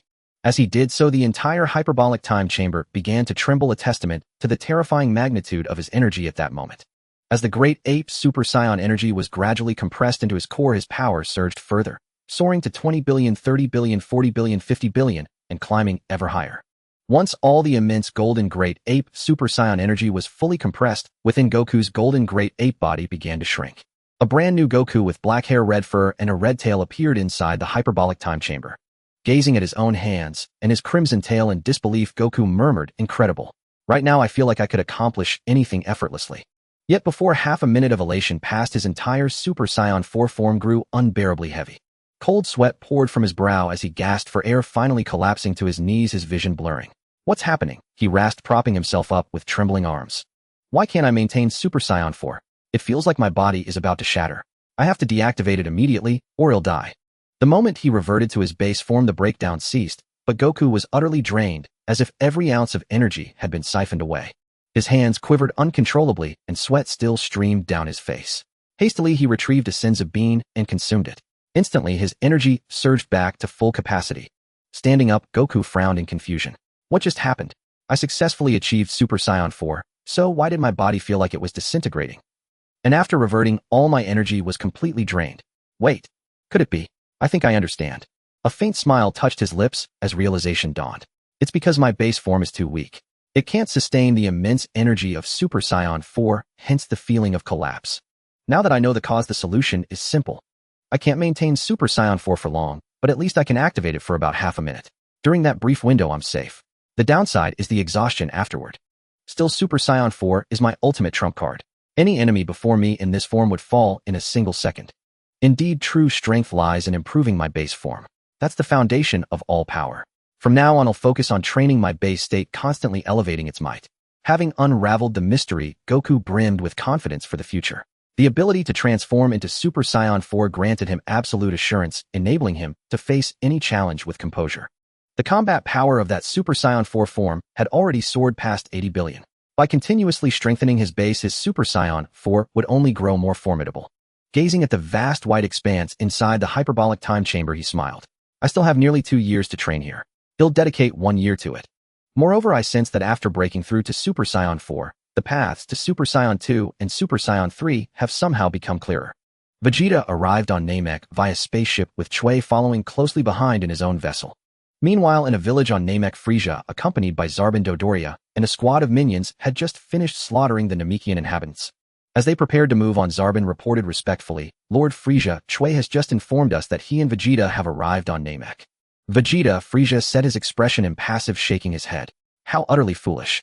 Why can't these wild monkeys just behave? Elsewhere, Chui taunted Vegeta arrogantly. Vegeta, Lord Frieza knows of your betrayal. I plan to kill you myself, and he will be pleased. Oomph. Vegeta sneered. Chui, a worthless piece of trash like you thinks he can kill me. What gives you the nerve? Frowning, Chui retorted, we both have a battle power of 1800. Or do you think I can't defeat you? Why don't you check my scouter to see my true power? Vegeta clenched his fists and began to power up. CUIS scouter reacted, displaying Vegeta's rising battle power. CUIS eyes widened in shock. Vegeta, your battle power. 20000. 21000. 22000. The scouter exploded upon reaching 22000. Terrified by Vegeta's immense power, Chui stammered, this can't be real. How did your battle power increase so much? Elsewhere, Zarbin's scouter also exploded. Puzzled, he said, it just registered Vegeta's battle power exceeding 200. Vegeta's power over 2200. Could it be a malfunction? Dodoria found it hard to believe. Let me check with my latest model scouter, Dodoria said, raising his device. Stunned by the reading, Dodoria exclaimed, impossible. Is my scouter broken too? It shows Vegeta's battle power at 27000. Hearing this, Zarbin gazed incredulously in Vegeta's direction. Seated in his hover chair, Frieza chuckled softly. Vegeta has always fought on the front lines. Perhaps he picked up some new fighting techniques on Earth. The two of you together should be able to defeat him. Yes, Lord Frieza, Dodoria and Zarbin responded in unison. Dodoria felt uneasy, but Zarbin remained relatively calm, knowing he had a secret weapon. Chiou recoiled in terror, retreating step by step as he stammered. Vegeta, this is all a misunderstanding. Please don't do anything rash. He'll join you. Let's fight against Lord Frieza. No, against Frieza. Chiou was now utterly petrified, so he had to stabilize Vegeta by any means necessary. Vegeta sneered coldly. Chiou, do you really think I believe your lies? Lord Frieza. Chiou suddenly pointed behind Vegeta, shouting in feigned surprise. Startled, Vegeta spun around only to find no trace of Frieza. Haha. Chiou laughed triumphantly. Fooled you, Vegeta? Now. With that, Chiou raised both hands and unleashed a barrage of energy spheres at Vegeta. Boom, boom, boom. Let me finish you off with a bigger one. Chiou gathered an even larger energy sphere and hurled it at Vegeta. A thunderous explosion erupted. The spot where Vegeta stood was utterly ravaged. Chiou crowed arrogantly, see how formidable I am. Vegeta, after a sneak attack like that, I doubt you're unscathed. What are you grinning about? Vegeta stood with arms crossed right behind Chiou. Hearing Vegeta's voice, Chiou spun around in horror only to find Vegeta completely unharmed. Vegeta, how can you be totally fine after my attack? He gasped in disbelief. Are you an idiot? When combat power rises, speed follows suit. Vegeta squinted dismissively, his disdain palpable. The scene of being utterly crushed by Kakarot on Earth was still etched in his mind, an unforgettable humiliation. Yet it had also taught him the art of controlling his combat power. His strength had now surged dramatically, but Vegeta knew that even with this immense boost, he was still no match for Kakarot. Chio-E scrambled to flee, but how could Vegeta let him escape? Before Chio-E could fly 50 meters, Vegeta's energy sphere reduced him to mere dust. After eliminating Chio-E, Vegeta felt no elation. Instead, he pondered, Dodoria and Zarbon are no match for me. The only one I need to fear is Frieza. According to the Scout's data, the Dragon Balls require all 7 to be gathered. For now, I'll seize one and make sure Frieza never gets his hands on all of them. Having made his decision, Vegeta flew off. Meanwhile, a spaceship pierced Namek's atmosphere and touched down on the planet. As the hatch hissed open, Piccolo stepped out first, followed by Gohan, Krillin, Tien, Shinin, Kaiatsu, and Yamcha. Gazing at the surroundings, Gohan remarked, "So this is Uncle Piccolo's home planet. The scenery is beautiful." "Indeed," Krillin chimed in. "No wonder it's Piccolo's homeland." Suddenly, everyone froze, their gazes converging on a single direction. Gohan pointed in terror. "Uncle Piccolo, there's an incredibly powerful and evil aura coming from over there." Tien, Krillin, and the others also sensed the ominous presence. Piccolo quickly warned, "Everyone suppress your energy. Let's assess the situation first." The group, understanding the gravity of the moment, lowered their ki. Krillin whispered, "Piccolo, are the people of Namek all so evil? But that can't be right. Goku said they were very friendly." Piccolo scanned the area, then looked toward another direction. "Vegeta's energy is also on this planet. What? Does that mean Vegeta and his allies are attacking Namek?" Yamcha exclaimed in shock. "That seems likely," Tien added. "Let's follow Piccolo's lead and investigate first." Thus, the Z fighters moved out with suppressed energy. An hour later, they discovered a Namekian village. "Damn it! Uncle Piccolo's people have been killed so brutally." Gohan fumed. Piccolo clenched his fists, suppressing his rage. "Whoever did this will pay." Just then, Kaiatsu noticed a Namekian child stir slightly. "Tien, I see a child who's still alive." "Really?" Tien followed Kaiatsu's gaze. After being fed a senzu bean by Krillin, the young Namekian then finally regained consciousness. Through their conversation, the Z fighters learned of the dire situation on Namek. "It seems the leader of the enemy is someone named Frieza, and he's after the Namekian Dragon Balls," Tien said gravely. "Exactly. We can't let him succeed. If he gathers all 7, it'll be a disaster." Yamcha agreed. "If I had come to Namek sooner, this tragedy wouldn't have happened," Piccolo lamented. "Piccolo, what should we do now?" Krillin asked. Piccolo turned to Dend. "Den, take us to the Grand Elder." "Very well," Dend replied, without hesitation, grateful to these saviors, especially the one who shared his heritage. Despite his fury, Piccolo didn't charge recklessly at Frieza. Instead, he chose to seek the Grand Elder first. Though confident in his own strength, comparing it to the power radiating from Frieza, Piccolo sensed he might be outmatched. Thus, avoiding direct confrontation was the most prudent course. He also hoped the Grand Elder might offer a way to salvage Namek's fate. Led by Den, the Z fighters dashed toward the Grand Elder's location, moving discreetly to avoid drawing attention. Meanwhile, Vegeta, who was moving in secrecy, hovered midair and muttered in confusion, "What just happened? Why did I sense the energy of those fellows I encountered on Earth? Or have I yet to fully master this technique? Is my perception flawed? Forget it, I'll set that aside and focus on finding the Namekians." Zarbon, standing beside Frieza, spoke with uncertainty.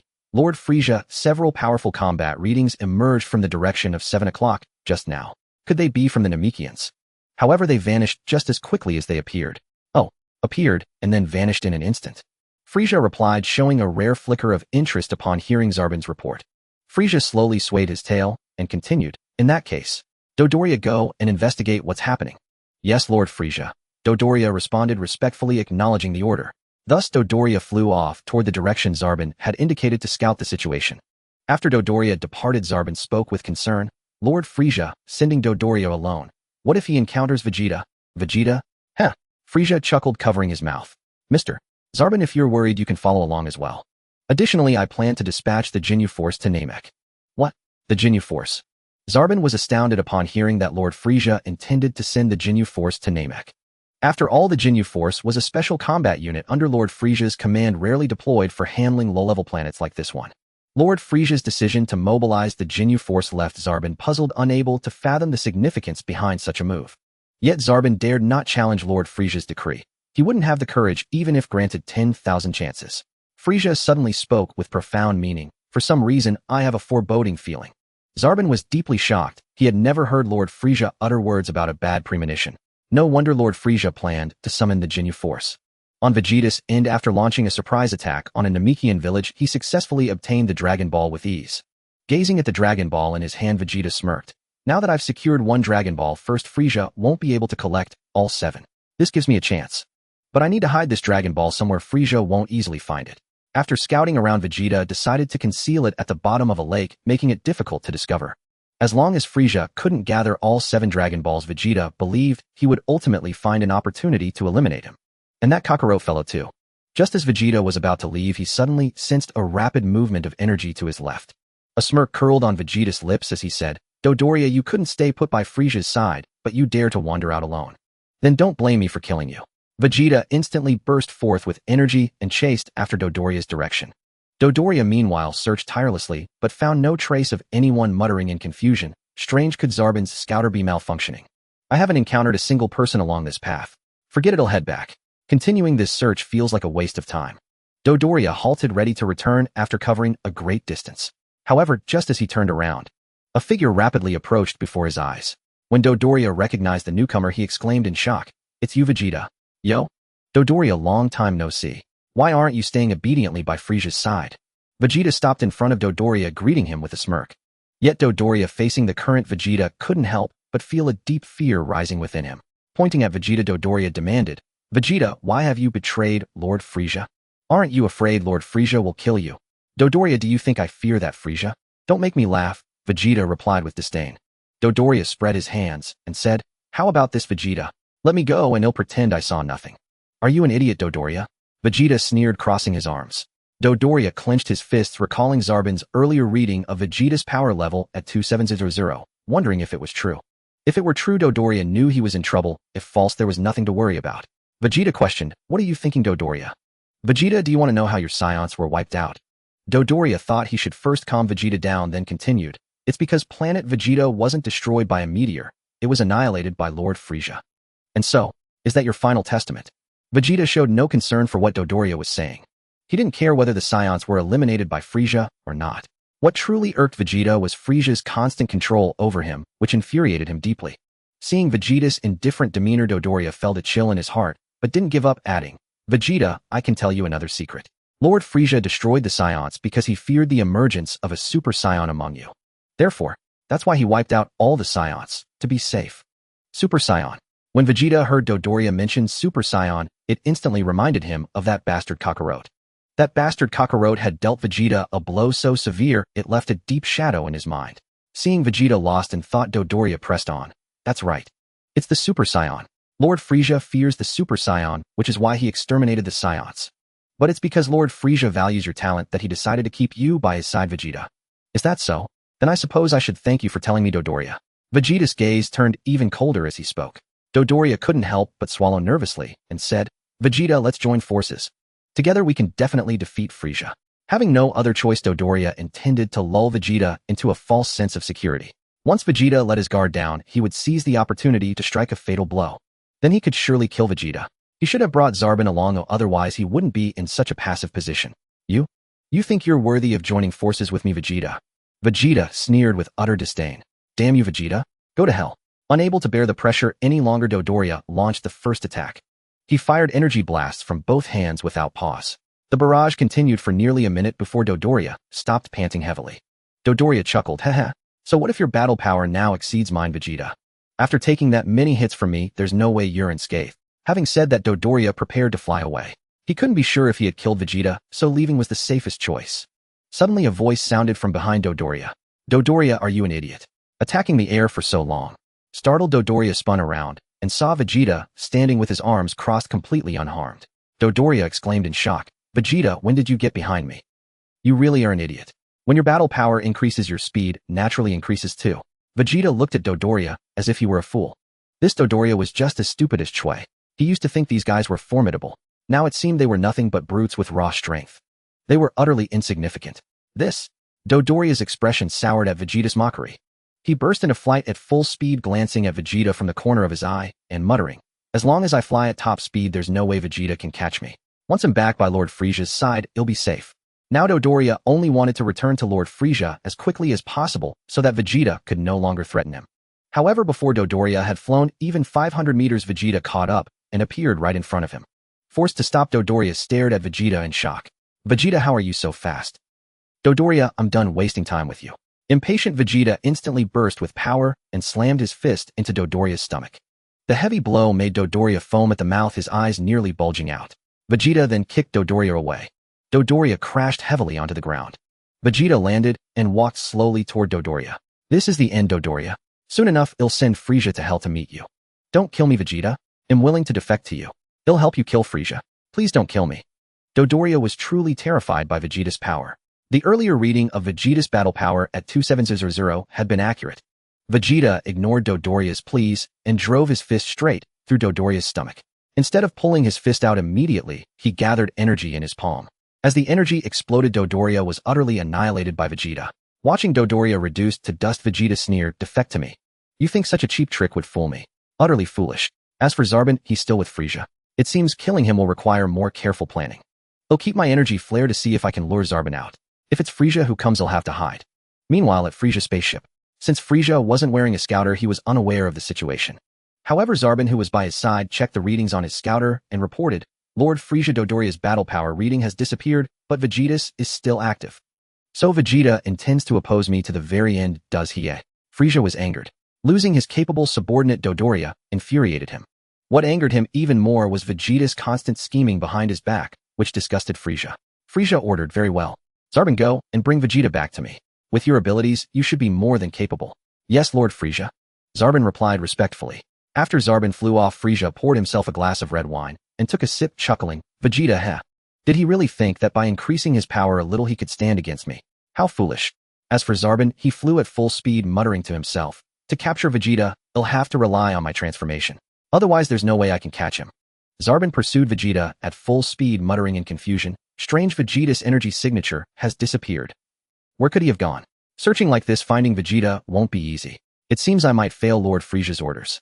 Yet as Zarbin scoured for Vegeta, the Saiyan himself sensed it. Seated in a rocky cave, Vegeta mused, "Zarbin has left Frieza's side too. Heaven helps me, heh." Vegeta rose excitedly. He had been pondering if there was a chance to eliminate Zarbin from Frieza's side, and now in such a short time the opportunity presented itself. Thus Vegeta felt immense exhilaration, for this was a golden chance to slay Zarbin. Once Zarbin was dead, only Frieza would remain. Then by wishing for eternal life, he would eventually find a way to kill Frieza. "Heh, Zarbin, you're dead meat." Vegeta rose, burst his ki, and sped toward Zarbin's direction. Meanwhile, Zarbin's scouter detected a signal. Startled, he said, "Vegeta's energy has reappeared, and it's heading toward me. Fine, saves me the trouble of hunting you. Walking into the trap, don't blame me." Zarbin turned and flew toward Vegeta's approaching direction. Thus both Vegeta and Zarbin flew toward each other, and it wouldn't be long before they clashed. Meanwhile, Piccolo and the others ran across the ground, suppressing their energy. Tien said gravely, "It seems the Saiyan Vegeta has clashed with his own comrade. That's for the best. It saves us from dealing with so many enemies," Yamcha remarked, believing that the foes turning on each other was the ideal outcome. Krillin voiced his concern, "Still, one of the enemies has a terrifying energy like a demon from hell." "Yeah," Kaiatsu echoed. Gohan glanced at Piccolo, who remained calm, and said, "No matter what, let's first reach the Grand Elder. As for the enemies, don't worry, we're not weak either." Piccolo's final words stemmed from confidence in his own strength, for on the journey to Namek he had overcome 100-fold gravity training. His power had surged dramatically, making him more assured than the others. Among them, only Tien barely managed 15-fold gravity, while the rest trained at 10-fold. Thus it was astonishing that Piccolo alone had acclimated to 100-fold gravity, a feat tied to his base battle power. In truth, they still didn't know the extent of Piccolo's current strength, only that he had grown immensely more powerful. Krillin smiled, "Besides, we still have Goku. He'll come to Namek later, so we don't need to worry too much." Finally, Vegeta and Zarbin collided. Vegeta smirked mockingly, "Long time no see, Zarbin. Dodoria has already been sent to hell. Shouldn't you join him?" "You're quite confident, Vegeta? Or is it that your increased power has made you arrogant?" Zarbin retorted, unyielding to Vegeta's taunts. Vegeta was slightly taken aback. He hadn't expected Zarbin to be so stubborn. But soon had make sure Zarbin couldn't keep up his bravado. "Let's see if you can still talk tough," Vegeta laughed. The moment his words faded, his figure vanished before Zarbin's eyes. So fast, Zarbin couldn't even perceive how Vegeta had disappeared. Now Vegeta's battle power had reached 27000, 300 higher than the original 24000. Zarbin in his base form had only 2300. "In behind you," Vegeta's voice echoed from behind Zarbin. Before Zarbin could turn, Vegeta kicked him, sending him crashing heavily to the ground. Vegeta descended slowly, landing with disdain. "Pathetic Zarbin. Is this all you've got? How disappointing." Zarbin struggled to his feet and replied, Vegeta, you've certainly grown stronger, but do you think you can defeat me? Vegeta frowned, wondering why Zarbin was still so stubborn. It was practically suicidal. Zarbin burst his ki, leaped into the air, and aimed his palm at Vegeta. Energy gathered in his hand, and he fired a massive energy blast toward him. Vegeta watched the incoming blast and casually deflected it with a wave of his hand.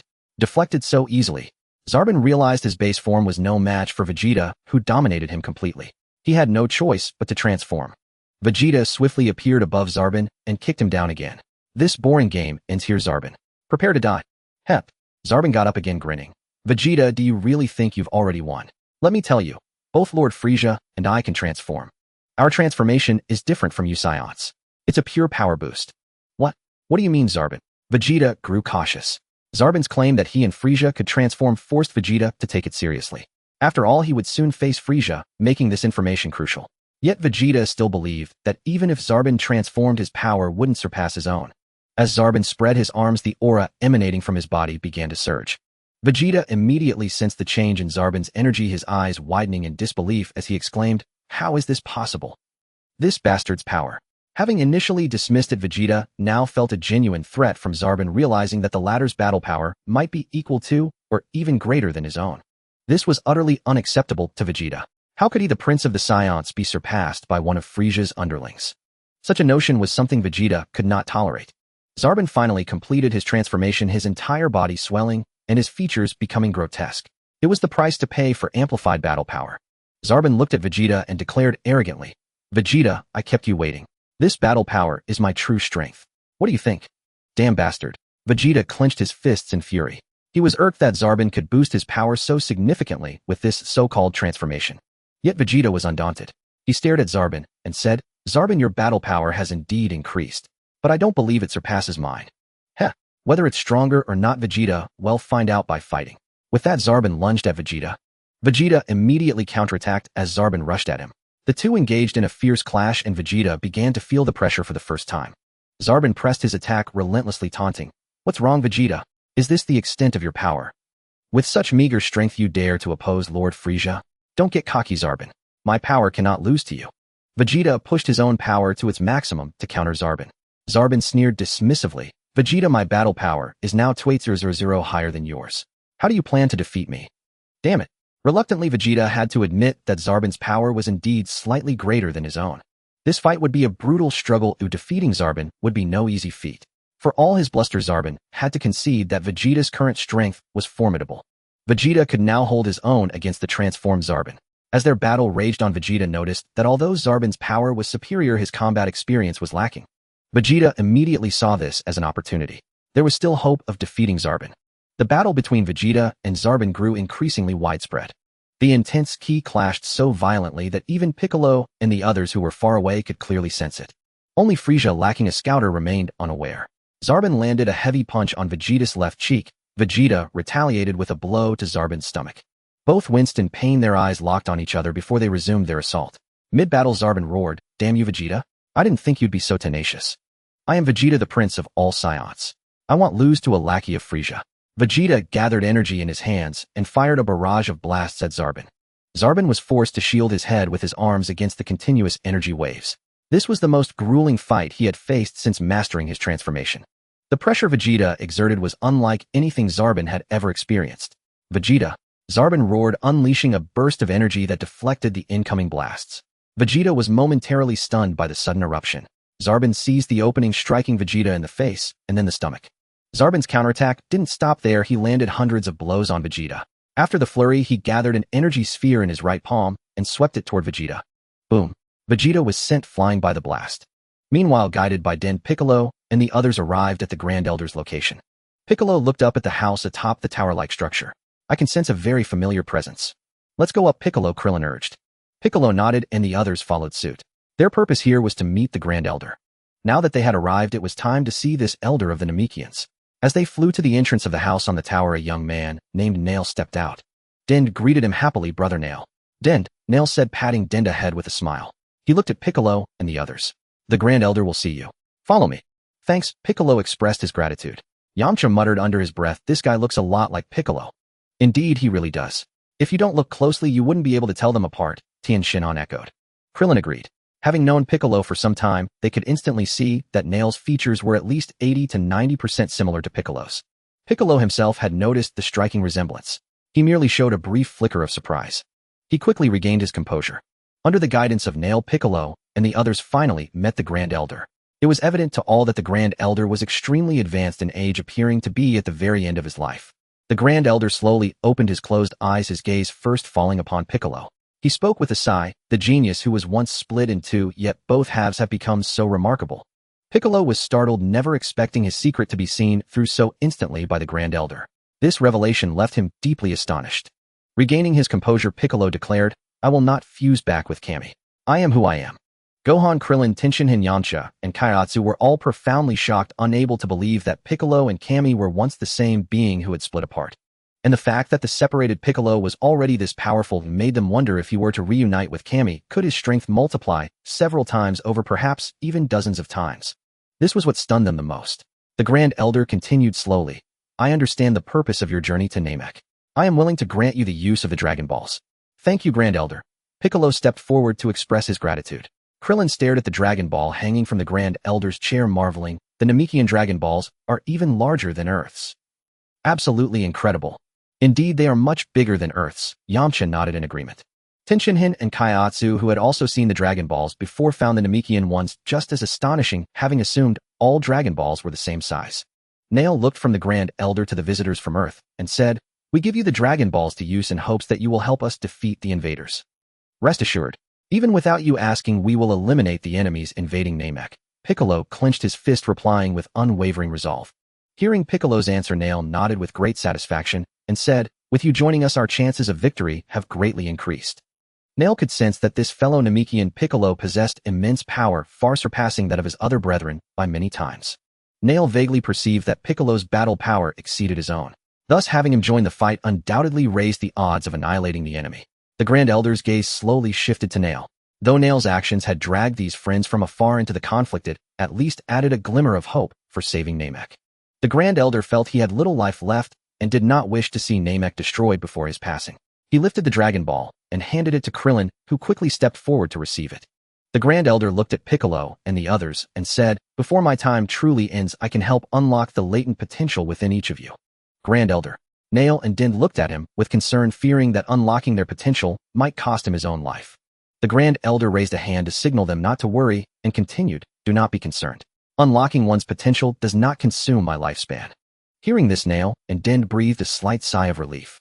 They had feared that the Grand Elder might pass away after using his power to unlock their potential.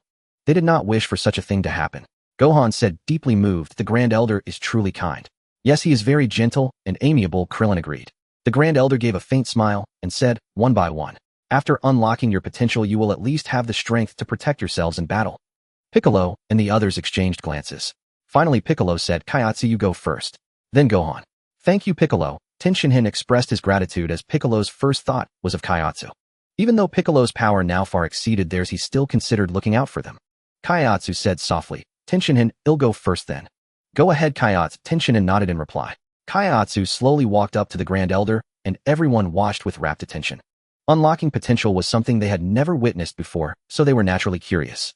Only Piccolo remained relatively indifferent. Piccolo believed that true strength came from training. Unlocking potential likely couldn't draw out much of his battle power, as his entire combat ability was the result of rigorous training. As the Grand Elder placed his palm on Kaiatsu's head, an enigmatic state instantly enveloped Kaiatsu. Suddenly, Kaiatsu's aura surged dramatically. Piccolo, Tenshinhan, Krillin, Yamcha, and Gohan all sensed the explosive increase in his energy. Observing Kaiatsu's state, Piccolo explained, "His aura has increased about 7 or 8 times instantly. That's astonishing." Although Kaiatsu's greatly enhanced power was still insignificant to Piccolo, the terrifying aspect was the ability to multiply Kaiatsu's battle power by such a factor so quickly. If Goku were here, he would immediately see that Kaiatsu's battle power had risen to around 9,000. This increase was both formidable and immense. Krillin couldn't help but gasp. Kaiatsu's battle power now might even surpass mine. That's incredible. "Yes, he surpassed me too," Tenshinhan said, feeling deeply gratified. The stronger Kaiatsu became, the better he could protect himself, putting Tenshinhan more at ease. Yamcha believed that after his own potential was unlocked, he would surely gain even greater battle power than Kaiatsu. After all, before this, his strength was far above Kaiatsu's. There was no reason he wouldn't surpass Kaiatsu's current level after having his potential unlocked. Kaiatsu ran joyfully to Tenshinhan and said, "Tenshinhan, I think I can protect myself now." "Yes, Kaiatsu," Tenshinhan replied, overjoyed, patting Kaiatsu on the shoulder. As Gohan also approached the Grand Elder placed his hand upon Gohan's head.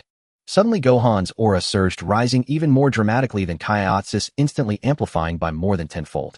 Piccolo smirked, a smile curling at the corners of his mouth. Gohan's performance filled him with immense satisfaction. Piccolo could roughly surmise that this was also related to the gravity training they had undergone before arriving on planet Namek. Yet Gohan and the others had only adapted to training in 10 times gravity, and they had already achieved such remarkable results. Piccolo wondered what kind of outcome awaited him when he unleashed his own latent potential. This stirred a flicker of excitement within the usually calm Piccolo. After Son Gohan had his potential unlocked, Yamcha, Krillin, and Tien Shinhan each stepped forward in turn to have the Grand Elder awaken their hidden power. When only Piccolo remained, everyone turned their gaze upon him. Since Piccolo was the strongest among them, they eagerly anticipated just how formidable he would become after his potential was unleashed. As Piccolo approached the Grand Elder, he said, "I entrust this to you, Grand Elder." Nearby Nail spoke with a hint of envy. "I wonder how you trained to become so powerful." The Grand Elder slowly raised his hand and placed it upon Piccolo's head. As the Grand Elder's ability activated, a profound and mysterious aura descended upon Piccolo. Piccolo instantly felt as though some energy within him had been awakened, including the power from his previous 100 times gravity training, as if it were all about to burst forth at this very moment. A terrifying aura shook the entire surroundings, its immense force leaving everyone astounded. On the other side of planet Namek, Vegeta, who was locked in battle with Zarbin, suddenly sensed a colossal aura emanating from afar. He stared in shock, exclaiming, "What is that power? Why is it so immense? Is it Kakarot?" "No, it's not Kakarot. It seems to be that Namekian from Earth, but why does he possess such a formidable energy?" "What nonsense are you spouting, Vegeta? Focus on the fight," Zarbin shouted, sending Vegeta flying with a single punch. Zarbin's scouter had been destroyed by Vegeta, so he had no idea what Vegeta was talking about. Zarbin scoffed disdainfully, "Foolish Vegeta, daring to be distracted while fighting me. You truly have a death wish." In Zarbin's eyes, Vegeta's audacity to lose focus while battling his transformed self was nothing short of suicidal. Indeed, Vegeta's momentary distraction had caused him to take Zarbin's full force strike, crashing heavily to the ground. Vegeta coughed up a mouthful of blood and spoke with difficulty. "Trouble. That sneak attack from Zarbin has weakened my condition." Zarbin's battle power had already been slightly superior to his, and now in this state things had gone from bad to worse. In an instant, Vegeta found himself in an even more precarious position. Zarbin gave him no chance to catch his breath, immediately launching another fierce assault. Vegeta was forced to counter Zarbin's relentless offensive. Meanwhile, at the Grand Elder's side, after Piccolo's potential was fully unleashed, his entire body radiated waves of energy. Piccolo gazed at his own hands in disbelief, murmuring, "Is this the power I now possess? It's so overwhelming, it's almost frightening." Piccolo smirked, saying, "No matter how strong the enemy, they are no match for me now, haha." "That's wonderful, Uncle Piccolo," Son Gohan exclaimed joyfully, looking up at his mentor. Tien Shinhan, Krillin, Yamcha, and Kaiatsu all stared at Piccolo in utter amazement. They had known that unlocking his potential would grant him immense power. Yet feeling Piccolo's energy now, they truly understood just how terrifying his aura had become. After unlocking everyone's potential, the Grand Elder's breathing grew labored. Even without consuming his lifespan, the process was still extremely taxing for him in his current state. "Grand Elder?" Nail asked anxiously. However, the Grand Elder raised a hand to signal Nail not to worry, for he himself knew his own condition well. Thus, there was no need for excessive concern. One's lifespan would inevitably reach its end. Piccolo bowed deeply to the Grand Elder and expressed his gratitude. "Grand Elder, thank you so much. I will help planet Namek overcome this crisis." "I entrust this to you, young one," the Grand Elder replied, believing that Piccolo was now strong enough to deal with the invaders threatening Namek. Piccolo clenched his fists, compressing the immense energy within his body, and flung his cape back with confidence, declaring, "It's time to deal with those who have invaded planet Namek. As for the Namekians who were killed by the enemy, I will use the Dragon Balls to revive them." In truth, Piccolo himself did not know just how formidable his full power had become. Indeed, the earlier 100 times gravity training had played a crucial role. Meanwhile, the battle between Vegeta and Zarbin had finally drawn to a close. Zarbin, covered in wounds, reverted from his grotesque form back to his original appearance.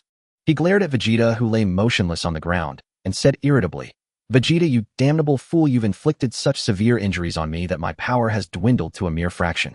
But at least I can finally complete Lord Frieza's orders." With that, Zarbin hoisted the unconscious Vegeta and flew back toward the spaceship.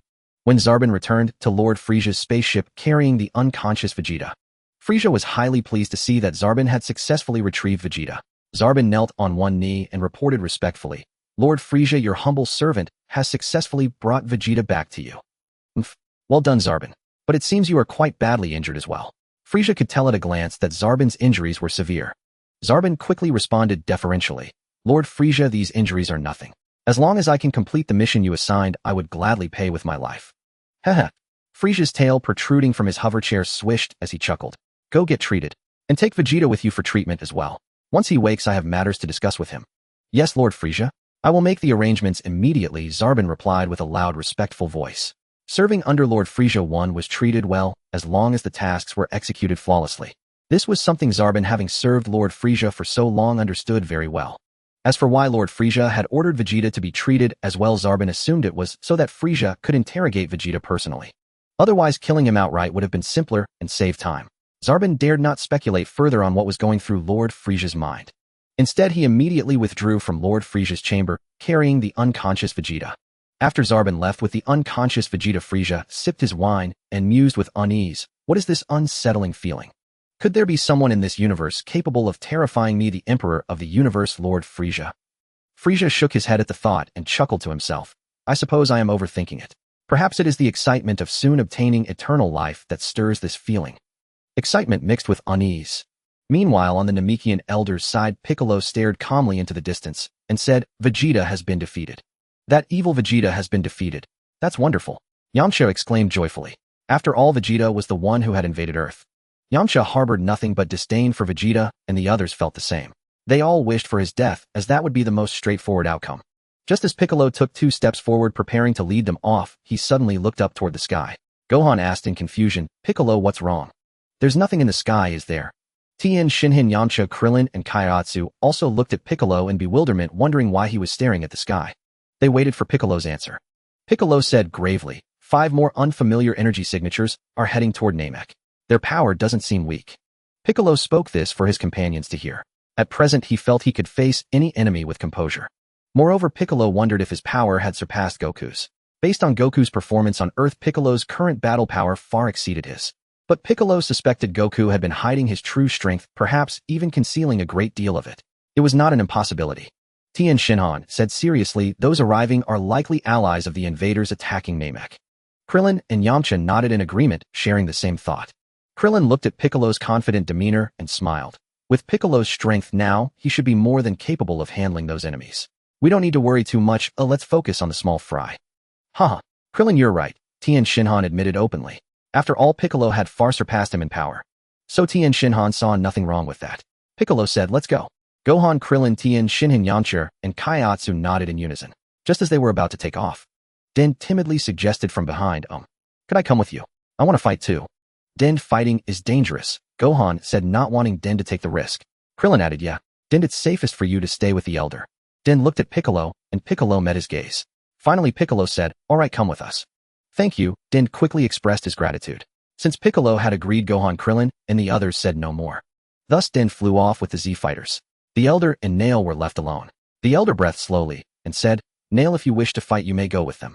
"No need, elder. My duty is to protect you." Nail declined the elder's suggestion directly. Though the elder was right that Nail wanted to fight. Nail knew his priorities. He could not abandon the elder. Seeing Nail's firm resolve, the elder said no more and simply closed his eyes. Each word and simple movement now drained his energy greatly.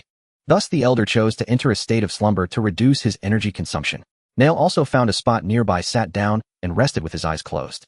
5 spaceships streaked across the atmosphere of planet Namek, landing upon its vast terrain. The 5 members of the Ginyu Force stepped out of the hatch and flew together toward Lord Frieza's location. Frieza, who had been awaiting their arrival, offered a gratified smile upon seeing them. The 5 figures landed before Frieza in succession. The Ginyu Force spoke with reverence, "We pay our respects to Lord Frieza." Ginyu then produced a case containing scouters and presented it, saying, "Lord Frieza, these are the scouters you requested." Excellent. Frieza took a scouter and put it on. "I now entrust you with a mission: find every last Namekian remaining on this planet, as well as the 2 Dragon Balls. Leave it to us, Lord Frieza." Ginyu activated his own scouter and began scanning the planet for combat power signatures. Yet to his astonishment, what he discovered startled even himself. How is this possible? At a distance of 913 kilometers, a group of formidable fighters was flying at high speed and among them one combat power reading was truly staggering. Jinya's shocked expression caught Frisia's attention. He too activated his newly fitted scouter, and upon seeing the reading frowned. Are there really beings of such immense power on this planet? How unexpected. Jinyu immediately requested, Lord Frisia, allow the Jinyu force to handle this. We guarantee to capture them all. Perhaps they are in possession of the Dragon Balls as well. Frisia deactivated his scouter, approving Jinyu's request. After all, summoning the Jinyu force was precisely to clear out these pests on Namek. Frisia added with mild surprise, the strongest among them boasts a combat power of around 100. Truly remarkable, but it should be no match for you, Jinyu. Rest assured, Lord Frisia, I will not lose to anyone. Aside from you, I am the mightiest in the entire universe. Jinyu responded with unwavering conviction. In his mind, no one in the cosmos could surpass him except Lord Frisia, for his own combat power stood at an impressive 100. Even if that opponent possessed a power of 100, victory in the end would belong to him, Jinyu. The other 4 members of the Jinyu force, however, remained utterly stunned. The sight of a combat power reading of 100 was simply too overwhelming. What were their own battle powers? Guldo's power was 10000. Rikum's was 4000. Jisa's was 42000. Berters was 43000. That individual's combat power was more than double theirs. What did that even mean? At that moment, the healed Zarbon emerged. Seeing the 5 members of the Jinyu force kneeling before Lord Frisia, he too looked astonished, never expecting them to arrive on Namek so swiftly. Zarbon spoke respectfully, Lord Frisia, I apologize for the wait. So you have fully recovered, Zarbon. In that case, join the Jinyu force in intercepting the remaining inhabitants of this planet. Frisia's hoverchair rotated as he issued the command. Though still unclear about the situation, Zarbon complied with Lord Frisia's orders. Yes, Lord Frisia. As for Vegeta, who had yet to fully recover with Lord Frisia present, he doubted the Saiyan could cause any trouble. The Jinyu force dared not object when Lord Frisia instructed Zarbon to join their mission. Thus the Jinyu force, along with Zarbon, 6 in total, set off in pursuit of Piccolo and the others. A subordinate respectfully handed Frisia a glass of wine. Sipping his wine, Frisia chuckled, soon I will gather all the Dragon Balls and attain immortality. The mere thought of soon possessing eternal life filled Frisia with exhilaration. What Frisia did not know was that inside the healing tank Vegeta had nearly recovered, merely biding his time. Vegeta pondered silently. Now that the Jinyu force had arrived on Namek and just begun their mission, only Frisia remained at the spaceship. This might be his only chance to seize the Dragon Balls. If he missed it, there would be no second opportunity. A failure would likely mean death. But not taking the gamble would also lead to death. Better to risk it all. Who knew he might succeed? Moreover, after this treatment, he could feel his power had increased. The one thing Vegeta could not comprehend was how the Earthlings' ki had surged so rapidly. That was his greatest puzzle. How much time had passed since they left Earth? Their progress was so immense that honestly Vegeta felt quite disheartened. He estimated that in about 2 minutes he would be fully healed. Once recovered, he would have to act immediately. Perhaps he could not afford to wait for complete recovery, as Frisia might come by complicating matters. Therefore Vegeta decided to strike early, catching Frisia off guard. Before Frisia could react, he would seize the Dragon Balls. Nearly a minute passed, and Vegeta's injuries were over 90% healed. Suddenly Vegeta's eyes snapped open. He pressed his hand against the glass of the healing tank, shattering it instantly. Vegeta stepped out of the healing pod, observed for a moment, then raised his hand and fired an energy sphere in one direction. Boom! Suddenly an explosion erupted inside the spaceship. Frisia's minions began to panic. What's going on? Why did the spaceship explode? Could it be a system malfunction? The minions speculated various theories. Frisia frowned and said, what are you all dawdling for? Hurry up and find out what's happening. Yes, Lord Frisia. The minions hurriedly ran towards the explosion site, needing to clarify the situation quickly, or otherwise they would face Frisia's wrath. That was the place they feared the most without exception. Seeing Frisia's minions rushing over, Vegeta immediately shouted angrily, Frisia, you fool. Since you didn't kill me right away, I will kill you instead. What? Damn you, Vegeta. Frisia's anger flared upon hearing Vegeta's insults. Frisia, enraged, chased after him, determined to tear Vegeta apart, otherwise his anger would not be quelled. Vegeta sensed Frisia's energy coming toward him, and a smile crept across his face as he whispered, Ha! Frisia, you fell for it. Let's do this again. Vegeta, seeing that Frisia had fallen for it, immediately fired another energy sphere in another direction. The explosion caused a large cloud of smoke. Frisia, veins bulging, roared, Is that damned Vegeta over there? If it weren't for being inside the spaceship, he would have blasted Vegeta away with an energy blast. Feeling increasingly cornered, Frisia changed direction to pursue Vegeta. Meanwhile, Vegeta sprang into action, aiming to seize the Dragon Balls. As for fighting Frisia, Vegeta didn't have the confidence to face him just yet. Although his strength had increased again, Frisia's power was unfathomable, Only by obtaining eternal life could he stand against him. Vegeta ran all the way to where Frieza had previously been and indeed found the 5 Dragon Balls together, laughing heartily as he said, "What a breeze this is. These Dragon Balls will be claimed by me, Vegeta. Frieza, this time you lost." Vegeta shattered the glass shield and flung the Dragon Balls one by one. After tossing all 5 Dragon Balls, Vegeta said, "Now it's my turn. Frieza has a detector on him, so I can't use my energy. I need to suppress my energy to escape." Vegeta leaped out and into a lake using the underwater swimming method to leave. This way he could avoid detection by Frieza's detector, otherwise being detected would mean disaster. Everything he had just done would have been in vain. Finally, the Ginyu Force met up with Piccolo and the others. Zap shocked looked at the leader of the opposing group and said, "Is there really such a powerful Namekian still alive?" "A Namekian? Interesting. This person has a battle power of 1.0", Ginyu said, filled with excitement. Piccolo calmly watched these people with his arms crossed.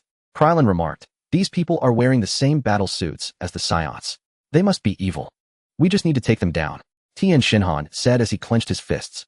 Butters scoffed, "What a bunch of foolish guys. We are the Ginyu Force, how can they think they can defeat us?"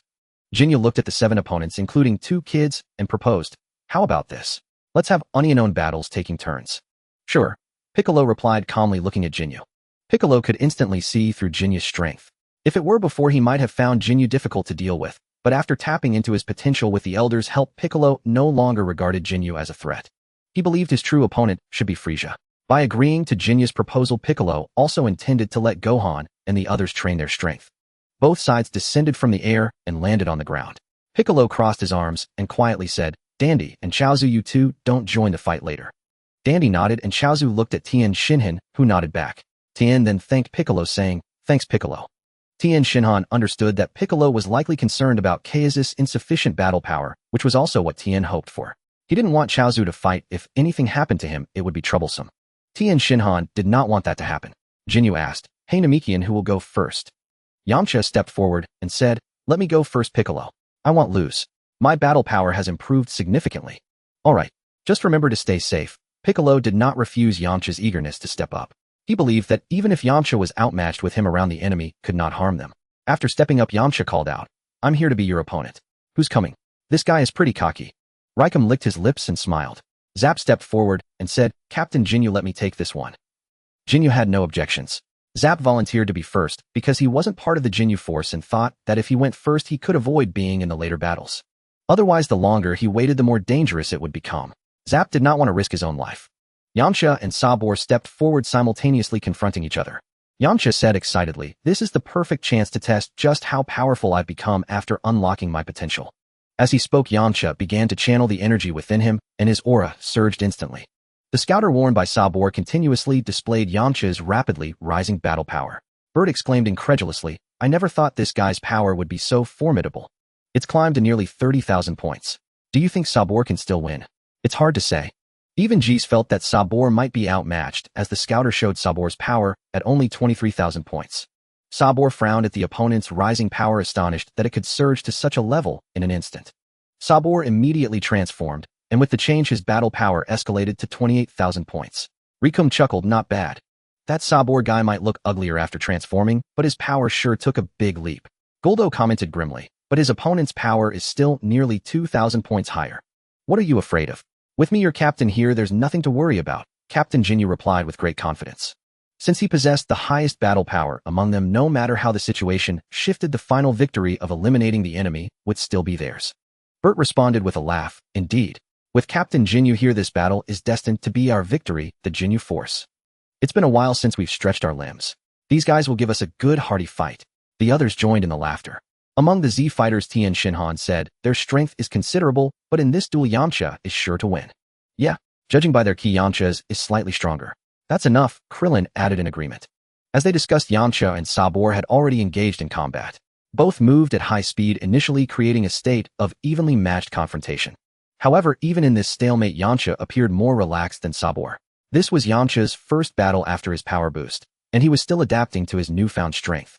Sabor launched a relentless offensive but failed to land any effective blows, growing increasingly anxious. If the fight continued like this, defeat would surely be his. Observing the battle, Gohan noticed a key point. "Uncle Piccolo, it seems they can't sense ki to fight, they only rely on their eyes." Not bad, Gohan.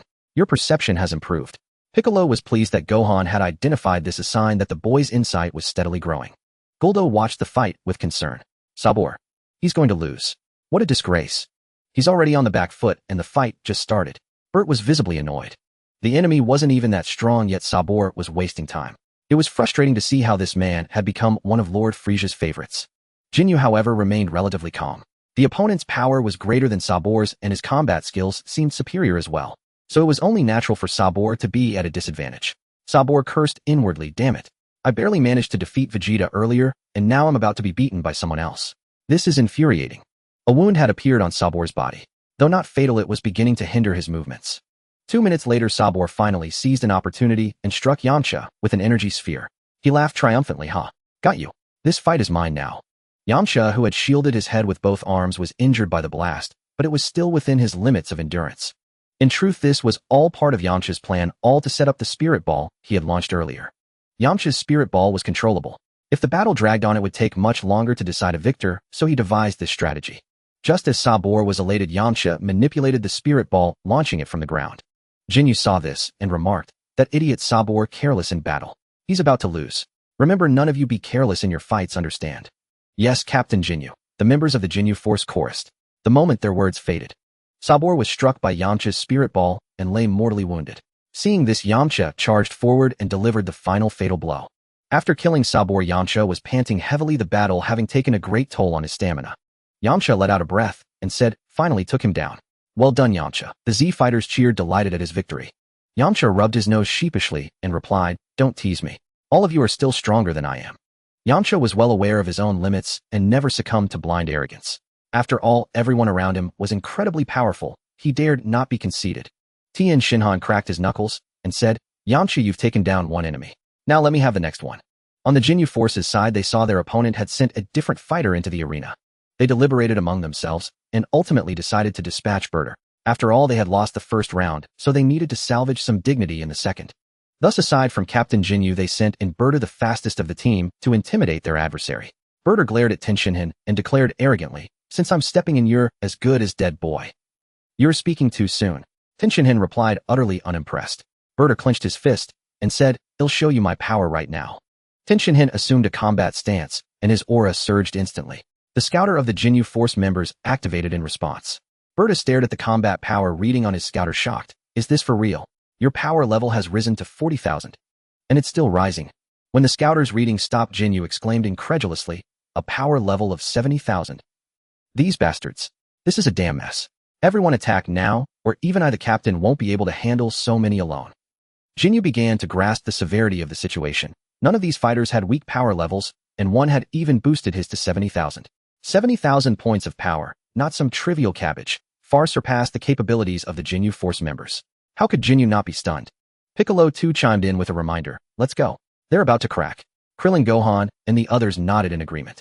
A chaotic brawl ensued, and Jinyu singled out Piccolo. Piccolo remained utterly composed as his current strength left nothing to worry about. Jinyu said grimly, I did underestimate you. Your power levels are beyond my expectations, but victory still belongs to the Jinyu force. You seem quite confident, Piccolo replied calmly. As long as Gohan and the others were fine, Piccolo didn't mind toying with this man a little. Jinyu held nothing back, clenching his fist and unleashing his full power of 120,000. Piccolo sensed his aura and remarked, I see. No wonder you're confident you can defeat us. But you've got one thing wrong. You know absolutely nothing about my true strength. What do you mean? Jinyu asked, perplexed.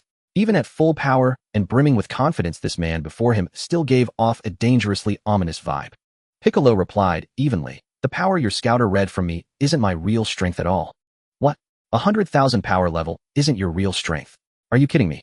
Jinyu refused to believe it. It was too absurd. 100,000 points of power, and yet it wasn't his true capability. Did that mean his real strength was even greater than Jinyu's own? Piccolo said disdainfully, believe it or not. Enough talk. Let's start our fight. It'll be a good warm-up for me. Warm-up? You're asking for death. Never had Jinyu been so belittled. Defiantly, he launched a ferocious assault on Piccolo. Yet no matter how furiously Jinyu attacked, he couldn't even touch a single hair on Piccolo. Even Jinyu, stubborn as he was, finally realized the truth. The 100,000 power level on the scouter was far from Piccolo's real strength. Suddenly, Jinyu burst into laughter. Incredible. A Namekian. Who would have thought there's someone besides Lord Frisia with a power level surpassing mine? Jinyu had been trembling with fear at first, but then recalling the Namekian's immense power. He grew excited. He had an ultimate technique. If he could swap bodies with this Namekian, he would gain even greater strength. Piccolo frowned, uncertain of the man's intentions, and demanded, "What are you giving up? If so, I'll send you straight to hell." "Hep," Jinyu sneered. "I absolutely love your powerful body. I don't know exactly how many tens of thousands your power level is, but since you're faster than me, it must be at least 150,000. So Namekian, I'll be taking your body. Are you ready?" "Heh, taking my body." Piccolo clearly didn't take Jinyu's words seriously. In the fight just now, he had only used about a tenth of his true power. At this moment, Jinyu was ecstatic, on the verge of acquiring an even more formidable body. Jinyu spread his hands toward Piccolo and shouted, "Change." "What?" Piccolo found his body frozen the instant Jinyu locked onto him. Just as Jinyu's exchange beam shot forth, Piccolo instantly erupted with his inner power. In a flash, all the scouter units of the Jinyu force exploded. The sudden surge of immense battle power allowed Piccolo to break free from Jinyu's exchange ability lock. Now it was Jinyu's turn to be stunned, utterly unable to fathom that his opponent's strength could be so overwhelming. Piccolo said with confusion, "I don't know what your technique was, but I can't let you use it again." "Impossible." Jinyu was now thoroughly terrified. This Namekian could kill him. The moment his exchange ability was evaded, Jinyu realized he was doomed, utterly bewildered as to why his opponent's battle power was so terrifying. "Don't think you can escape." Piccolo opened his right palm and fired an energy sphere at Jinyu. A thunderous explosion. Jinyu was completely obliterated by Piccolo.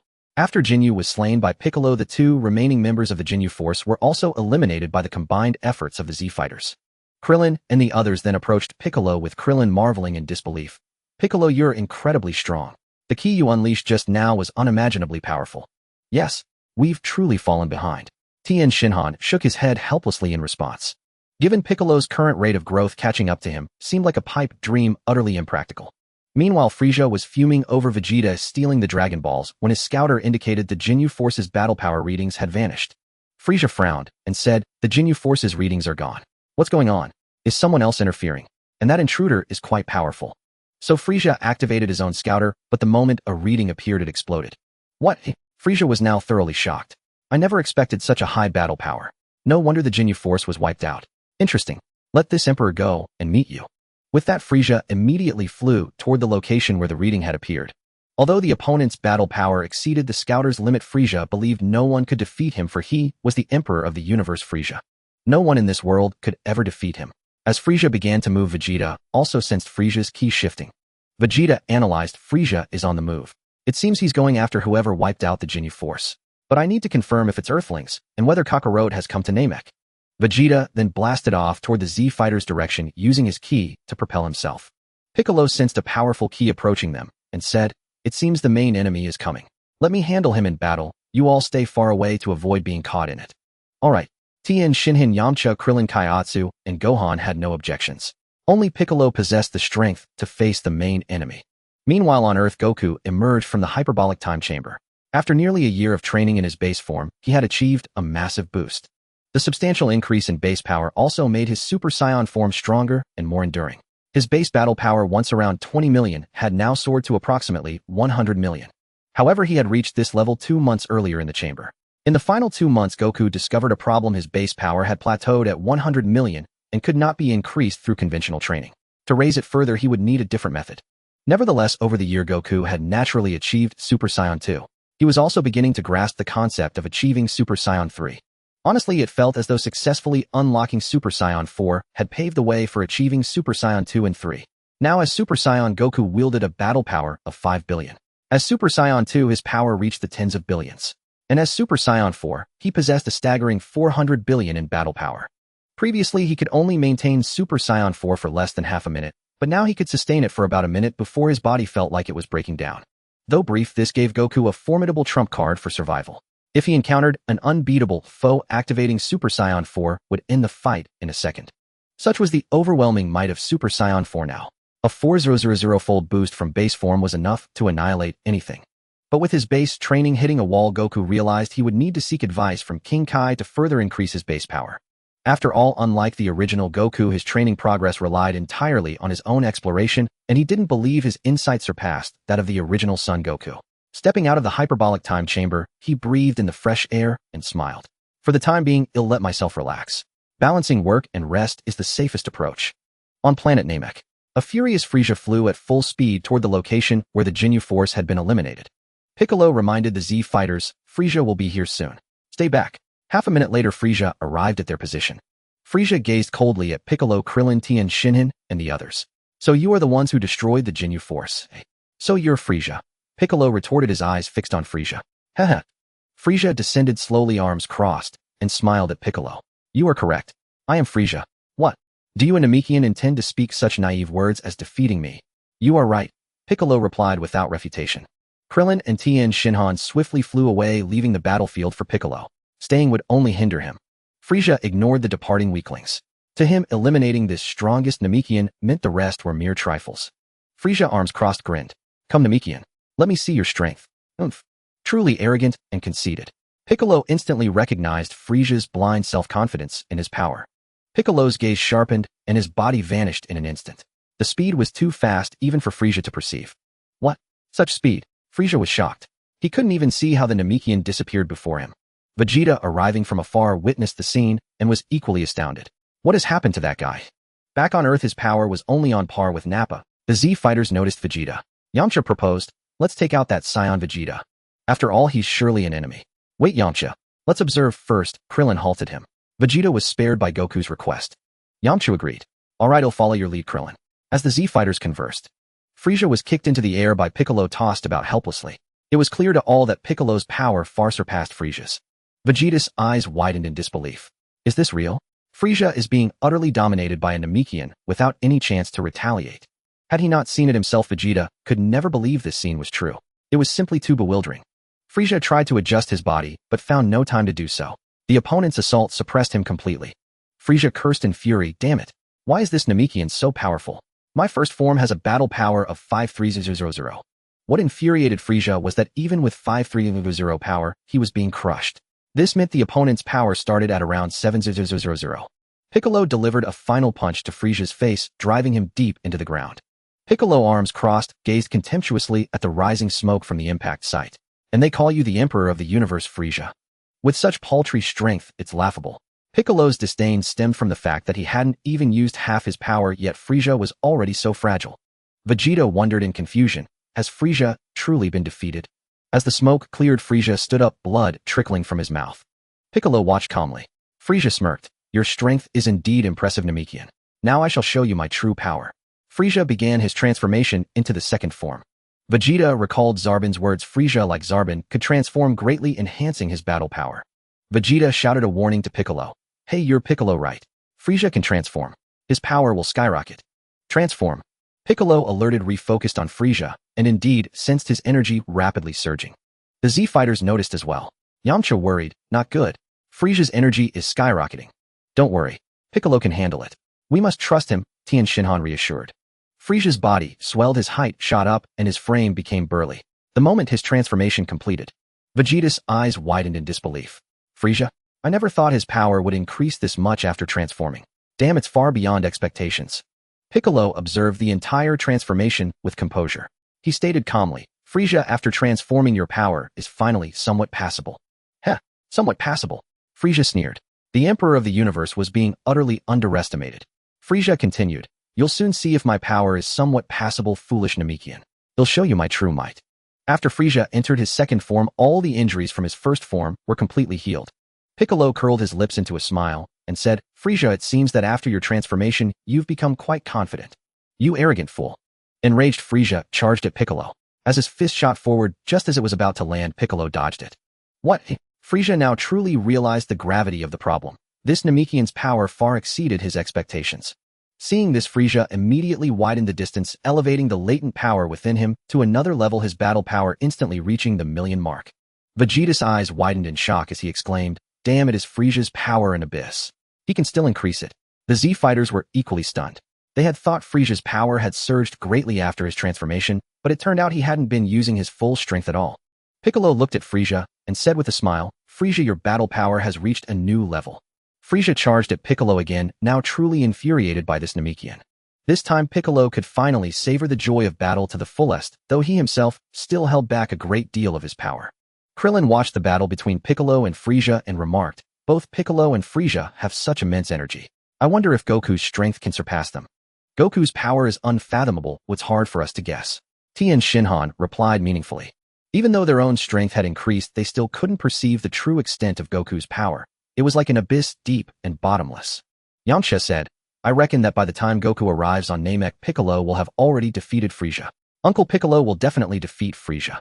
Gohan was full of confidence in his Uncle Piccolo, believing that no matter how strong Frieza was, he was no match for him. Frieza's fists continuously collided with Piccolo's, generating intense shockwaves. Frieza frowned, thinking about how to deal with this Namekian. His current level of power was insufficient. Your strength is indeed impressive, but, he said while fighting, you are still no match for Lord Frieza. Whether I'm your match or not, we'll only find out at the end of the battle. Piccolo completely disregarded Frieza's words. Hearing this, Frieza let out an arrogant laugh. Ha ha ha. You're quite confident, Namekian, but do you think this is my true power? Then you underestimate me far too much. Oh, is that so? Interesting. Then show me your true power and let me have a look. This truly piqued Piccolo's interest. Piccolo had thought this was Frieza's true strength, which would have been somewhat disappointing. Since Frieza hadn't yet unleashed his full power, it meant he could look forward to a real battle. The battle between Piccolo and Frieza instantly grew more intense. With a thunderous boom, they clashed and then separated. Frieza fixed his gaze on Piccolo and said, Namekian, I know you're still hiding your power. Heh, so you noticed, huh? But aren't you the same Frieza? Piccolo replied with a smile as his cape fluttered in the wind. Frieza clenched his fists and his aura exploded outward, his battle power rising once again, reaching a full battle power of 1.2 million in his second form. Piccolo furrowed his brow slightly and said, so this is your true power. You truly are a monster, but Frieza, your defeat is inevitable. Oh, heh, I never expected a Namekian to be such a braggart. Frieza sneered. Piccolo's aura also began to surge violently as he said solemnly, whether I'm bragging or not, you'll find out soon enough. Although Frieza couldn't sense ki, he knew this Namekian's battle power had increased. Vegeta watched the entire battle from the sidelines. Seeing this, he couldn't help but swallow hard and say, Frieza's power increased, and that Namekian's power increased too. Damn it, these accursed beings. Vegeta was filled with frustration as his own battle power paled in comparison to theirs. There was simply no contest. Yamcha watched the battlefield and commented, Piccolo's current energy isn't much higher than Frieza's. Yamcha, we don't need to worry.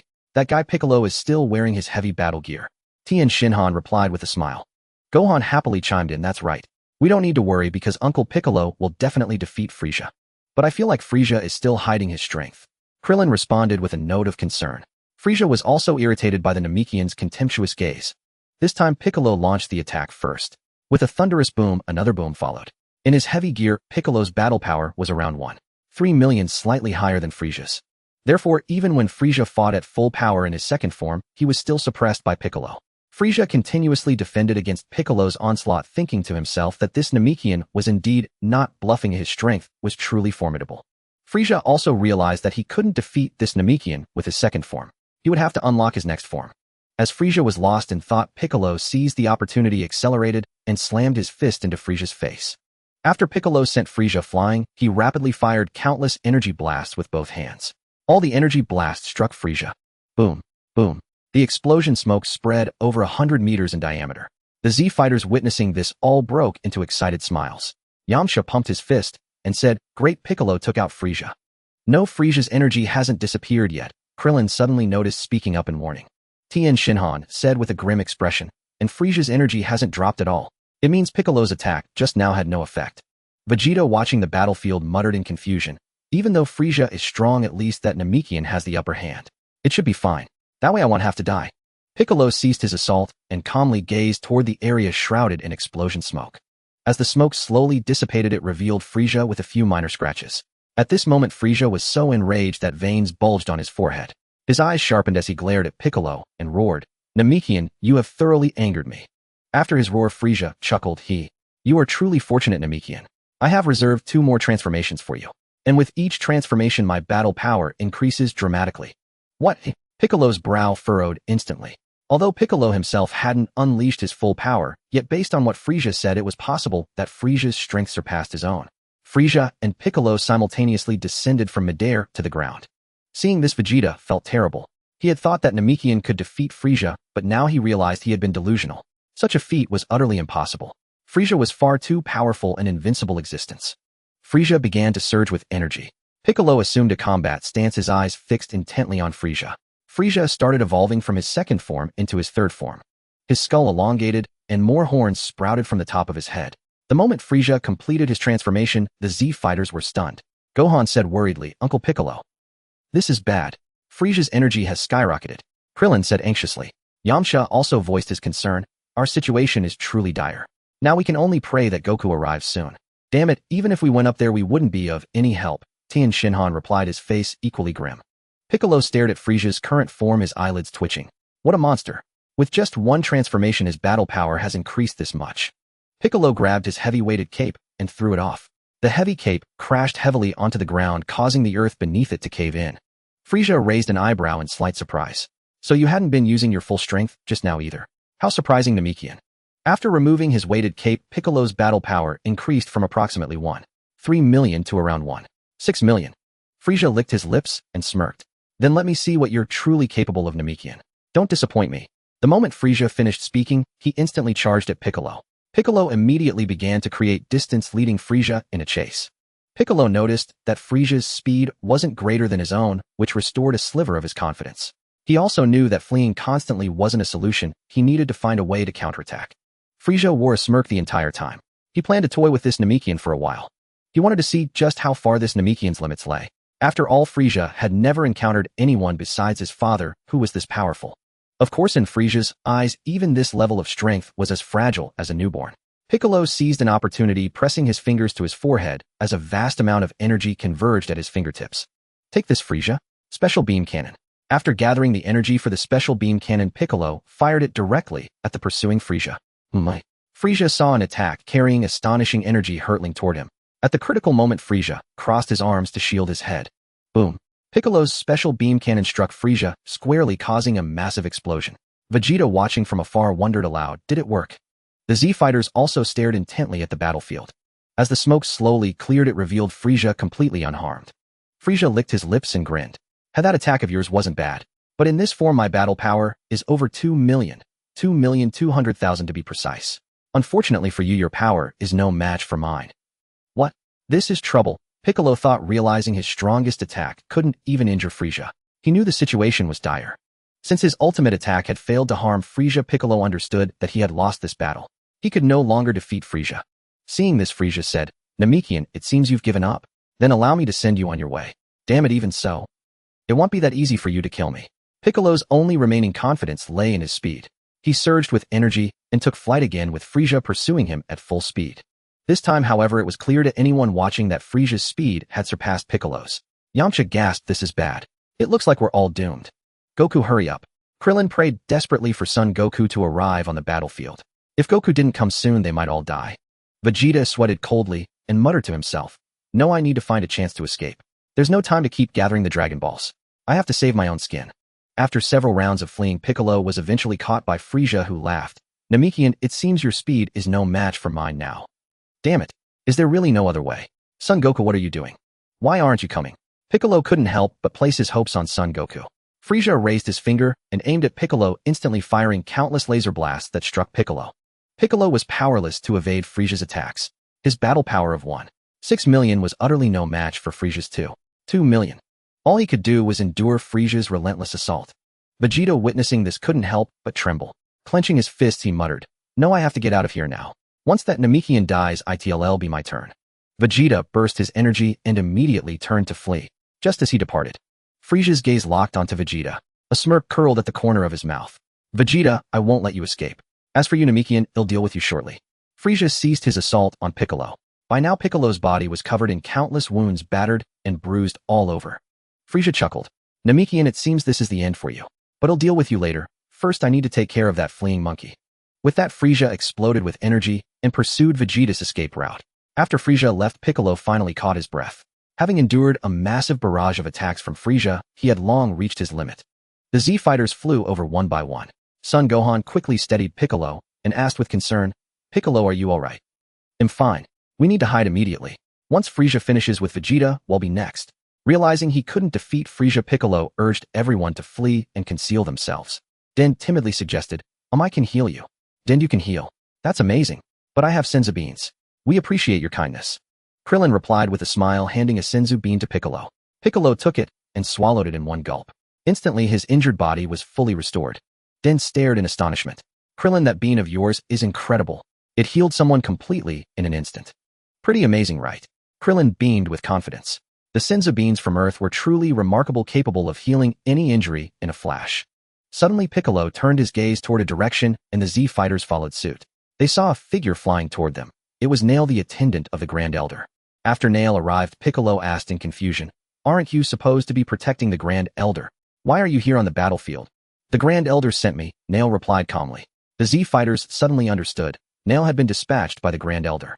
Krillin said, "Nail, we need to get out of here. Frieza is too terrifying.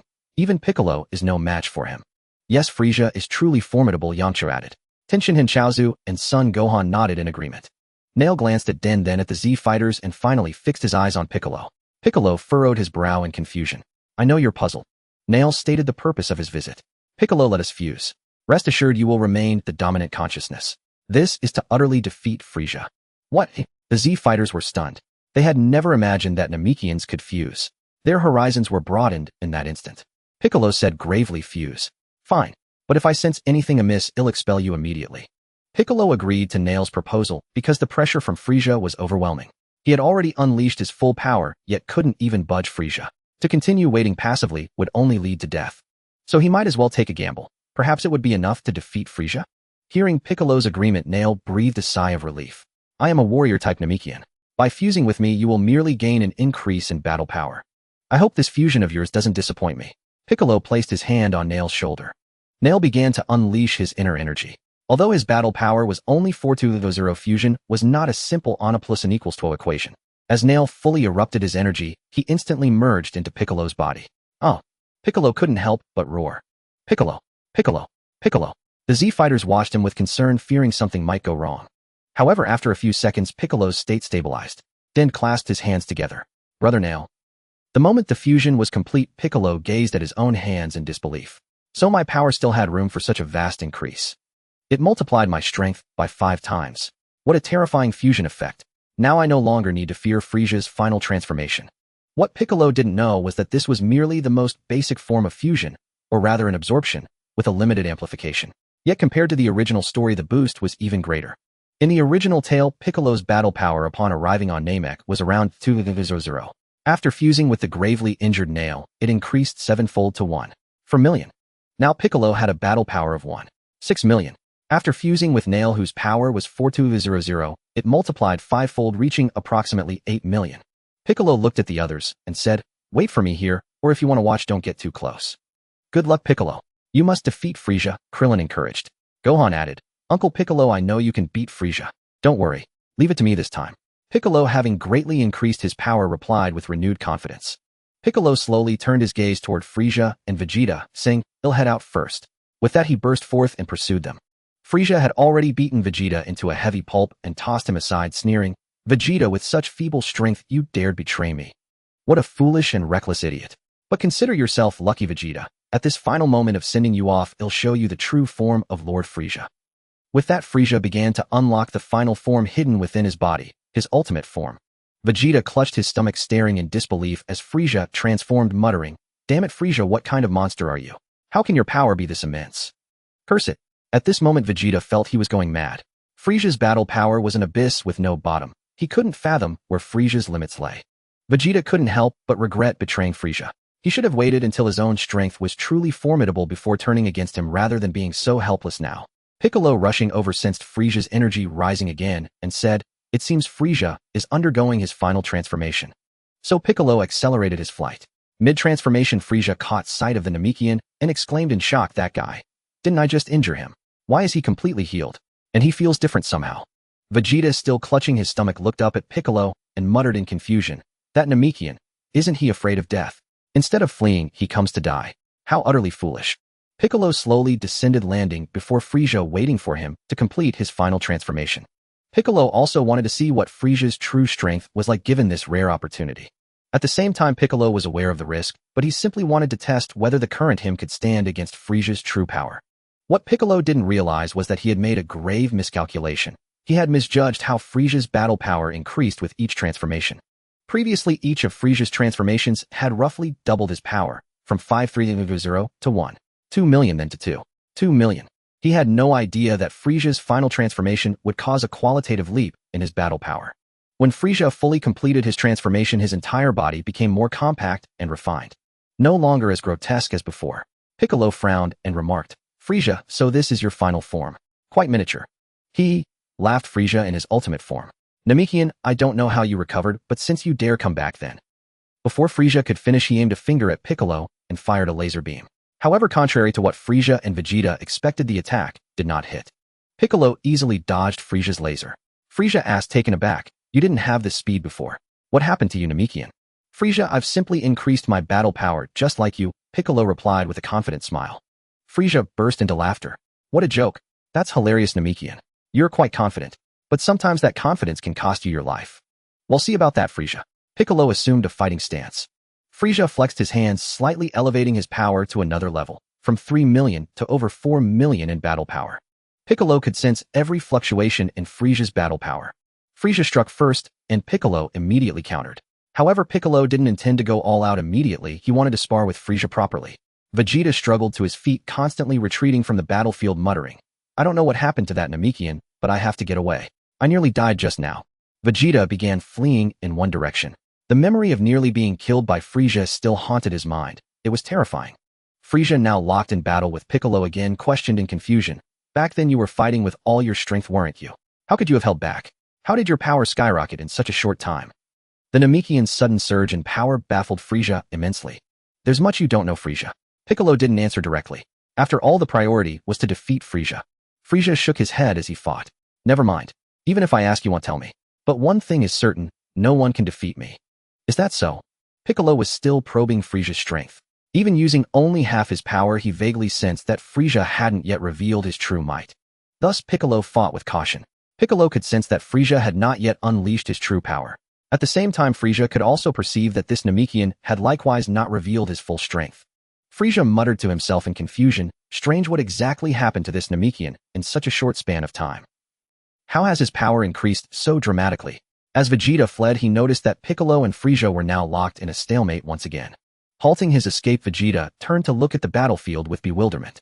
Strange what's going on with that Piccolo. It's understandable that Frieza's power has surged, but how has this Namekian's strength also skyrocketed? What sorcery is this? After his moment of confusion, Vegeta was consumed by bitter resentment. He was the proud prince of the Saiyans, yet now he felt like a cornered rat forced to flee everywhere. Though Vegeta was filled with reluctance and fury, he had to admit that the Namekian Piccolo had far surpassed him in power. His own strength seemed like that of an infant in comparison, and this was the source of Vegeta's deepest chagrin. The Z fighters arrived at the new battlefield, but they kept their distance, observing from afar. Piccolo's current battle was far more intense than before, and they dared not approach. Yamcha exclaimed in disbelief. After fusing, Piccolo's power is incredible. His combat strength has multiplied several times. Indeed, we can no longer compare ourselves to him. It's too disheartening. Tien Shinhan chimed in with a wry remark. Gohan cheered enthusiastically. "Go, Uncle Piccolo. Defeat Frieza." Kaiatsu stayed obediently by Tien's side. Krillin pondered. This time Piccolo should be able to beat Frieza, right?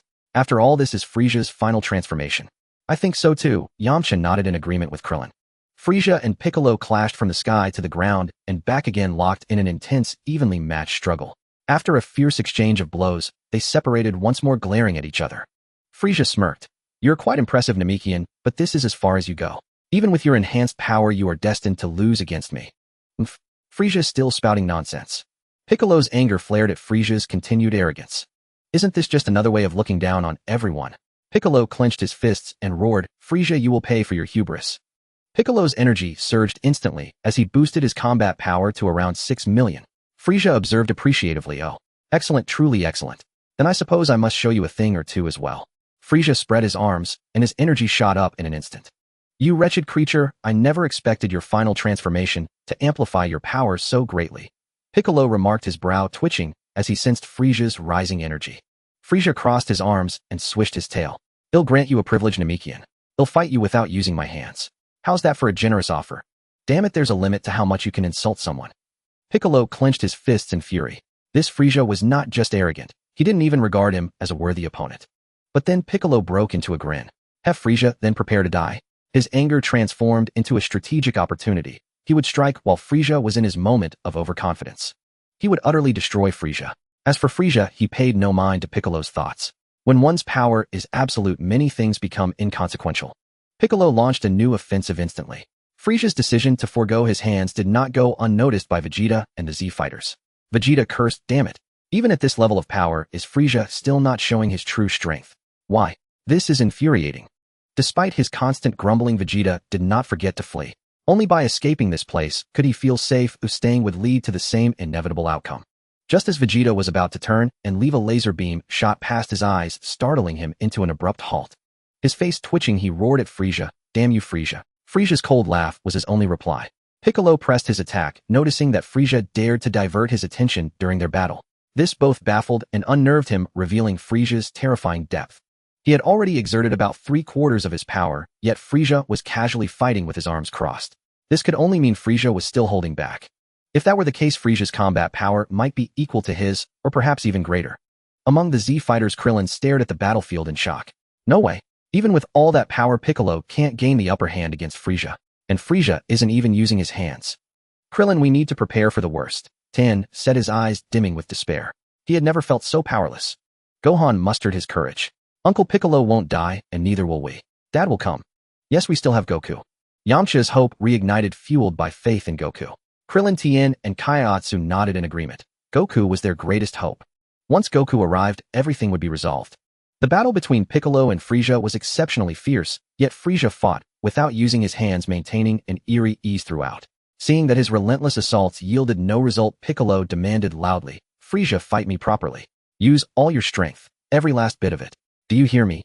Piccolo felt utterly stifled in this fight. Frisia was toying with him. What did it mean to fight without using his hands? Wasn't it a blatant sign of disdain? Thus Piccolo was now seething with rage.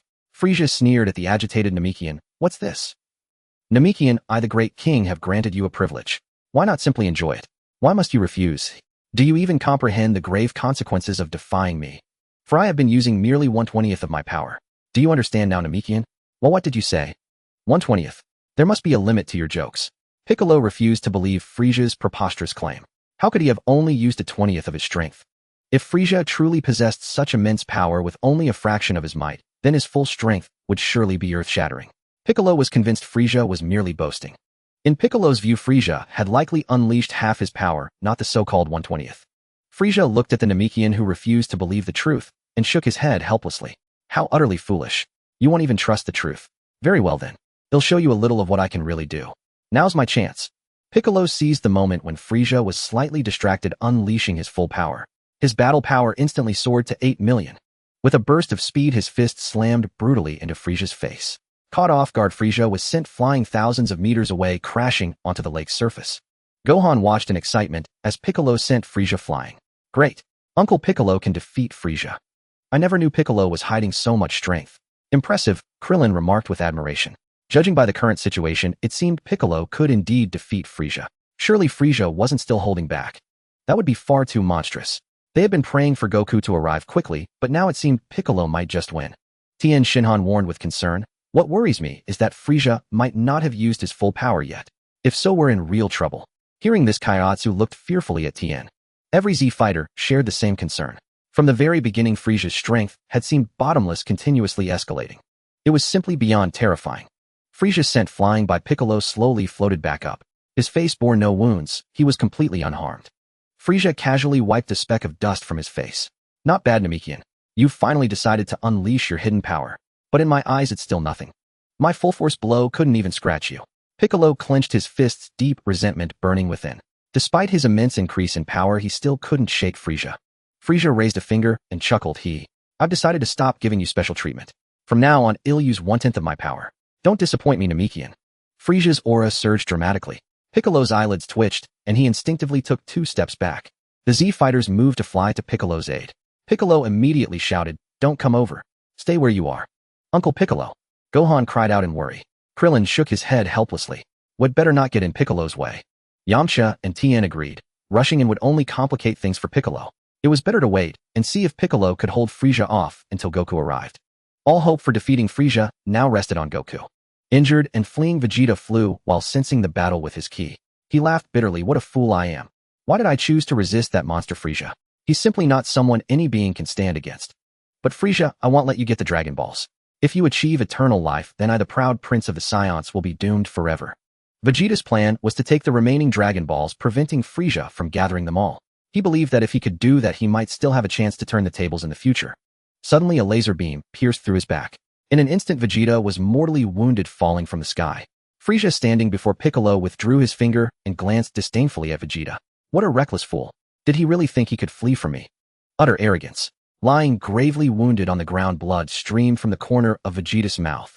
Only the Saiyan's formidable physique kept him clinging to life, otherwise he would have died instantly. Frieza turned to Piccolo. All right, Namekian, continue your performance. It's rare to find such a capable Namekian. The great king must have some amusement. Damn it. He completely looks down on me. Though Piccolo knew Frieza's battle power far exceeded his own, he refused to give up. No matter what, Son Goku had yet to arrive on the battlefield. Piccolo was betting that Goku could defeat Frieza. Frieza was no fool, and of course he could see the hope kindling in the Namekian's eyes. Thus Frieza inquired with curiosity, Namekian, you seem to be placing hope in something. Or is it that so-called hope of yours? Can it defeat me? What a laughable confidence. You've seen through it, haven't you, Frieza? Just you wait. Once Son Goku arrives, you're as good as dead. Piccolo retorted sharply. Son Goku. No matter who it is, they are no match for Lord Frieza. Frieza's eyes glinted with a sharp light as he spoke. With a thud, Piccolo's chin was caught off guard by Frieza's knee strike, sending him stumbling back over 10 meters, blood streaming from his nose and the corner of his mouth. Frieza swished his tail and said, I'll tell you this, Namekian. My patience is wearing thin, so. Just as Frieza raised his hand to gather an energy sphere, several attacks came hurtling in. All of them struck Frieza. With a thunderous explosion, a cloud of dust rose, but Frieza stood there completely unscathed. The Z fighters had no illusions of harming Frieza. They only hoped to stall him, lest Piccolo be in danger. Frieza's face darkened with fury as he said, there are still a few annoying ants scurrying about. Those fools. Piccolo's gaze shifted toward Gohan and the others, and he murmured, don't they realize this will only enrage that monster Frieza? As expected, Frieza's attention turned toward Son Gohan and the others. Piccolo roared, Frieza, don't you dare lay a hand on Gohan and the others. Your opponent is me. Piccolo rapidly fired a barrage of energy blasts at Frieza. Frieza simply lifted his chin, allowing the Namekian to attack freely. To Frieza, these assaults were nothing more than a tickle. Meanwhile on Earth, Goku was at Bulma's house. Bulma, lying in Goku's arms, asked, Goku, aren't you worried about Krillin and the others going to Namek? What if they run into an enemy they can't handle? Don't worry. I'm about to head to Namek myself, Goku replied, stroking Bulma's hair. Bulma perked up excitedly. Goku, the spaceship is ready. We can leave for Namek anytime. No need. Getting to Namek will only take me an instant. Goku replied with a confident smile. This piqued Bulma's curiosity. She leaned closer and asked, Goku, tell me quickly, how can you get to Namek in an instant? Instant transmission. It's a special technique, Goku said, explaining it to her. Hearing this for the first time, Bulma was astonished. I never imagined such an incredible skill existed in this world. For you to master it, Goku, is truly amazing. No wonder you're my man. All right, wait for me. Or you can go see Shishi. I'm off now. Goku slowly raised his fingers to his forehead. The next moment, Goku vanished before Bulma's eyes. He really did disappear, she said in shock. On Namek. Piccolo desperately kept blocking Frieza, but he was battered and bruised with not a single spot left unscathed. His energy had waned to the brink, and it seemed he could die at any moment. Son Gohan kept wanting to rush in and save Piccolo, but Krillin held him back. Krillin pleaded, Gohan, don't be reckless. Piccolo is holding Frieza back to protect us. If you charge and everything he's done will be for nothing. I know, Son Gohan said, clenching his fists in frustration, forced to watch Piccolo being killed. Tien Shinhan said grimly, it's possible we'll all die at Frieza's hands. Frieza wrapped his tail around Piccolo, hoisting him into the air. Namekian, you've only got one breath left. They'll send you on your way now. Son Goku. Piccolo's vision blurred as he murmured the name over and over. Just as Frieza raised his hand to pierce Piccolo's heart, someone kicked Frieza flying. A streak of light cut through the air, sending Frieza hurtling thousands of meters away. The one who had sent Frieza flying was none other than Goku, who had used instant transmission from Earth. Piccolo lay on the ground, his breathing ragged. But as his eyes fell upon Goku, he forced a weak smile. Son Goku, you finally made it. If you'd been any later, I'd have been done for. Piccolo, not bad. Coming to Namek has really boosted your power. Goku saw through Piccolo's strength the moment he arrived. It was only after perceiving Piccolo's power that he felt a jolt of shock. On Earth, Piccolo's power level was less than 10,000, but now it had surged nearly 1,000-fold. It was truly astonishing. Piccolo panted heavily. Even with this enhanced strength, I'm still no match for Frieza. But you, Son Goku. Even I can't see through your power now. Just what? Piccolo trailed off, unable to continue. Even at his current level, he couldn't gauge Goku's depth, which was terrifying. Proof that Goku's power had reached an unfathomable level. Gohan, Krillin, Tien, and the others flew over. Krillin slapped Goku on the arm, holding back tears. Goku, if you'd been any later, we'd all be dead. Well, you're not dead yet, are you? Huh? Goku replied with a laugh. Son Gohan stood beside his father, calling out happily, "Dad." Goku reached out and ruffled Gohan's hair. After Piccolo ate the sins of being given by Krillin and recovered, he asked, "Goku, do you have the confidence to defeat Frieza? That guy is still hiding a lot of his power. Don't worry. Even if Frieza goes all out, he's only good enough to warm me up." Goku curled his lips into a sinister smile as he replied. Upon hearing this, Piccolo, Krillin, Tien, Shinhan, Yamcha, Kairatsu, and Son Gohan all breathed a sigh of relief, feeling reassured. As long as Goku was confident in defeating Frieza, everything would be fine. Piccolo chuckled self-deprecatingly and said, "I have no idea how you trained Son Goku. The speed of your improvement is beyond words." The others nodded in agreement with Piccolo's question, equally astounded by the lightning-fast rate of Goku's power growth, which was faster than a rocket. With a roar, Frieza burst out from the lake, veins bulging all over his body. Damn it, where did that wild monkey come from? In an instant, he powered up and charged toward the Z-Fighter's location. When Frieza saw who had kicked him, he froze and said, I feel like I've seen you somewhere before. I remember now. You're a Saiyan." "Heh, I never thought there would be another Saiyan alive besides Vegeta. But since you dare to appear before me, prepare to die, Saiyan." Goku gave Piccolo a meaningful glance, and Piccolo immediately understood. He said, "All of you leave here at once. Don't interfere with Goku's fight." The Z-Fighters knew that staying would only cause trouble for Goku, so they followed Piccolo and evacuated the area, clearing the battlefield. Frieza slowly calmed down, staring at the Saiyan before him. "Tell me your name, Saiyan." "You want to know my name that badly, Frieza? Fine, I'll grant it to you. Remember, my name is Kakarot, also known as Son Goku." Goku replied, playing along with Frieza's demand. Goku answered according to Frieza's will. The anger that had started to subside surged back within Frieza. Clenching his fists and grinding his teeth, he growled, "Damn Saiyans. You monkey brats are utterly incorrigible. Die, Saiyan." Frieza vanished in an instant, reappearing right in front of Goku. He threw a punch, but it was blocked. He immediately followed up with another barrage of strikes.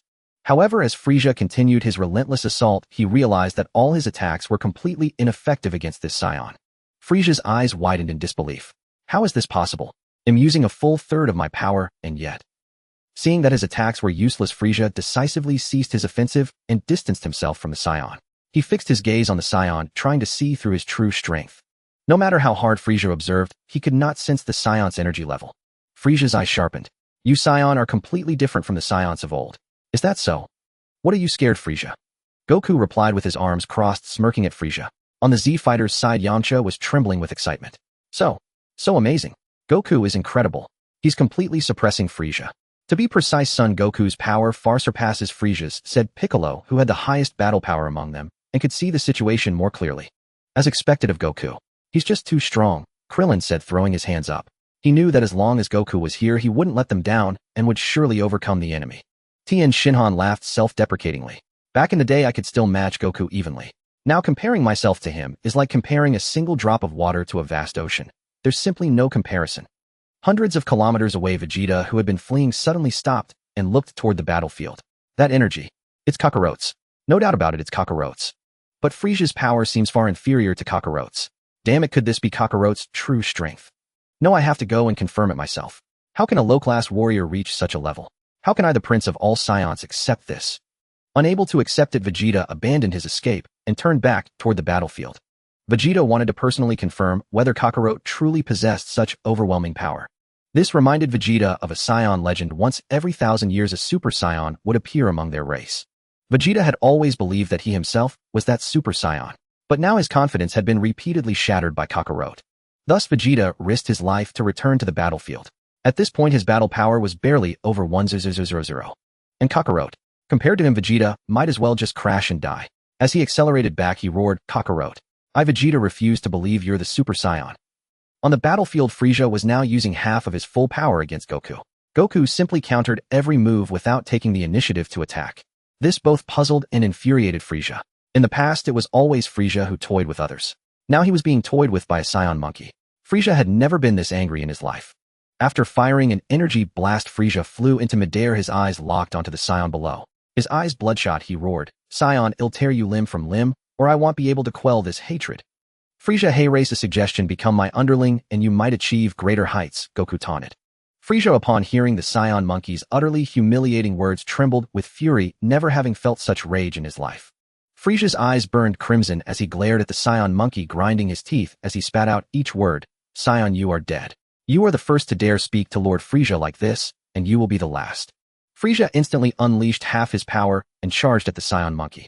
When his fist struck the Saiyan monkey's chest, he found he could not budge him at all. Terror filled Frieza's eyes. Vegeta, who had flown back from afar, witnessed this and said incredulously, Kakarot's strength is truly far above Frieza's. Damn it, doesn't that just mean I, the Saiyan Prince, am a waste? Another thing Vegeta could not understand, no matter how he thought about it, was why Kakarot, who was classified as a low-class warrior at birth, possessed such terrifying power. Or perhaps the legend of the Super Saiyan among the Saiyans was real, and the one who became a Super Saiyan was Kakarot. Enraged, Frieza raised his other hand, gathered an energy wave, and fired it at the Saiyan monkey. A thunderous explosion erupted. Frieza laughed with delight. Haha, damn Saiyan monkey, now you know Lord Frieza's true power. What are you grinning at, Frieza? Goku's voice suddenly echoed behind Frieza. What? Frieza was startled by the voice and quickly turned around, indeed finding the Saiyan monkey right behind him. He demanded in disbelief, Saiyan monkey, when did you get behind me? Hep. Goku let out a cold laugh and said, Frieza, can't you even grasp such a simple thing with your level of insight? Speed depends on battle power.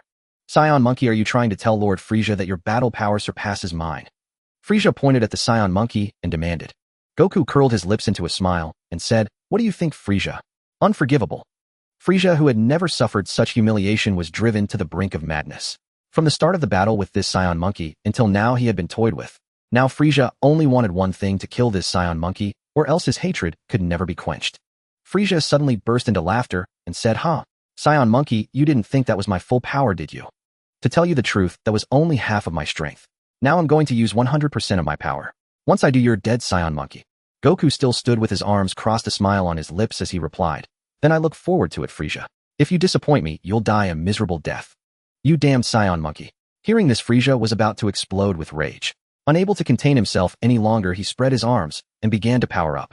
As Frieza continued to power up, his aura kept rising. From a distance, Piccolo said gravely that Frieza is about to unleash his true strength. Then Goku should be fine, right?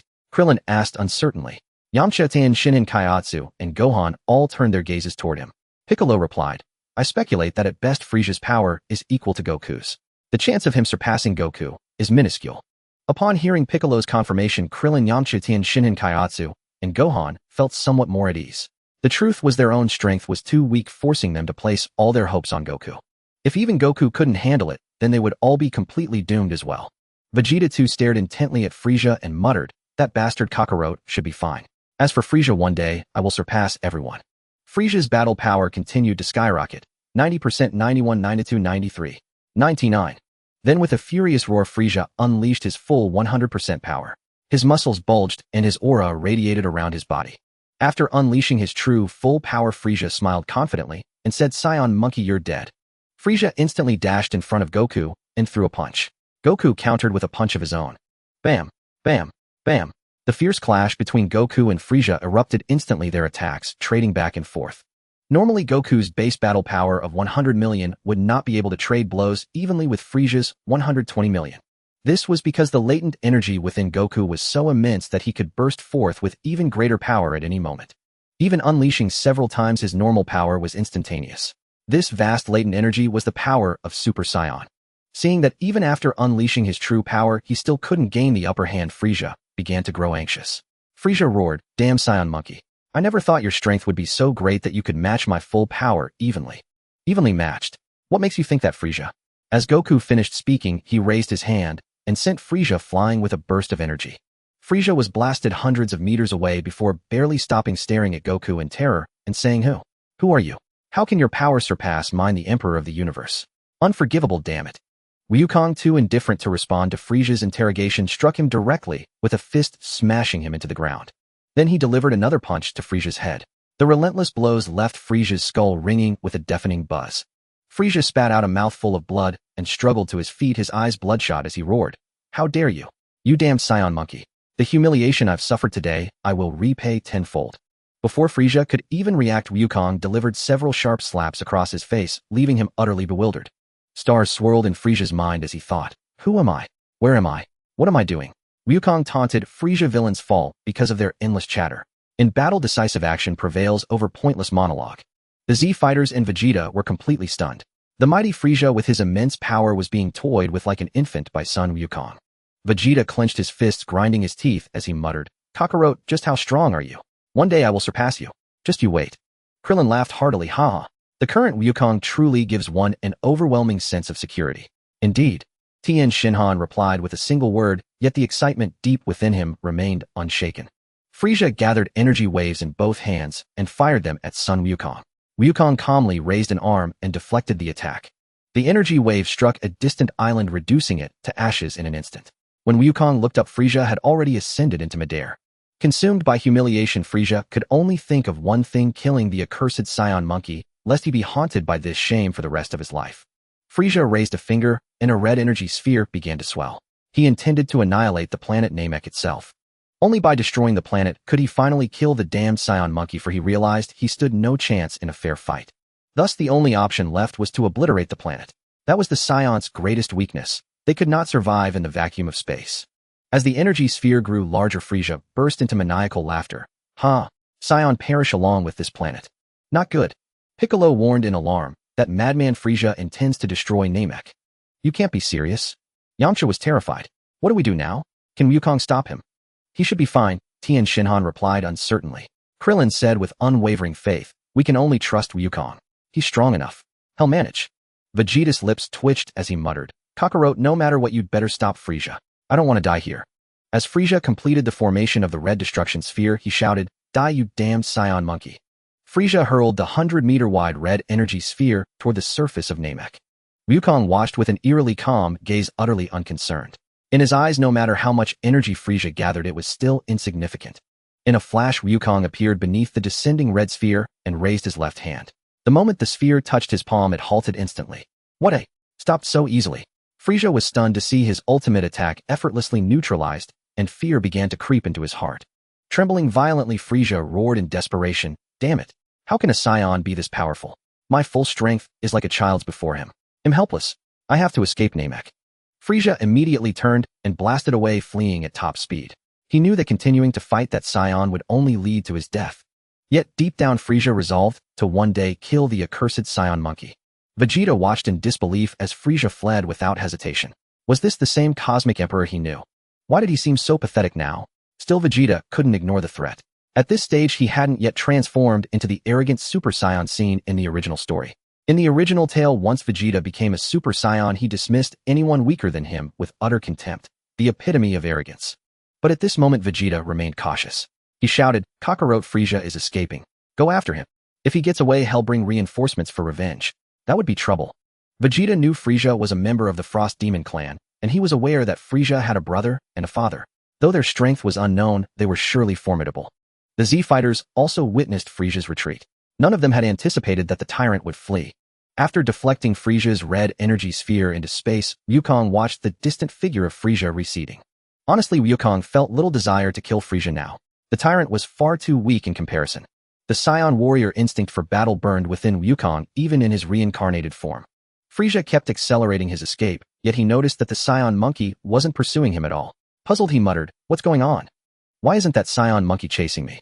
Could it be that he doesn't even deem me worthy of killing? Damn Saiyan monkey, just you wait. I will obtain power that surpasses yours. Just as Frieza was frantically accelerating his escape, a figure suddenly appeared ahead in his line of sight. It was that very Saiyan monkey. Frieza slammed on the brakes and came to a halt, terrified as he exclaimed, how did you get in front of me in an instant? How did you do that, Saiyan monkey? What baffled Frieza was that he had been flying at full speed, yet this Saiyan monkey had blinked and appeared before him. This filled Frieza with sheer terror, realizing that this Saiyan monkey's speed had reached a horrifying level beyond his imagination. Goku floated calmly in midair with his arms crossed. The reason he could appear before Frieza in an instant was that he had used instant transmission. Now Goku used instant transmission with such ease, as effortlessly as teleporting from Earth to Namek. Frieza's peripheral vision caught sight of the left side, and he immediately fled to the right. However, these petty tricks of Frieza's seemed utterly futile in Goku's eyes. Half a minute after Frieza had fled at full speed, Goku appeared before him once again. Now even Frieza danced as he was understood that this Saiyan monkey's speed far surpassed his own. Dragging things out any longer would not help him shake off this Saiyan monkey. Goku, arms still crossed, chuckled and said, Frieza, why stop running? Feel free to keep going. Who knows, you might just succeed in escaping. Heh, Saiyan monkey, do you think you've already won? Frieza's tone grew increasingly arrogant. Though Frieza spoke boldly, deep down, he was already trembling with fear, uncertain of any way to survive this ordeal. Frieza suddenly fired a laser beam. Yet the moment he released it, Goku's figure vanished from midair. Caught off guard, Frieza was struck in the head by Goku's fist, crashing from the sky into the ground. After the blow, Frieza's head was split open, and he couldn't stop spitting blood. Gritting his teeth, he said, Why are Saiyans so incredibly strong? Even the so-called Super Saiyan shouldn't be this powerful. Goku descended slowly and stood before Frieza, saying calmly, Frieza, your talent is not bad, but it's a pity you've never trained since birth. What a waste. What do you mean? Are you mocking me? Frieza's eyes glared intently at the Saiyan monkey before him. Just then the Z fighters and Vegeta all flew over together. Seeing Frieza already beaten bloody by Goku, they all broke into smiles. A sly grin curled at the corner of Goku's mouth as he said, Frieza, aren't you afraid of Super Saiyans? Then let me show you what a true Super Saiyan really is. The moment Goku uttered those words, everyone present was stunned, especially Frieza and Vegeta, whose reactions were the most intense. Frieza's eyes widened in disbelief as he murmured, Super Saiyan. This revelation was far too shocking and terrifying for Frieza. According to what this Saiyan monkey meant, he hadn't even tapped into the power of a Super Saiyan yet. And without using Super Saiyan power, he was already able to crush him. What would happen if he unleashed that power? Frieza dared not think further. Vegeta clenched his fists in frustration, saying, I knew it. That bastard Kakarot must have mastered Super Saiyan power. Where else would he have gotten such overwhelming strength? Goku slowly uncrossed his arms and began to channel the Super Saiyan energy within him. A thunderous roar echoed as the entire planet Namek seemed to tremble. The Z fighters and Vegeta all changed color. This aura could no longer be described with mere words like terrifying. With a mighty shout, Goku fully transformed into his Super Saiyan form. His hair turned golden, and his entire body blazed with a golden fiery aura. At this moment, Goku's battle power soared to 5 billion, far surpassing even the fully powered Cell of the original timeline. A terrifying aura swirled across the entire area. Frieza, the closest to him, stared wide-eyed in disbelief at the transformed Super Saiyan Son Goku. At this moment, Frieza had no words to describe his feelings. The Z fighters and Vegeta were utterly petrified. Goku's aura at this moment was too terrifying. No terrifying alone was insufficient. This level of power was something they had never even dared to imagine. Krillin stammered, Is that really Goku? Why does he give off such an evil vibe after transforming? Regardless, Goku's aura right now is as vast and boundless as an ocean. Tien Shinhan had never dreamed that anyone could possess an aura of such magnitude. Yamcha swallowed hard several times and said, This is truly terrifying. Super Saiyan. I doubt anyone in this universe can defeat Goku now. Yeah, I think so too. Krillin deeply admired Goku. Having grown up together, he never imagined Goku would reach such heights. Son Gohan said excitedly, Father is truly amazing. Vegeta's eyes were fixed unwaveringly on Kakarot's transformed Super Saiyan appearance. So this is what a Super Saiyan looks like. Vegeta muttered incessantly, saying, Super Saiyan, even I Vegeta will attain it in the future. Just you wait, Kakarot. Vegeta's obsession with becoming a Super Saiyan deepened further, for he had witnessed the power Kakarot displayed after transforming and was profoundly shaken. Piccolo kept murmuring, strong, too strong. In his Super Saiyan form, Goku advanced step by step toward Frieza, who recoiled in terror. Frieza's eyes wide with fright, he cried, Stay away. Don't come any closer. Never had Frieza felt such fear. This day was the greatest nightmare of his existence. Why had this Super Saiyan appeared before him? How could his power be so overwhelming? All of it was a tormenting nightmare for Frieza. Goku calmly proposed, Frieza, after you descend into hell, train hard. Don't disappoint me. Raising his hand, he gathered a sphere of energy and thrust it into Frieza's body. With a thunderous blast, Frieza didn't even have time to scream before being obliterated by Goku's energy sphere, leaving not a trace behind. After killing Frieza, Goku reverted from his Super Saiyan form to his normal state. All the Z fighters and Vegeta had yet to recover from the shock of witnessing Goku's transformation into a Super Saiyan. Indeed, that sight had been overwhelmingly stunning, and the colossal, terrifying battle power it exuded was beyond description. When Goku's gaze swept over Vegeta, the latter nearly plummeted from the sky in fright. The Z fighters gathered around Goku. An hour later, Goku instructed everyone to collect the Dragon Balls, preparing to summon the Namekian dragon Purunga. This was the purpose of Goku's journey, to use the Namekian dragon to fulfill his wishes. No one asked Goku what wish he intended to make, for it was he who had vanquished the enemy Frieza. However, Vegeta did not leave, he chose to stay. Despite his reluctance, he couldn't bear to miss witnessing the spectacular scene. Dend recited the incantation to summon the Namekian dragon Purunga. As he called forth Purunga, the sky over Namek, which never darkened, swiftly turned pitch black. Krillin chuckled, just as I thought, the Namekian dragon like Earth brings darkness when summoned. As Purunga emerged, it rumbled, State your wishes. I can grant you 3. No way. The Namekian dragon can grant 3 wishes. Yamcha exclaimed excitedly to his companions. The Z fighters were astonished, having believed the Namekian dragon could only fulfill one wish, never expecting it to be three. After all, this was something they had never anticipated. Only Goku remained completely composed, unruffled, as he had known this all along. Once the dragon was summoned, everyone turned their gaze to Goku. Goku said, "Din, tell the dragon, first wish, grant me the ability to survive in outer space. Second wish, grant me unlimited energy. Third wish, revive all the deceased on Namek." As for why Goku mentioned reviving the Namekians last, he knew that Porunga couldn't fulfill that wish anyway. Otherwise, using all three wishes for himself would be too domineering. At least he had to put up a pretense. The Z fighters breathed a sigh of relief, especially Piccolo, who knew many Namekians had perished. Din replied cheerfully, "I understand." Vegeta clenched his fists, secretly suppressing his resentment. In the future, once he surpassed Kakarot, he would reclaim all the glory. Then Din began chanting in the Namekian language. Porunga's eyes glowed as it said, "The first wish has been granted to Son Goku. State the next wish." Meanwhile, Goku sensed a change occurring within him, the ability to survive in the vacuum of space. After Din recited the second wish, Porunga's eyes lit up again and declared, "The second wish has also been granted. Speak your final wish." As Porunga granted Goku's second wish, a crimson gleam flashed in Goku's eyes. Unlimited energy. Goku couldn't help but smile, for obtaining this power carried immense significance. No matter how intense the battle, his energy would never wane. As long as an enemy couldn't kill him instantly, he could wear them down until they perished. Din proceeded to recite the third wish. However, Porunga paused and said, "I cannot grant this wish. I can only revive one person at a time." "What? Earth's Dragon Balls can revive many people at once?" Krillin exclaimed in shock. Yamcha, Tien, Shinhan, and Kairatsu nodded in agreement, unaware that the Namekian dragon differed from Earth's. Piccolo looked at Goku and asked, "Goku, since the last wish can't be fulfilled, let's use Earth's Dragon Balls for that." "Yes, that's what I was thinking." Goku nodded in agreement. This outcome was also within his expectations. Din inquired, "Then what should the last wish be?" The Z fighters fell into thought, as they couldn't use the Namekian dragon to revive everyone and had to think of another wish. Goku looked at Din and said, "For the last wish, tell the dragon to grant me the special time-stopping ability of Guldo from the Ginyu Force." "All right," Din replied. After Porunga granted Goku's final wish, all the objectives of Goku's journey to Namek were accomplished. In the distant cosmos, aboard a spaceship, King Cold, father of Frieza, gazed grimly at the screen and said, "So someone has managed to kill my son Frieza. Have you found out who this person is?" Reporting King Cold. "According to our monitoring, the one who killed Lord Frieza appears to be a Super Saiyan," a high-tech officer reported respectfully. King Cold was taken aback and said, "A Super Saiyan. The very Super Saiyan our Frost Demon clan has always feared. If it truly is a Super Saiyan, we must find a way to eliminate him, otherwise it will threaten the dominance of the Frost Demon clan." King Cold then inquired, "Have you discovered where the Super Saiyan who killed Frieza comes from?"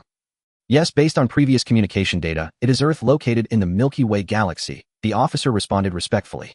King Cold nodded and asked, "How long will it take to reach Earth from our current position?" "Great King Cold, approximately 1 year," the officer replied respectfully. King Cold gazed through the window toward the Milky Way and said, "Then set course for Earth." "Yes, Great King Cold," the officer responded respectfully. Subsequently, the spaceship altered its trajectory, heading toward Earth in the Milky Way. King Cold's eyes gleamed with ferocity as he muttered, "A Super Saiyan, is it? It'll make you understand the might of our Frost Demon clan."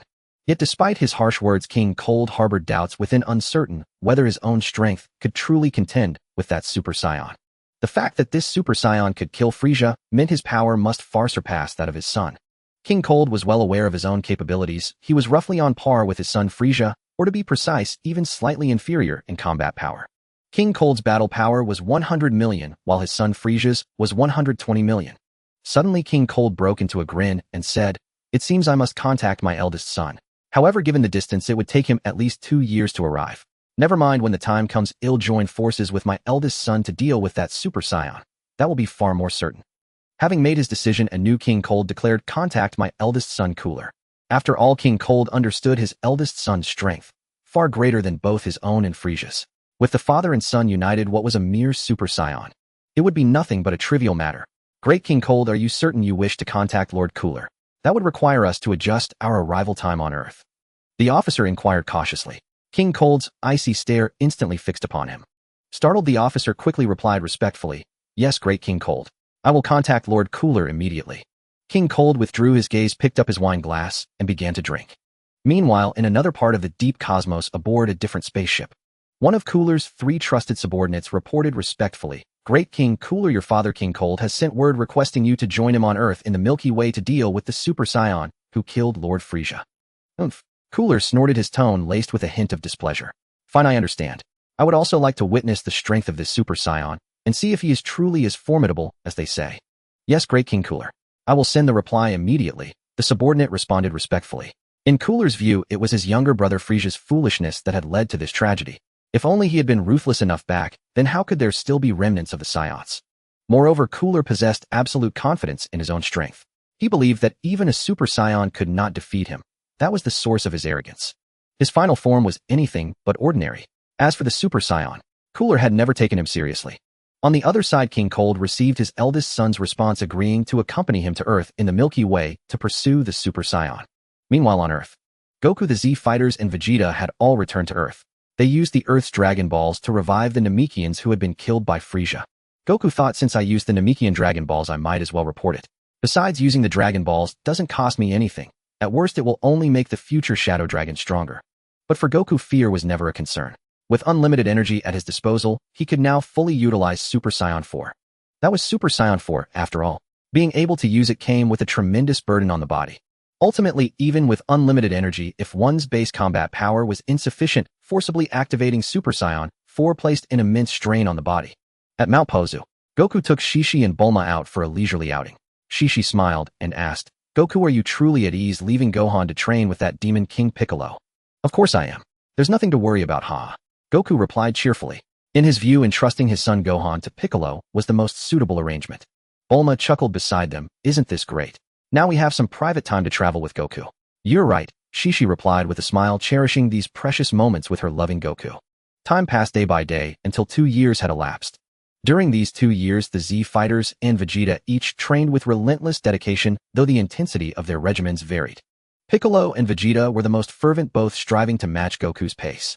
Even knowing the vast gap between them, they persisted in their unyielding pursuit. Goku provided them with gravity training devices. In this period, Bulma gave birth to Goku's daughter named Sun Bra, whose hair color mirrored Bulma's own. A spaceship entered the Milky Way. Leading the vessel were King Cold and his son Cooler. Cooler bore a striking resemblance to Frieza, yet this was not his final form. He concealed another transformation. King Cold remarked, Son, we have entered the Milky Way. It is time to avenge my foolish brother. Cooler set his tail, swaying, his expression impassive. King Cold paid little heed to whether Cooler's words were sincere. His primary objective was to eliminate the Super Saiyan. The existence of that Super Saiyan threatened their clan's dominion, something King Cold could not tolerate. Moreover, both his sons surpassed him in talent. Frieza in particular was born with extraordinary battle power and immense innate talent, leading King Cold to regard him as his successor. But now his youngest son Frieza was dead. That his eldest Cooler had stepped forward brought King Cold a measure of solace, for the Frost Demons were a cold-blooded race. On Earth, the Z Fighters dispersed across the globe. Goku stayed at Bulma's home in West City, spending time with his daughter, while Shishi joined them there. Suddenly Goku raised his head to gaze at the sky and said calmly, So they've come. How intriguing. Over these 2 years, Goku had successfully shattered the limit of 100 million in his base battle power, now reaching 140 million. Once his base power exceeded 100 million, growth no longer surged explosively, but required gradual accumulation over time, influenced also by his relaxed training style. Goku said to Shishi and Bulma, I'm stepping out. Stay here. They both smiled and replied, Meanwhile, the Z Fighters flew toward the landing site of the spaceship. When Goku arrived and saw everyone there, he grinned and asked, Oh, you're all quite fast.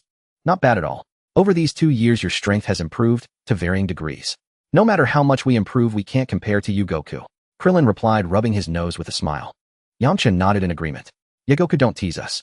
Tien Shinhan declared, No matter what, I will keep training hard. Gohan ran over to Goku, exclaiming happily, Dad. Goku said with satisfaction, as expected of Piccolo, He's raised you well, Gohan. Yes, Uncle Piccolo is very good to me, Gohan replied cheerfully. Piccolo's face darkened upon hearing this. It was a sore subject he preferred not to discuss. Vegeta fixed his gaze on Kakarot and demanded, Kakarot, I will prove my strength to you. I look forward to it, Vegeta. Goku felt no annoyance at Vegeta's obsession. Instead, he found it made things more interesting. Goku then asked, So Piccolo, what do you plan this time? I won't know until I fight, Piccolo replied before Goku could finish. Piccolo already knew what Goku was about to ask. Vegeta said confidently, This time Vegeta will deal with them. Goku smiled with interest. Interesting. Then I look forward to your performance, Vegeta. Vegeta clenched his fists secretly. Over the past 2 years, he had overcome 400 times gravity training. Though he knew he was still far behind Kakarot, his newfound confidence stemmed from his ability to transform into a Super Saiyan. It was his intense frustration and seething rage that had allowed Vegeta to successfully become a Super Saiyan 2 months ago. Observing Vegeta's confidence, Goku checked their battle powers. Piccolo 73. 1 million. Vegeta 6. 6 million. Goku was slightly surprised by their numbers. Compared to 2 years ago, both Piccolo and Vegeta had made tremendous progress. Goku speculated that Vegeta's sudden confidence likely meant he had mastered the Super Saiyan transformation. Why else would he be so assured? Still, Goku thought his own presence might have driven the Z fighters to train harder than in the original timeline, spurred by immense pressure. If Vegeta could now become a Super Saiyan, Goku might not need to fight himself. King Cold's spaceship finally descended upon Earth. As the hatch opened, King Cold and Cooler stepped out. King Cold surveyed the surroundings and remarked, "So this is the Earth where that Super Saiyan lives. But it seems our arrival was anticipated." Cooler noticed the group before him, immediately sensing they were no ordinary foes. King Cold followed his son's gaze and saw the group as well, Goku and the Z fighters. Wukong and the Z fighters stood before King Cold and his men. Cooler remarked, "These people came prepared, father. Let's strike first. No need for idle chatter with them." "Indeed. I was thinking the same." King Cold nodded in agreement. One of Cooler's subordinates respectfully requested, "Great King Cooler, Great King Cold, allow us to deal with them." "Fine. Test their strength." Cooler approved his subordinate's request. King Cold had no objections as it saved him the trouble. Among the Z fighters, Vegeta stepped forward and declared, "Leave all of them to me. Don't interfere." "Vegeta, you." Tien Shinhan wanted to say something, but Piccolo stopped him. Piccolo looked at Son Goku and said, "Son Goku, I want to see the power of this Super Saiyan Vegeta." "Any objections?" "None at all. I was planning to watch anyway." Goku had no objections as he had no intention of stepping in. Tien Shinhan, Yamcha, Krillin, Kaiatsu, and Son Gohan were all stunned.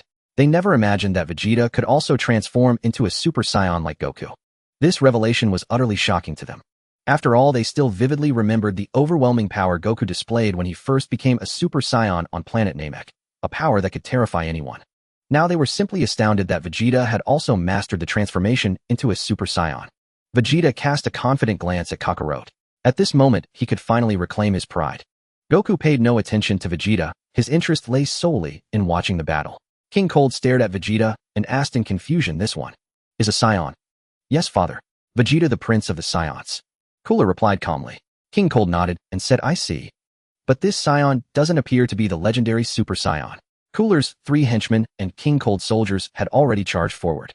Vegeta's gaze was unwavering, and he said excitedly, "I have waited for this moment for so long. Finally, I can reclaim the glory of the Saiyan prince." "Huh." With a mighty roar, Vegeta's aura began to surge instantly.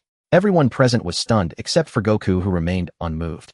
Piccolo said gravely that Vegeta is about to become a Super Saiyan. Cooler's side was also incredulous. What? Could this Vegeta actually be a Super Saiyan? Super Saiyan. King Cold's expression darkened significantly. Vegeta finally exploded with power, fully transforming into a Super Saiyan. Golden hair and a fiery golden aura swirled around him. Krillin's eyes widened in disbelief. Vegeta really can become a Super Saiyan. Incredible. The other Z fighters nodded in agreement.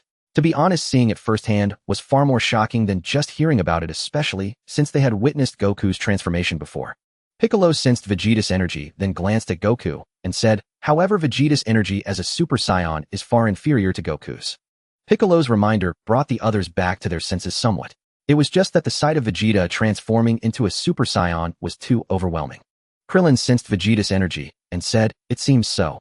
Vegeta's energy as a Super Saiyan is still very strong, but it's nowhere near the power Goku has as a Super Saiyan." While the Z fighters were chatting, Vegeta had already eliminated all the minor foes. The faces of Cooler and King Cold were both deeply grim. The power of a Super Saiyan had indeed exceeded their expectations. King Cold warned Cooler, "The strength of a Super Saiyan." "I know, father. Leave him to me. Please keep the others at bay so they don't interrupt my fight," Cooler suggested. Cooler did not suggest a joint attack with his father because he was confident he could handle the Super Saiyan alone. King Cold did not refuse his eldest son's proposal. "Understood. They'll leave it to you, Cooler." Cooler slowly stepped forward, coming to a stop before Vegeta. Vegeta crossed his arms arrogantly and said, "Cooler, you want to be my opponent? You're not worthy. Both of you come at me." At this moment, Vegeta was brimming with confidence in his power, the power of a Super Saiyan. Cooler smirked and said, "Vegeta becoming a so-called Super Saiyan is indeed impressive, but did you not know that my transformation ability surpasses Frieza's by one more stage?" "What?" Vegeta was taken aback. This news was certainly not favorable to him, but he did not believe that Cooler's power after another transformation could surpass his own as a Super Saiyan. The Z fighters were all shocked upon hearing this. They still vividly remembered how Frieza's combat power had skyrocketed with each transformation. However, remembering that Goku was still there, the Z fighters' worries dissipated. Goku was their ultimate source of security. Vegeta scoffed disdainfully. Cooler, are you trying to say that after another transformation your combat power will surpass mine as a Super Saiyan? Who knows? Cooler could not sense energy, but he could tell that Vegeta in his Super Saiyan state was incredibly powerful. Nevertheless, Cooler was still very confident in the power of his own transformation.